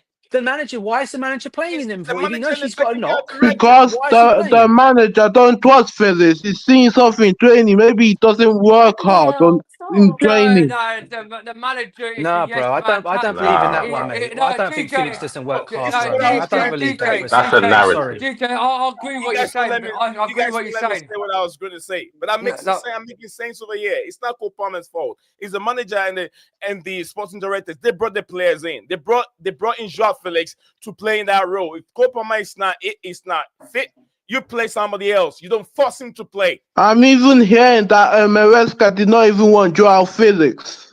They didn't bring him in on for that. They didn't bring Felix in for that. Come on, man. That's not true, bro. Nick, that's not true. Felix came in as a favorite for who he is. All right, okay, Naomi, one question for you then, bro. What about Christopher Nkunku then, bro? Because you're saying João Félix, okay? Well, you can't tell me Christopher Nkunku can't come in and do a role then. If he doesn't fancy João Félix in that role, as you just said, well, what about Christopher Nkunku? Are we going to make the same excuse for him? Oh, he doesn't want Nkunku either. I mean, what are we doing here? Come on, we got the players there. No, that's Cole Palmer. DJ facts. Why do we bring DJ facts? Ty, why do you bring Nkunku to the football club? Sorry? Ty, why do you bring him here? Why do you bring Nkunku to the? I mean, why did we bring Felix to the club? Why did we bring him here? No, I told you, Felix was not a signing that was necessary. It was an unnecessary signing. It was a signing. Come on, Lee. You asked me a question. I'm not even able to answer the question. Come on, Lee. All right, go ahead. Felix was here to get rid of Gallagher. That's all. That's why Lee does it to me. The thing with Cole No. Let me talk. Cole Palmer. Let me talk. Hang on. You guys let the host. No. Let the host. Hold on, Dan. Whether necessary or necessary, the players at the football club. And I'm asking, what is his role in the team? That's what I'm trying to direct to when he's trying to outline João Félix. The best thing is that Maresca should shift Palmer to the right and put Felix in the 10, but it's not doing it. I don't know why. Felix is a mismatch. That's the situation. You know why Maresca doesn't use him? Because he's a mismatch. No. Felix is not a Maresca player. Hang on. That's the narrative. Maresca has played 10 different styles of football. There is no one style of Maresca. And Felix fits in as a left side 10 because Maresca plays 2 10s sometimes. He can easily play and substitute Enzo in sometimes with Felix. He can also rest Palmer and put Felix on the right side and put Enzo on the left side. He perfectly fits in that system. Being able to play 2 10 does not mean that he is suited. But let me finish my sentence, please. Let me just finish my sentence. And these stats, that's why JC said that. It's a narrative. You need to look at what's actually happening. Everyone forgets. A few weeks ago, after the game, right, these people asked Enzo Maresca about Felix and Nkunku, right? They said, why haven't you got these in your plans? He came out, right? He only plays one formation in a 10, that Cole Palmer, but he does have João Félix and Nkunku in his plans. Because Cole Palmer only plays one system as a 10, that's why he chose Cole Palmer. And because he is overdoing Cole Palmer, because he's been in the best performance since last season to this season, we heard before the start of the season that Enzo Maresca is not going to be playing Cole Palmer as much. We're going to have more different style of players coming onto the pitch and play. But it hasn't happened. And this is the Confidence League, that you ain't seen Cole Palmer in it. But if it was a choice, Enzo Maresca would have Cole Palmer from these group stages because he hasn't played in these group stages. After when it comes to the quarterfinals, round 16 quarterfinals, semi-finals, that's when you'll see Cole Palmer. The 6th of April this year, he has never said that João Félix, is not the criteria of his plans. It's not the criteria of his plan. He has him in his plans. He's looking at the rotation. But if it was me, like what DJ said, after he hasn't been the same since Leicester City's game or since that ankle injury. If it was me, because it's double-sided, isn't it? Yeah. That's why. Because it's like you're saying one thing, and you're doing the other. And then you have fans going along with one narrative because they don't like the player. Say, oh, he's not good enough. He's this and that. It's not even that deep. It's just clear cut. And so this it's so clear cut. This why Makim needs with his Wikipedia Wi-Fi, once again comes out that waffling like João Félix, like Enzo said he ain't good enough to play. No, he actually, you see, if you actually listen, Dan, why you putting words in my mouth? Dan, why you putting words in my mouth? You did say that. Did not anyone did not say that? Did not say João Félix? Did not say João Félix? Did not João Félix? Did not say João Félix? It was I who said. Okay, I'll say that. So for no reason. Okay, so Ning, I apologise. Hold on. I think so. So Tyrone, you're waffling. What did I say? Yeah, you said about João Félix not being good enough for Chelsea. You need to learn. You're just following the narrative. You're just following the narrative. You're not thinking much. I did not say that. That is not what I said. He said that is not what I said.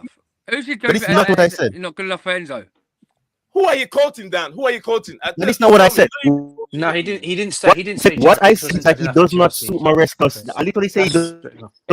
suit. Not because you suit our system does not mean that you're not good enough. That's not what I said. But if he's still deciding, if you're saying he doesn't suit for Chelsea, still Nah, saying he's man. not good for Chelsea. Tai, You're Tai, waffling. here's the thing. Nah, Let no. me explain. New. Another thing is New. that That is not what I said. Maresca must drop Sanchez. I'm tired of him. No. Don't play Sanchez in I'm goal trying to anymore. explain to Tai. I'm trying I to think it explain. was JC, you It's know. not that Felix cannot fit in. He can definitely fit in. I mean, and moreover, if you can play, I don't know. There was a time he was playing even When you're done, let me hear what name I want to say. Go Gusto ahead, as a JC. 10. He was playing inverting Gusto as a 10. And that was like the time, like, come on. I mean, Felix can do that role. What are you saying? That's Yeah, not what I said. yeah. So Not fit in saying that suit. Felix Suit. cannot fit in SUIT when he can suit. fit Not in fit Gusto, suit. when he can fit in Gusto as a 10, We can't hear it's you. kind of a mad, no? JC, when you land, JC, let me know when you land. Are you, okay. Yeah. So I'm trying to say is, Nah, man. Man. Turn the camera down. Maresca Turn off the camera. Hold on. has played quite different systems. He's been very flexible in that sense. And it's not that like he has a one system where Felix does not fit. No, he has played different roles. And he has even gone wild. He has played Gusto, he inverted Gusto as a 10. That's wild. So definitely he can make some adjustments, and Felix can play a role there. It's not about that. It's not about that. It's like all these players are good players, and they want to play more regularly, and that creates sometimes But you know problems. what, JC? JC, you're making a good point though, because the more and more it goes on here, it's looking like because these problems are following him, so it's looking like he has a bad agent with him or something around Poor there that's agent, not doing good. exactly. Because Because on the pitch, he's not making agent wants mistakes. to make money, and agent wants that his value does not drop. Exactly. Let's hear from Nehemiah too. Nehemiah, you should pick up the microphone for a second, and then I said that why is no Maresca not dropping Sanchez and he's protecting Sanchez in the public? He's not good enough. Why are you protecting him? You're saying Sanchez number one, Sanchez this, Sanchez that. Thank you. Tell JC that, bro. I'll explain to you. I'll explain to you. Yeah, JC. Now give it to JC. Now JC. Now this is JC. Now that's for JC. No, give it to JC. That's a JC question. Go ahead. Leighton, I will read the comments. I'll read the comments, guys. I would just want the panel to flow a little bit. There's been hotter debate over here. I'm just loving it. I want the panel to flow a bit. Lord Vimper Nation, I hear you. I see your comment here too. More from JC also. JC says, smash that like button, people. More also from Leighton CFC said that Jordan will always support Chelsea if Chelsea, I think, get European competition, Europa League or Champions League. That's when Jordan told Chelsea then they will only sponsor the football club. Jordan, I don't even like Jordan anyway. With Michael Jordan with his bald head, I don't even like him here. We have too many bald heads in the Premier League. Not Michael Jordan again. Anyway, It's not what you like. It's what helps the club. That's my opinion. I don't like it. The club can like Jordan. I don't care. That's what I'm saying. I don't like Jordan myself. Can I just see what I wanted to see? Can I see what I wanted to see? But I did not get the chance. Hold on a second. You will say it. JC, answer this question. You sure? Yeah. Hold on a second. Ty. A second, please. Let JC answer this question regarding why Enzo Maresca keep playing Sanchez each and every time, and when he keep making those big mistakes. He said he's made only 4 mistakes. Now he's making another 5 mistakes. He keep going and going and going. JC, explain that for us in 60 seconds so we can go to Ty. Go for it. 6 mistakes. 6. Okay. Yeah. Okay. That's I am assuming. Yeah, that's speculation. But what I see is, at the start of the season, when he had the set of goalkeepers, he considered Sanchez to be the best ball-playing keeper, who can join the back line and move the ball up. And at that time, he started with Sanchez. And in the first 15 or 14, 15, 16 games, he had a fairly consistent system where the left back was inverting or the right back was converting. It was not both of them bombing forward or something. And we were attracting the pressure And when the teams pressed us, we played a couple of passes, like 2-3 passes, break the press, and on the transition we attack, and suddenly there's lots of space behind the team which is pressing us, and we were exploiting that style. In that style, you take risks in short passes when you're trying to break press. To the eye, it looks like we are playing risky passes, but then he was also demanding. You remember he said, like, I will bench Sanchez the day Sanchez stops doing what I ask him to do, and he was demanding everyone to play those small passes. And he has been on record to say, like, I'm not worried if we concede goals. The main thing is that we will score more, and he is fine. And it's almost like he does not believe in clean sheets. He says we will concede. It's impossible to not concede goals. We will concede goals. There will be errors. From that stage onwards, he has been supporting Sanchez because he asked Sanchez to do some things, and Sanchez has been doing that.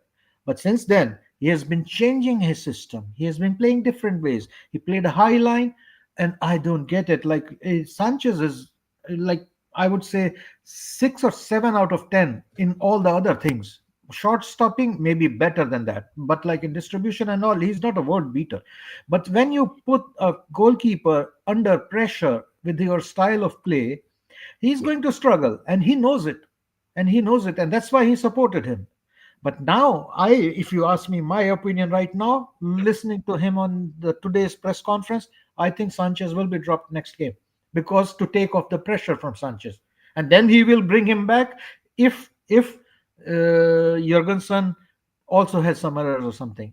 I think the problem has been he's sticking with the goalkeeper, and you don't criticize your goalkeeper, because in a team, in a game, you can make substitutions. You can change midfielder for midfielder or attacker or something. But changing a goalkeeper, you normally don't do that. You need your goalkeeper. Your goalkeeper is mostly constant, so you need him not to lose confidence. And that's why he will support him. He will support him till the moment he has a better goalkeeper. And I think, and that's why I also protect Sanchez. As long as we don't have a better option starting, why would I criticize him on the social media with loud noises and all that?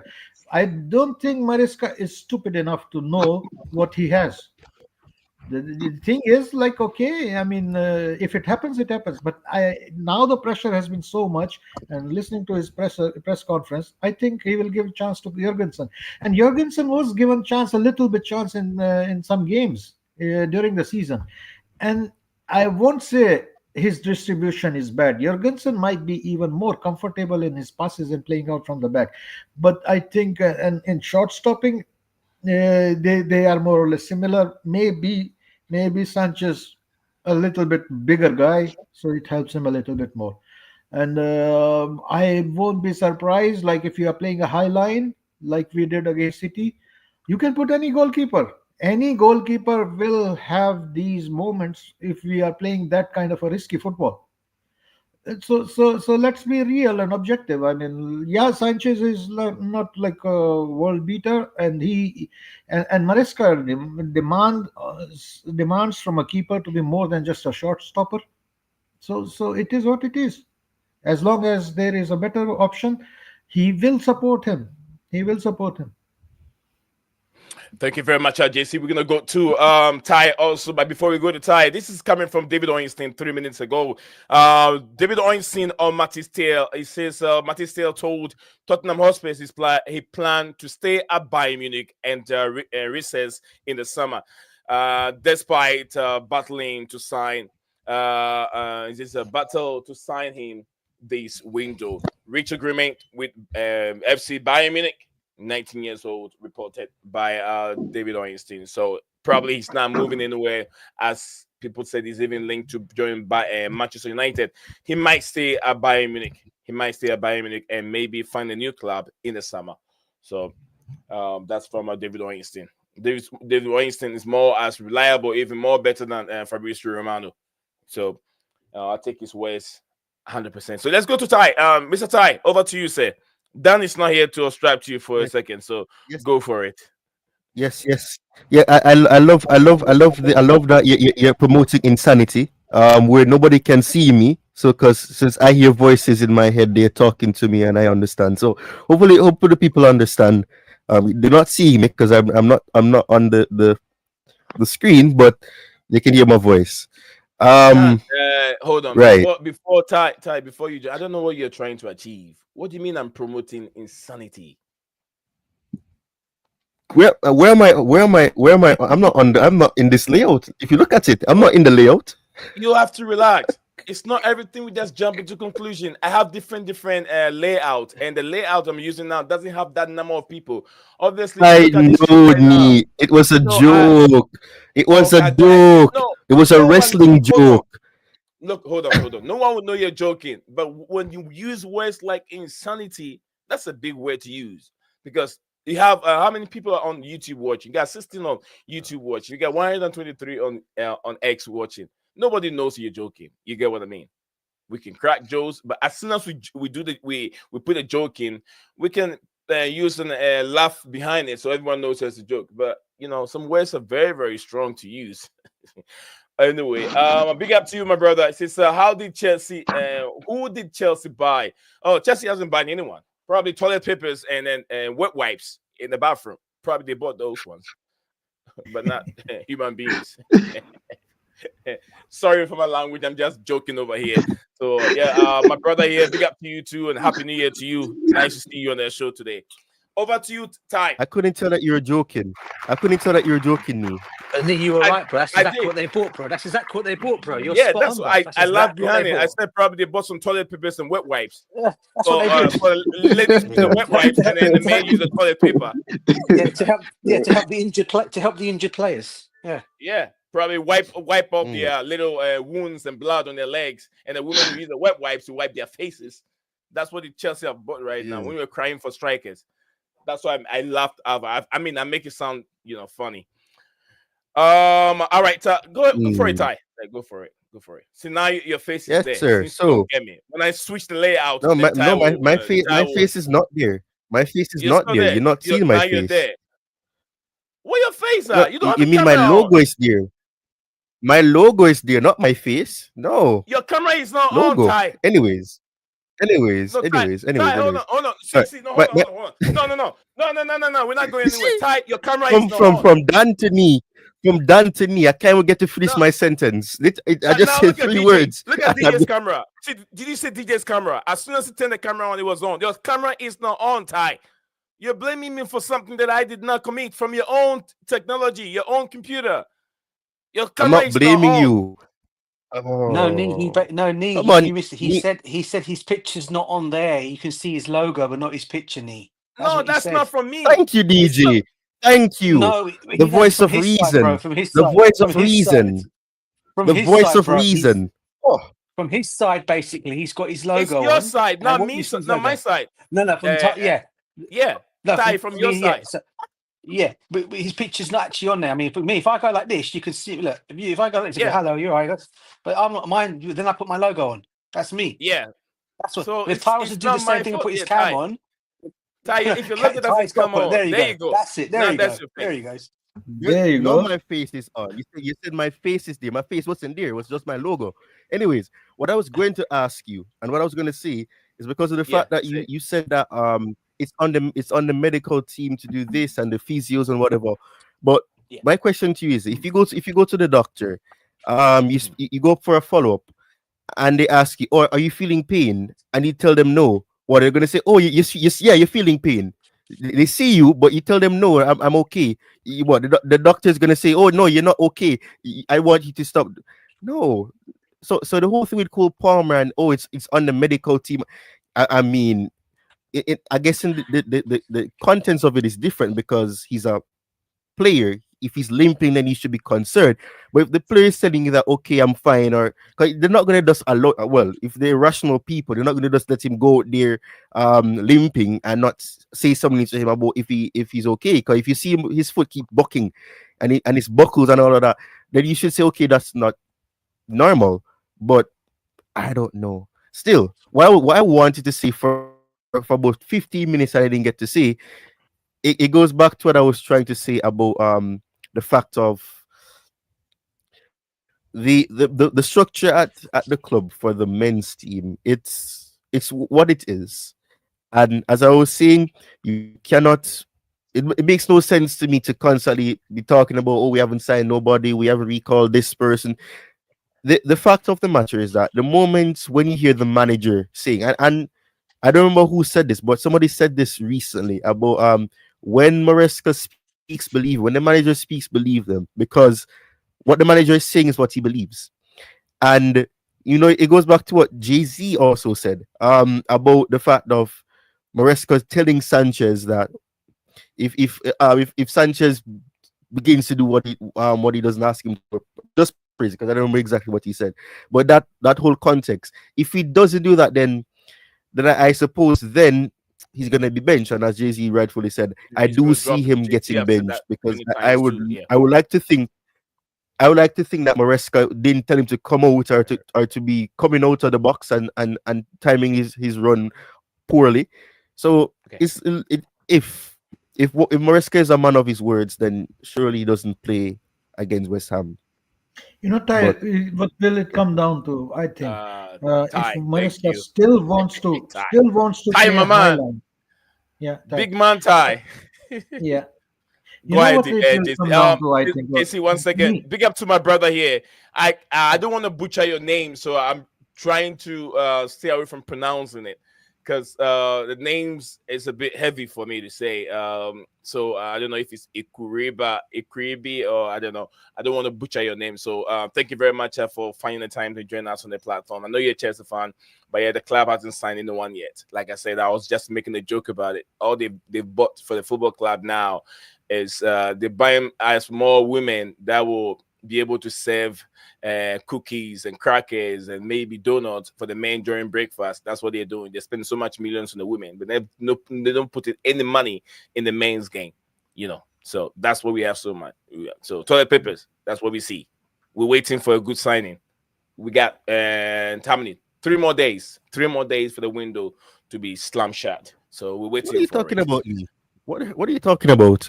I thought toilet paper and all those things were good signings, because because it allows you to be able to do what you want to do. Ty. Yeah, okay. Let me just add one thing regarding this. I think if Maresca wants to still try a high line, and clearly, I mean, Sanchez was not very comfortable in that. Now, Sanchez might still do better against a team like West Ham in this timing of his runs, because he was against this new left winger who was a surprise, like a new player who was quick. And then Haaland said, hang on, he's doing that, I can do that as well. And then everybody, it was a problem for Sanchez. So maybe Jurgensen can do better. Who knows? But clearly in that game, Sanchez was not very comfortable, but we still insisted with this high line. So if Maresca thinks, okay, I still want to try the high line, and Sanchez is clearly going to struggle with this, then he might change the goalkeeper. That's absolutely normal. But if he is playing against City and very fast forwards in the other, there are fast forwards in the opposition team, and there are intelligent players like, I don't know, Silva or Gundogan, who can fall back from the press and lob the ball over your head, then don't use that like tactics, or don't put Sanchez in there. So one of the things has to go. It's like inviting the eggs on your head or something like that. That's what it looked like. And maybe he has to know his players better. All right, so thank you very much from JC. Get an update over here from Fabrizio Romano. Cesare Casadei to Torino from Chelsea. Here we go. Agreement done between all parties. Medical completed and document signed. 15 million package for Chelsea. 25% still on clause. Wrong player. Yes, sir. Wrong player, knee. Wrong player, knee. Wrong player, knee. What do you mean? Wrong player. I don't get it. You said Cesar Casadei. Isn't that Keira Walsh? No. Cesare Casadei. I'm not talking about Walsh. This is 15 million. But that's what you have right there. White, I'm reading something, you're telling me it's wrong. I don't get it. Ty. I said the player's name and I said to Torino, not to Chelsea. To Torino from Chelsea. Here we go. Agreement done between all parties. Medical completed and document signed. 15 million euro package for Chelsea. 25% sell on clause. When they sell him, Chelsea have to. Remember, we said it was 40 earlier on the stream. It was 40, but apparently reporters saying his signed document says 25% sell on clause on him. So just if they sell him, Chelsea get a share or percentage of 25% later on. So I'm happy that DJ even said he's very happy that he's got his chance to go play football somewhere else. So that's the breaking news out there. Done deal, and okay, done deal. Yeah. And then the real picture of John Duran wearing Al Nasser's jersey, real jersey of him pointing fingers. So also done deal.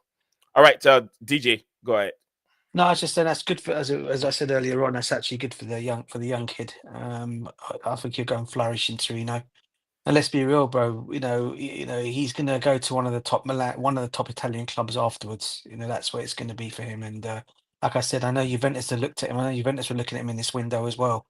But obviously they didn't go for him in the end. He must have thought to himself, you know, he wants to go and play first, get proper run out of games. Torino will give him that platform. And I think he'll get his big move to Juventus, Milan, or Inter Milan, as I said, Lazio. So yeah, great move for the kid. Great. What do you want to say about it, Ty? You there, Ty?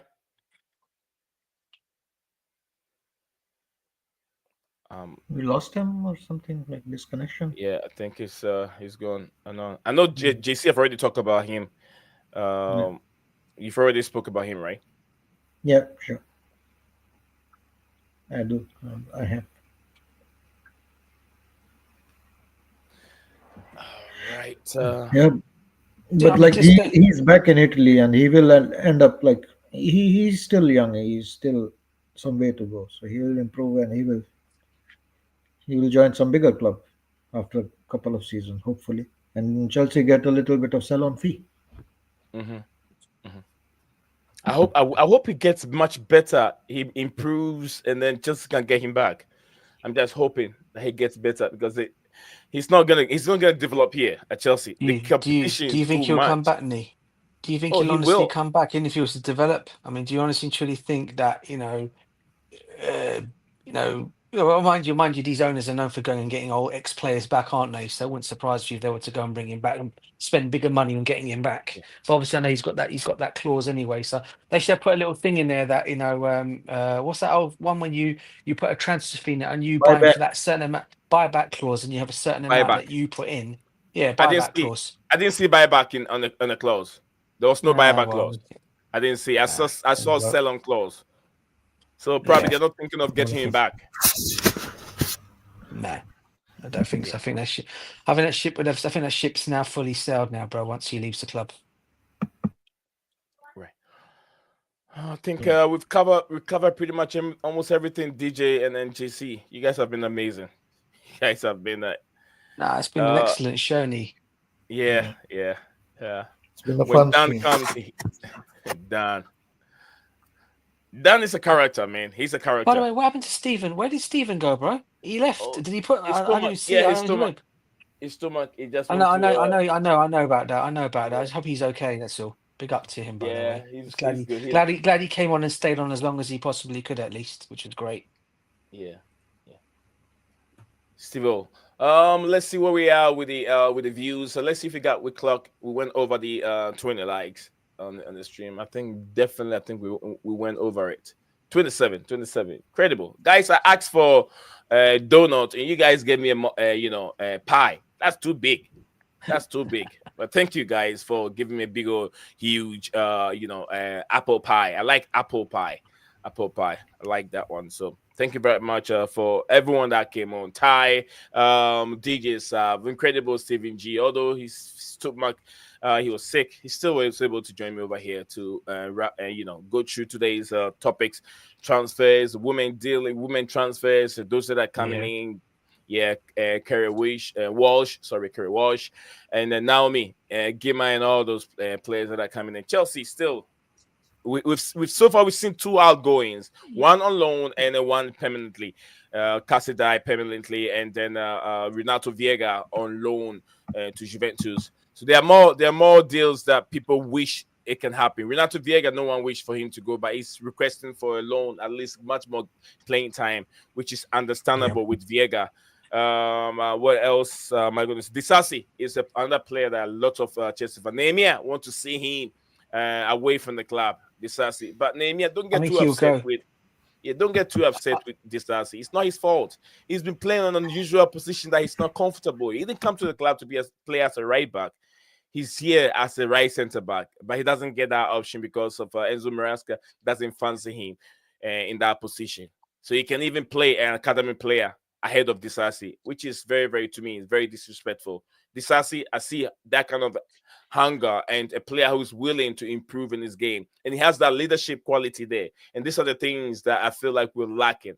But for some reason, he's been moved to that position, right hand side, to play as a right back. We saw Levi Colwell complain many times last season under Mauricio Pochettino that he's not happy playing as a left back. So the same thing is going on with Disasi. Players at the right position. DJ, go ahead. Just one thing on the Nemea. It was great chatting to you about football today, bruv. It's the first time I think I've been on stream with him. It was great him coming on finally. Nehemiah. Nehemiah. It was great chatting football with him today. I know me and him he's a lovely guy. I know because me and him have gone back and forth about João Félix. He keeps on telling me João Félix isn't good enough, and I always seem to. I hope today I put my little argument for him today to realise why I think João Félix is good enough to be in this Chelsea setup. Especially when you give the likes of a Cole Palmer a rest, and you can come in if Maresca wants to do that. He's that kind of player that can come in. I just think he's too good to let go in this window right now. Maybe if you want to address it in the summer, do that. But I think he's a great player. I think he's too much of a good player to let go now in this window. Him and Nkuku, if they were to both go. But it was actually great chatting to him and also to Tyler as well. Big up to him as well. I got a chance to finally speak to him today as well, and obviously everyone else that came on in the stream as well. Everyone has always smashed the like and subscribe to the channel as always. All right. Thank you very much, DJ. Enjoy the rest of the evening. And have a good night. Have a sound sleep, DJ. My regards to my little girl that always have the cat. What's her name, DJ? My daughter, Karina. Yeah, she's good. She's good. She just only woke up. Karina needs said hi. I know she knows. I'll tell her. Yeah, she does. I'll tell her. Don't worry. She didn't have the kittens today, but they're actually somewhere sleeping, I think. Hold on 1 second. Okay. All right, let's hear from Mr. JC, aka DJ, aka Sanchez.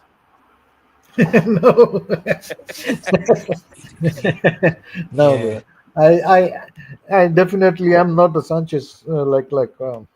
I'm not a fan of any player, to be honest. Like, I'm a club fan, and if I see some logic in defending somebody, I do that. I have my reasons for that, but that doesn't mean I'm a bigger fan of a player than a club, and I enjoy football. I somehow get some opportunities to share how I see it, things at football at our club, and how the football I see it. And thanks to you that I'm able to express my opinions, and people can take it, or people can say, okay, they can have different opinions. That's fine, absolutely fine. So at the end of the day, I mean, we all love this club, and we have our own visions, and thank you, Nee, for giving this voice. No, I'm definitely not a eventually, if Sanchez is not playing next game, but we are playing a different football, I will be again there analyzing and seeing some plus sides, some minus sides, and all. But goalkeepers, they need a little bit care. I mean, because it's all about concentration, and if their mind is not in it, then any lapse of concentration results in goal. And it's one part of the team and field where you need to be a little bit careful about, and so that's the reason, I think. And I also see, he's doing something which is not comfortable for him, but Maresca is asking him to do, so he's doing it. So I respect that. Same way I said, like when a similar situation, the whole season last year, I was criticizing the role being played by Gallagher because I didn't like it. But then I realized it was Pochettino saying run, run, run, run, and run. So he was doing what Pochettino was asking him to do. So eventually, I mean, you have to respect the players, and it's a team sport. So if it gives results, everything is good. If it doesn't give, then manager, it's up to the manager to decide. You know what I like about you, JC? When people criticize a player, people just criticize him for criticizing's sake. You get what I'm saying? But Yeah. with you explain why the man is struggling, and it's not just him. It's because of what he's been told to do. So although when people come on, they say Sanchez did that, I took some knowledge from what you said. Like I look into it, I look deeply into it, look outside the box and say outside the box, and I was like, I don't think it's Sanchez's fault. This is a goalkeeper who we all know is an old school goalkeeper. He's not used to playing out from the back. He's not used with the ball, distributing passes in the 5-yard passes or maybe 10-yard passes. He's not a goalkeeper who was brought up that way. But then he's doing something new compared to, what's his name? Peter Cech. If these days you put Peter Cech down to be Chelsea's goalkeeper and tell him to play out from the back, to be honest with you, we will concede thousands of goals. Yeah, we will concede thousands of goals. And it got to a point I understood it, and I said, I don't blame Jackson. I blame I don't blame Sanchez, and I'm blaming the owners who brought him in and who brought this goalkeeper in to be Chelsea's goalkeeper number one, because he's not what we need for this style of football. I mean, just on what you guys are just saying there quickly, right? I mean, listen, I always try to understand players in the same way, Nee, but I also I like to observe and watch, and give my opinions. Now, for me, I don't think the manager instructs Sanchez to run halfway out of the area to go and stop a ball when Manchester got their third goal the other day. Yeah. I mean, what manager tells you to go and do that? I mean, would you see Petr Cech even to this day if he was playing as a goalkeeper running out like he did? Would you see Cudicini running out like the box like he did? No, you wouldn't. I could even go back to Eddie Netzvicki, old Chelsea goalkeeper. Even he wouldn't be doing such a thing like if he was playing this kind of football now to this day. They won't run out like he did that day. And that's the only thing I have with him. He mistimed his run, right? He mistimed it. He shouldn't have been out there in the first place, though, JC. That's my argument. I mean, Chalobah had that covered. It's true. Yeah, he did that twice. He did one in preseason. DJ, he did the same thing preseason. He ran 30 yards away from his goalpost and trying to run back. And then you saw the Wolves goalkeeper, I think, do it the other night. I think he did almost a similar thing. I don't know what the heck he was doing, right? But he did the same thing. I mean, they're the only two goalkeepers I've seen running out. You don't see, if you look at the top. Let's take it from this way, right? You look at the top two teams we're competing against for Premiership titles or for top four, whatever you want to call it, right? Yeah, you will not see. Okay, you will not see Liverpool's goalkeeper go and doing that. You won't go and see Edison doing that, right? Yeah, you won't even go and see Arsenal's goalkeeper going and doing that, right? Yeah, because they're being told how to stay. They're playing from the back. You play from the back, but you don't. Doesn't mean you have to be one of the players on the pitch to make things happen. All your job is to do is to kick the ball out. Yeah, you're the ball goal. Yes, you have to play from the back to get to start moves off. Sometimes do that, but it doesn't mean you have to come halfway out your goal to start moves off. Whatever you know, you're going to miss that ball, especially when you know Chalobah's there covering. All right. And they go and get that goal. That is my only thing with Hussein. And it's not just once. He's doing these mistakes continuously. And I try to look at him and give him the benefit of the doubt. I really do. But I'm thinking to myself, it's costing us points. It's costing us a top 4 place. And we can't keep going on. And Maresca's okay to come out and say, oh, we'll go and get 4 or 5 goals. That's not the answer. Try not to concede in the first place, man. Go and get your 4 or 5 goals, but try not to go and concede at the back, because that does your goal difference over. So even how many goals you're flipping scoring 5 or 6, but then you're letting 4 in at the back, that's already minus 4 goals that you've already gone and scored. I mean, so that's how I look at the situation. I don't think Maresca is serious in this season about like he never seriously gave a thought like we can still be in the title race, even though we were there, almost there. I think even at that moment he was thinking, I have to still try out different things. We are in the process. and he's still experimenting all that. So I think he never in his mind was thinking about that. And that's No, why but the pressure is totally not there. He's not worried about like no, losing but games. but why did at the end of the day, right? Yeah, what we were told at the beginning of the very season. Okay, Ed Barley came out and said it that top four is a must this season for Champions League football. Okay, even Todd Bowley came out and said it. And I don't know how I feel about these owners, right? Yeah, but they even came out and said top four is a must this season. We cannot afford to not get top four. You know the embarrassing thing for all these guys, right? Even regardless of how low, let me tell you this, regardless of how low the Conference League is, we are playing against smaller clubs, and you're seeing even a smaller club like Shamrock Rovers with the sponsor on their shirt, and this is Chelsea Football Club, bruv. One of the biggest clubs in this tournament got no sponsors on their shirts. Do you know how embarrassing that is in itself? Right? Yeah, That's but embarrassing in itself. Yeah. So, can we suggest then but maybe say is the owners are inexperienced, the manager is also inexperienced, and the players are inexperienced. the owners have been at the club for over two. They've been there for how long now? 3 years? Oh, Yeah, 3 years? 3 years. you can now. understand their 4 years. first year. I mean, I don't much as I don't like to say this, right? But yeah, I go along with Todd Bowley's first. I mean, the only thing about Todd Bowley's first transfer is he got rid of a lot of our experienced players. He gutted out. Let's be real here. He gutted out a lot of our experienced players. Champions League squad, got rid of a Champions League winning manager in Thomas Tuchel, which everyone seems to all of a sudden forget about what this guy's done. But it seems like everyone wants to moan about him now because he's now left the football club. So fans decide it's time to moan about Thomas Tuchel. Well, people forget what this guy actually done for us when he was at the football club, what he won.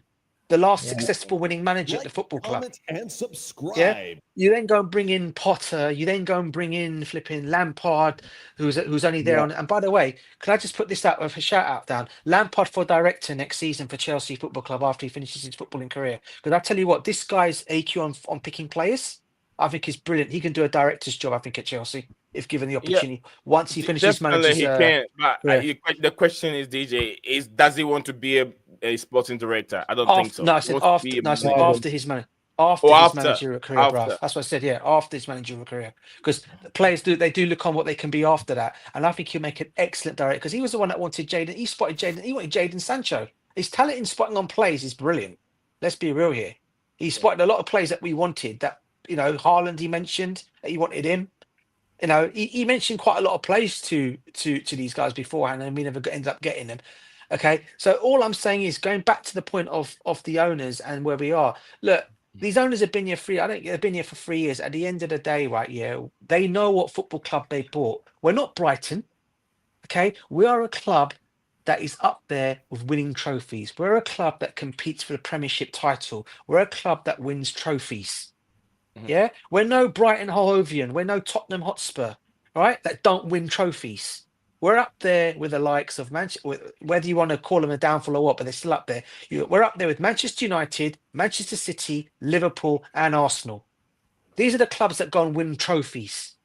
The fact that Aston Villa and Nottingham Forest and now possibly Newcastle are overtakers. Now Nottingham Forest are now taking over us in this race this season. That in itself is a disgrace. DJ, can we partly blame Abramovich and his team, Marina and all, who are doing the due diligence of finding a new owner that they didn't? But Roman Abramovich had no choice. No, bro, he did the thing of all. I think people forget Roman Abramovich put in place when he sold the football club or what he wanted, right? What owner he was selling it to. No, when he was selling the club, they were searching for the new owner. Yeah, and they appointed owners who have no background in because football. he had no choice, bro. He was being kicked out of the country. He had no choice but to go and choose whatever owner was coming along. And let's be real here. Todd Bowley came with an offer for Chelsea back in 2010, I do believe, or 2011, something like, and he was turned down by Roman Abramovich. He goes, "You don't know about football. I'm not going to sell you my football club to you." And now this guy's come and shown interest over the years for Chelsea Football Club. Know. Abramovich, before he became Chelsea owner, he was supporting the Russian Football Federation. He was actually also paying when they hired this guy, the Dutch manager. Gus Hiddink was managing Russia when they went to European Championship, I think in the semi-final or something. Yeah. His salary was being paid by Abramovich. Yeah. He already knew So football he IQ. was involved in football. He knew football. Yeah. And that's why, but because of I think people forget and I don't want to go back to politics again, yeah, because going back to the whole Russia-Ukraine thing, yeah, but everyone knows why he was taken out. He was more or less kicked out of this country for no reason and treated badly by the government here that got him out. Yeah, but And that's no one wants to accept that, yeah. And I political don't want to things. mention Yeah, this. let's stay out of that. Yeah, I want to stay up. I'm just saying, I'm just putting it down of why he was out, Yeah. why he was booted out. That's my point. He was just told to leave. And look how much he done here in that time when he was here. Yeah, now they want to do him over other things now. All of a sudden they're trying to dig up crap on him now. DJ, all of a sudden. DJ, Yeah? did you know that Abramovich had almost about 4 or 5 yachts where he was renting them out to people and he put the yacht names in other people's name and he was not paying tax to the British government. Do you know that? That's allegedly. I have all the information. That's allegedly, bro. That's allegedly. No, it's not allegedly. Bro. No, it's not allegedly. It's not. No, it's not allegedly. Hang on, I can forward all the information to you. Yeah. We all do not know the whole information. But yes. No, I know the whole information. It's been published by the BBC. I know the whole but what they published, How many things have they got wrong, bro? How many times have BBC got things wrong? Let me explain to me. DJ, let me explain to me. All the tech companies, the largest US tech companies, their European headquarters are in Ireland. Ireland has the least corporate tax rate, and they are selling services to all over Europe. Only in last 2 years, companies like Amazon have started invoicing for their sales, online sales, in individual VAT rates.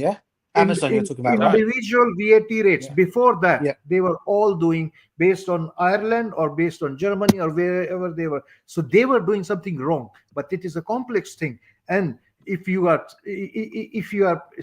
domiciled in Ireland, you pay tax in Ireland. But then you are also selling services to other European countries. These rules and taxation laws are complicating. Now you can say he was using his own yacht. And he was paying for that. But if the yacht ownership was in some company, this is all structures which bigger organizations have. It's not an orange juice shop or stall he was having. It's bloody yachts who are billions and billions worth of it. And he's not going to be renting 4 yachts at the same time. He can at a time be only on 1 yacht. So what they are saying is one thing. What is reality is we do not know. Yeah, that's what I'm trying to say, bro. It's down to the lawyers. It's down to and the tax specialists. So I can't go deeper into that. They said that some of the yachts, almost all the yachts was his, but he put other companies' names, ownership in terms of, let's say, this yacht belonged to me, Abramovich, but I put JC's name as he's the owner, and they were renting the yacht out without paying taxes. No. Let me correct it. It was not under other individuals. It was ownership of other companies which are based in Panama or somewhere. And mostly, if you look at shipping, most ships are having flags of Panama or these tax-free zones. Right. Let's be real here, Nee. Right? The BBC. You said, I know they're a well-known TV. I'm not giving a clean sheet to Abramovich. Right? Let me give out a disclaimer here because this is a stream on a social media. Yeah, that's why I don't want to go too much into it. I don't want to go too much into it. And we are not saying that we know better. Exactly. We are just saying is we are not competent enough to judge it. Yeah, and I'm just. And the other thing I'll also say, just to add, and I'll just add one more thing to it. This is the only person. This is the only people that have reported this. It's not come out of any other news. Because they're known without being too, what do you call it? They like to dig up rubbish on a lot of people. That's the BBC. I'm just gonna leave it at that. Yeah, they've done it to a lot of people. So let's just leave it at that, mate. That's all I'm gonna say. But I'm not saying what you're saying is not true, and I'm not saying Roman Abramovich is not whatever. Let's just keep it to the stage where I'll only want to believe if I see it and I read and I see it for myself, and it comes out from a load of other outlets, not just one outlet, because it's a major outlet. Everyone, they're right. No, I want to read it everywhere else. The law will take its course, and if he has done something wrong, Let's leave it there, bro. Let's leave it there. I don't want to go too much. Understood, DJ. Let's go to Ty and let's hear one more. The last word from Ty. Oh my word! I didn't even know that you added me to this thing because I was waiting for like 50 years. because I wasn't on the screen. Sometimes when you come in, I'm not letting you in. Most of the time, I'm off that screen because I got different tabs open. And I'm trying to see if I can get new information like transfer news to break out. So I go off of the screen a little bit, and when I come back and I see someone in there, I let the person in. So sometimes, please do understand. Okay, I got multiple screens here. And you know, Ty, you know already. I don't have to tell you. I got a lot of screens and I'm looking at almost everything. I keep turning around. You may think, what's this guy doing? I got lots of information I'm trying to gather for the stream. You know what's so funny about all of this? I always know how to make you have to explain yourself. You see the reverse psychology. Yeah, I'm very good at explaining myself, so it wouldn't be like okay, it's true. He doesn't let the man in. He's a bad guy over there. But anyway, Ty, go for it. Well, guys have said so much things.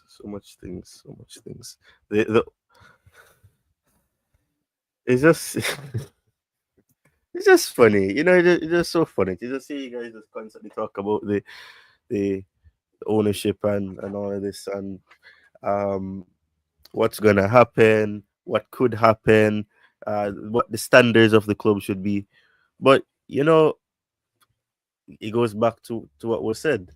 You know, the situation wasn't ideal, and that's why I think DJ probably mentioned this as well.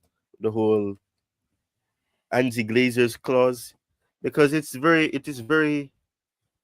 easy to float clubs now. It's very easy to just see them as a business entity, and I mean, making it a 10-year thing didn't really change anything, because they can be here in 2032 and they decide to just take money from the club. It means nothing, but it just means that for 10 years they would have had the opportunity to prove that their intentions are good. And so far, I'm not convinced that their intentions are good.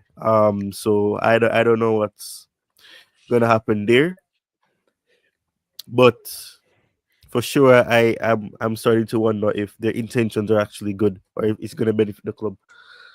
Okay. All right, that's tight for you. Another strong Chelsea fan. He has a very, very strong opinions on how he sees his football club. JC, thank you very much, brother. I know you're very grateful for the voice given to you, and always you also have a very, very strong opinion, which I value a lot on this platform. Same with DJ Saf, the big brother, also helping out the channel each and every time. I don't even have to call on him. Whenever he sees me there, he's always joining to help out. That's how we all grow. Brothers help brothers. Absolutely. And my brother Ty, also when he's free, he will join on and also have a say. He will make me feel uncomfortable in my seat sometimes. But yeah, it's all good. That's he make sure he put me on the rightful seat, the right seat that I belong to, Ty, all the time. Anyway, and also I want to say everyone out there who joined us today from the comment section, our new subscribers, I'll say keep doing what you're doing, and thank you for supporting your brother out here. I want to say peace, shalom, Lil Desperandos, guys. Hang on to hope, everyone. Hang on to hope. JC, last time I told you, we say Lil Desperandos. The response is hang on to hope. Ty, hang on to hope, okay? Chelsea will sign someone for you. Yes. Konnichiwa. All right. So, guys, enjoy the rest of the evening. I know Ty and I have the same time, so it's same time. So it's evening time for him. Our UK brothers, I'm not sure of JC. I know my UK brothers very evening. It's like I'm on the eastern part of Europe, so it's almost like 11 o'clock or something like that. Probably the same with DJ. DJ's probably 11. It's 9:37 evening time here, bro. Nice. So JC's ahead of all of us. JC, enjoy the rest of the evening. Good night. I tell my kid. Peace out, everyone. Smash the like and subscribe, everyone. Peace. Bye, guys. We'll see you by same time tomorrow. Hopefully. Same time tomorrow. We get some good news. We'll be back again. Bye-bye. Take a DM, DJ. Take a DM, DJ. Okay, bruv. We'll do. Bye.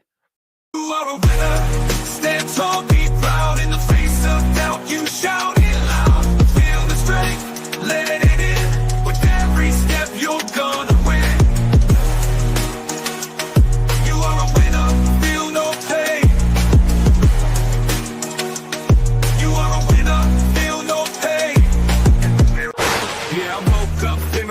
champion. Every move I make, I got the stamina. Eyes on the prize, never lose sight. Grinding every day, pushing through the night. Got the fire in my soul, never back down. In the ring of life, I'm the one with the crown. Sweat and tears, yeah, I paid the cost. Every battle fought, I'm never lost. Hit the ball, feel the winner. Stand tall, be proud. In the face of doubt, you shout it loud. Feel the strength, let it in. With every step, you're gonna win. Every challenge met, every goal in sight. In the gym, on the grind, it's a warrior's fight. From the bottom to the top, yeah, I've been there. With the heart of a lion, I face the dare. No fear, no limits, just pure drive. In the race of life, I'm alive. With every push, with every strain, I'm a winner, feel the gain. Hit the floor, feel the power. In this moment, it's our hour.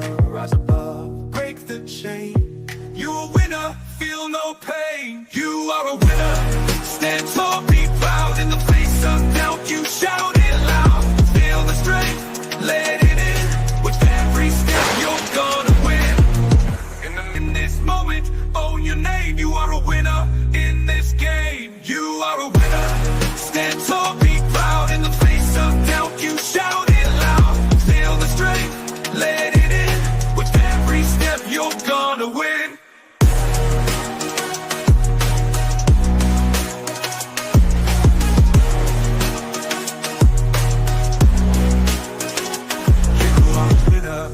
Stand tall, in the gym, on the grind, it's a warrior's fight. From the bottom to the top, yeah, I've been there. With the heart of a lion, I face the dare. No fear, no limits, just pure drive.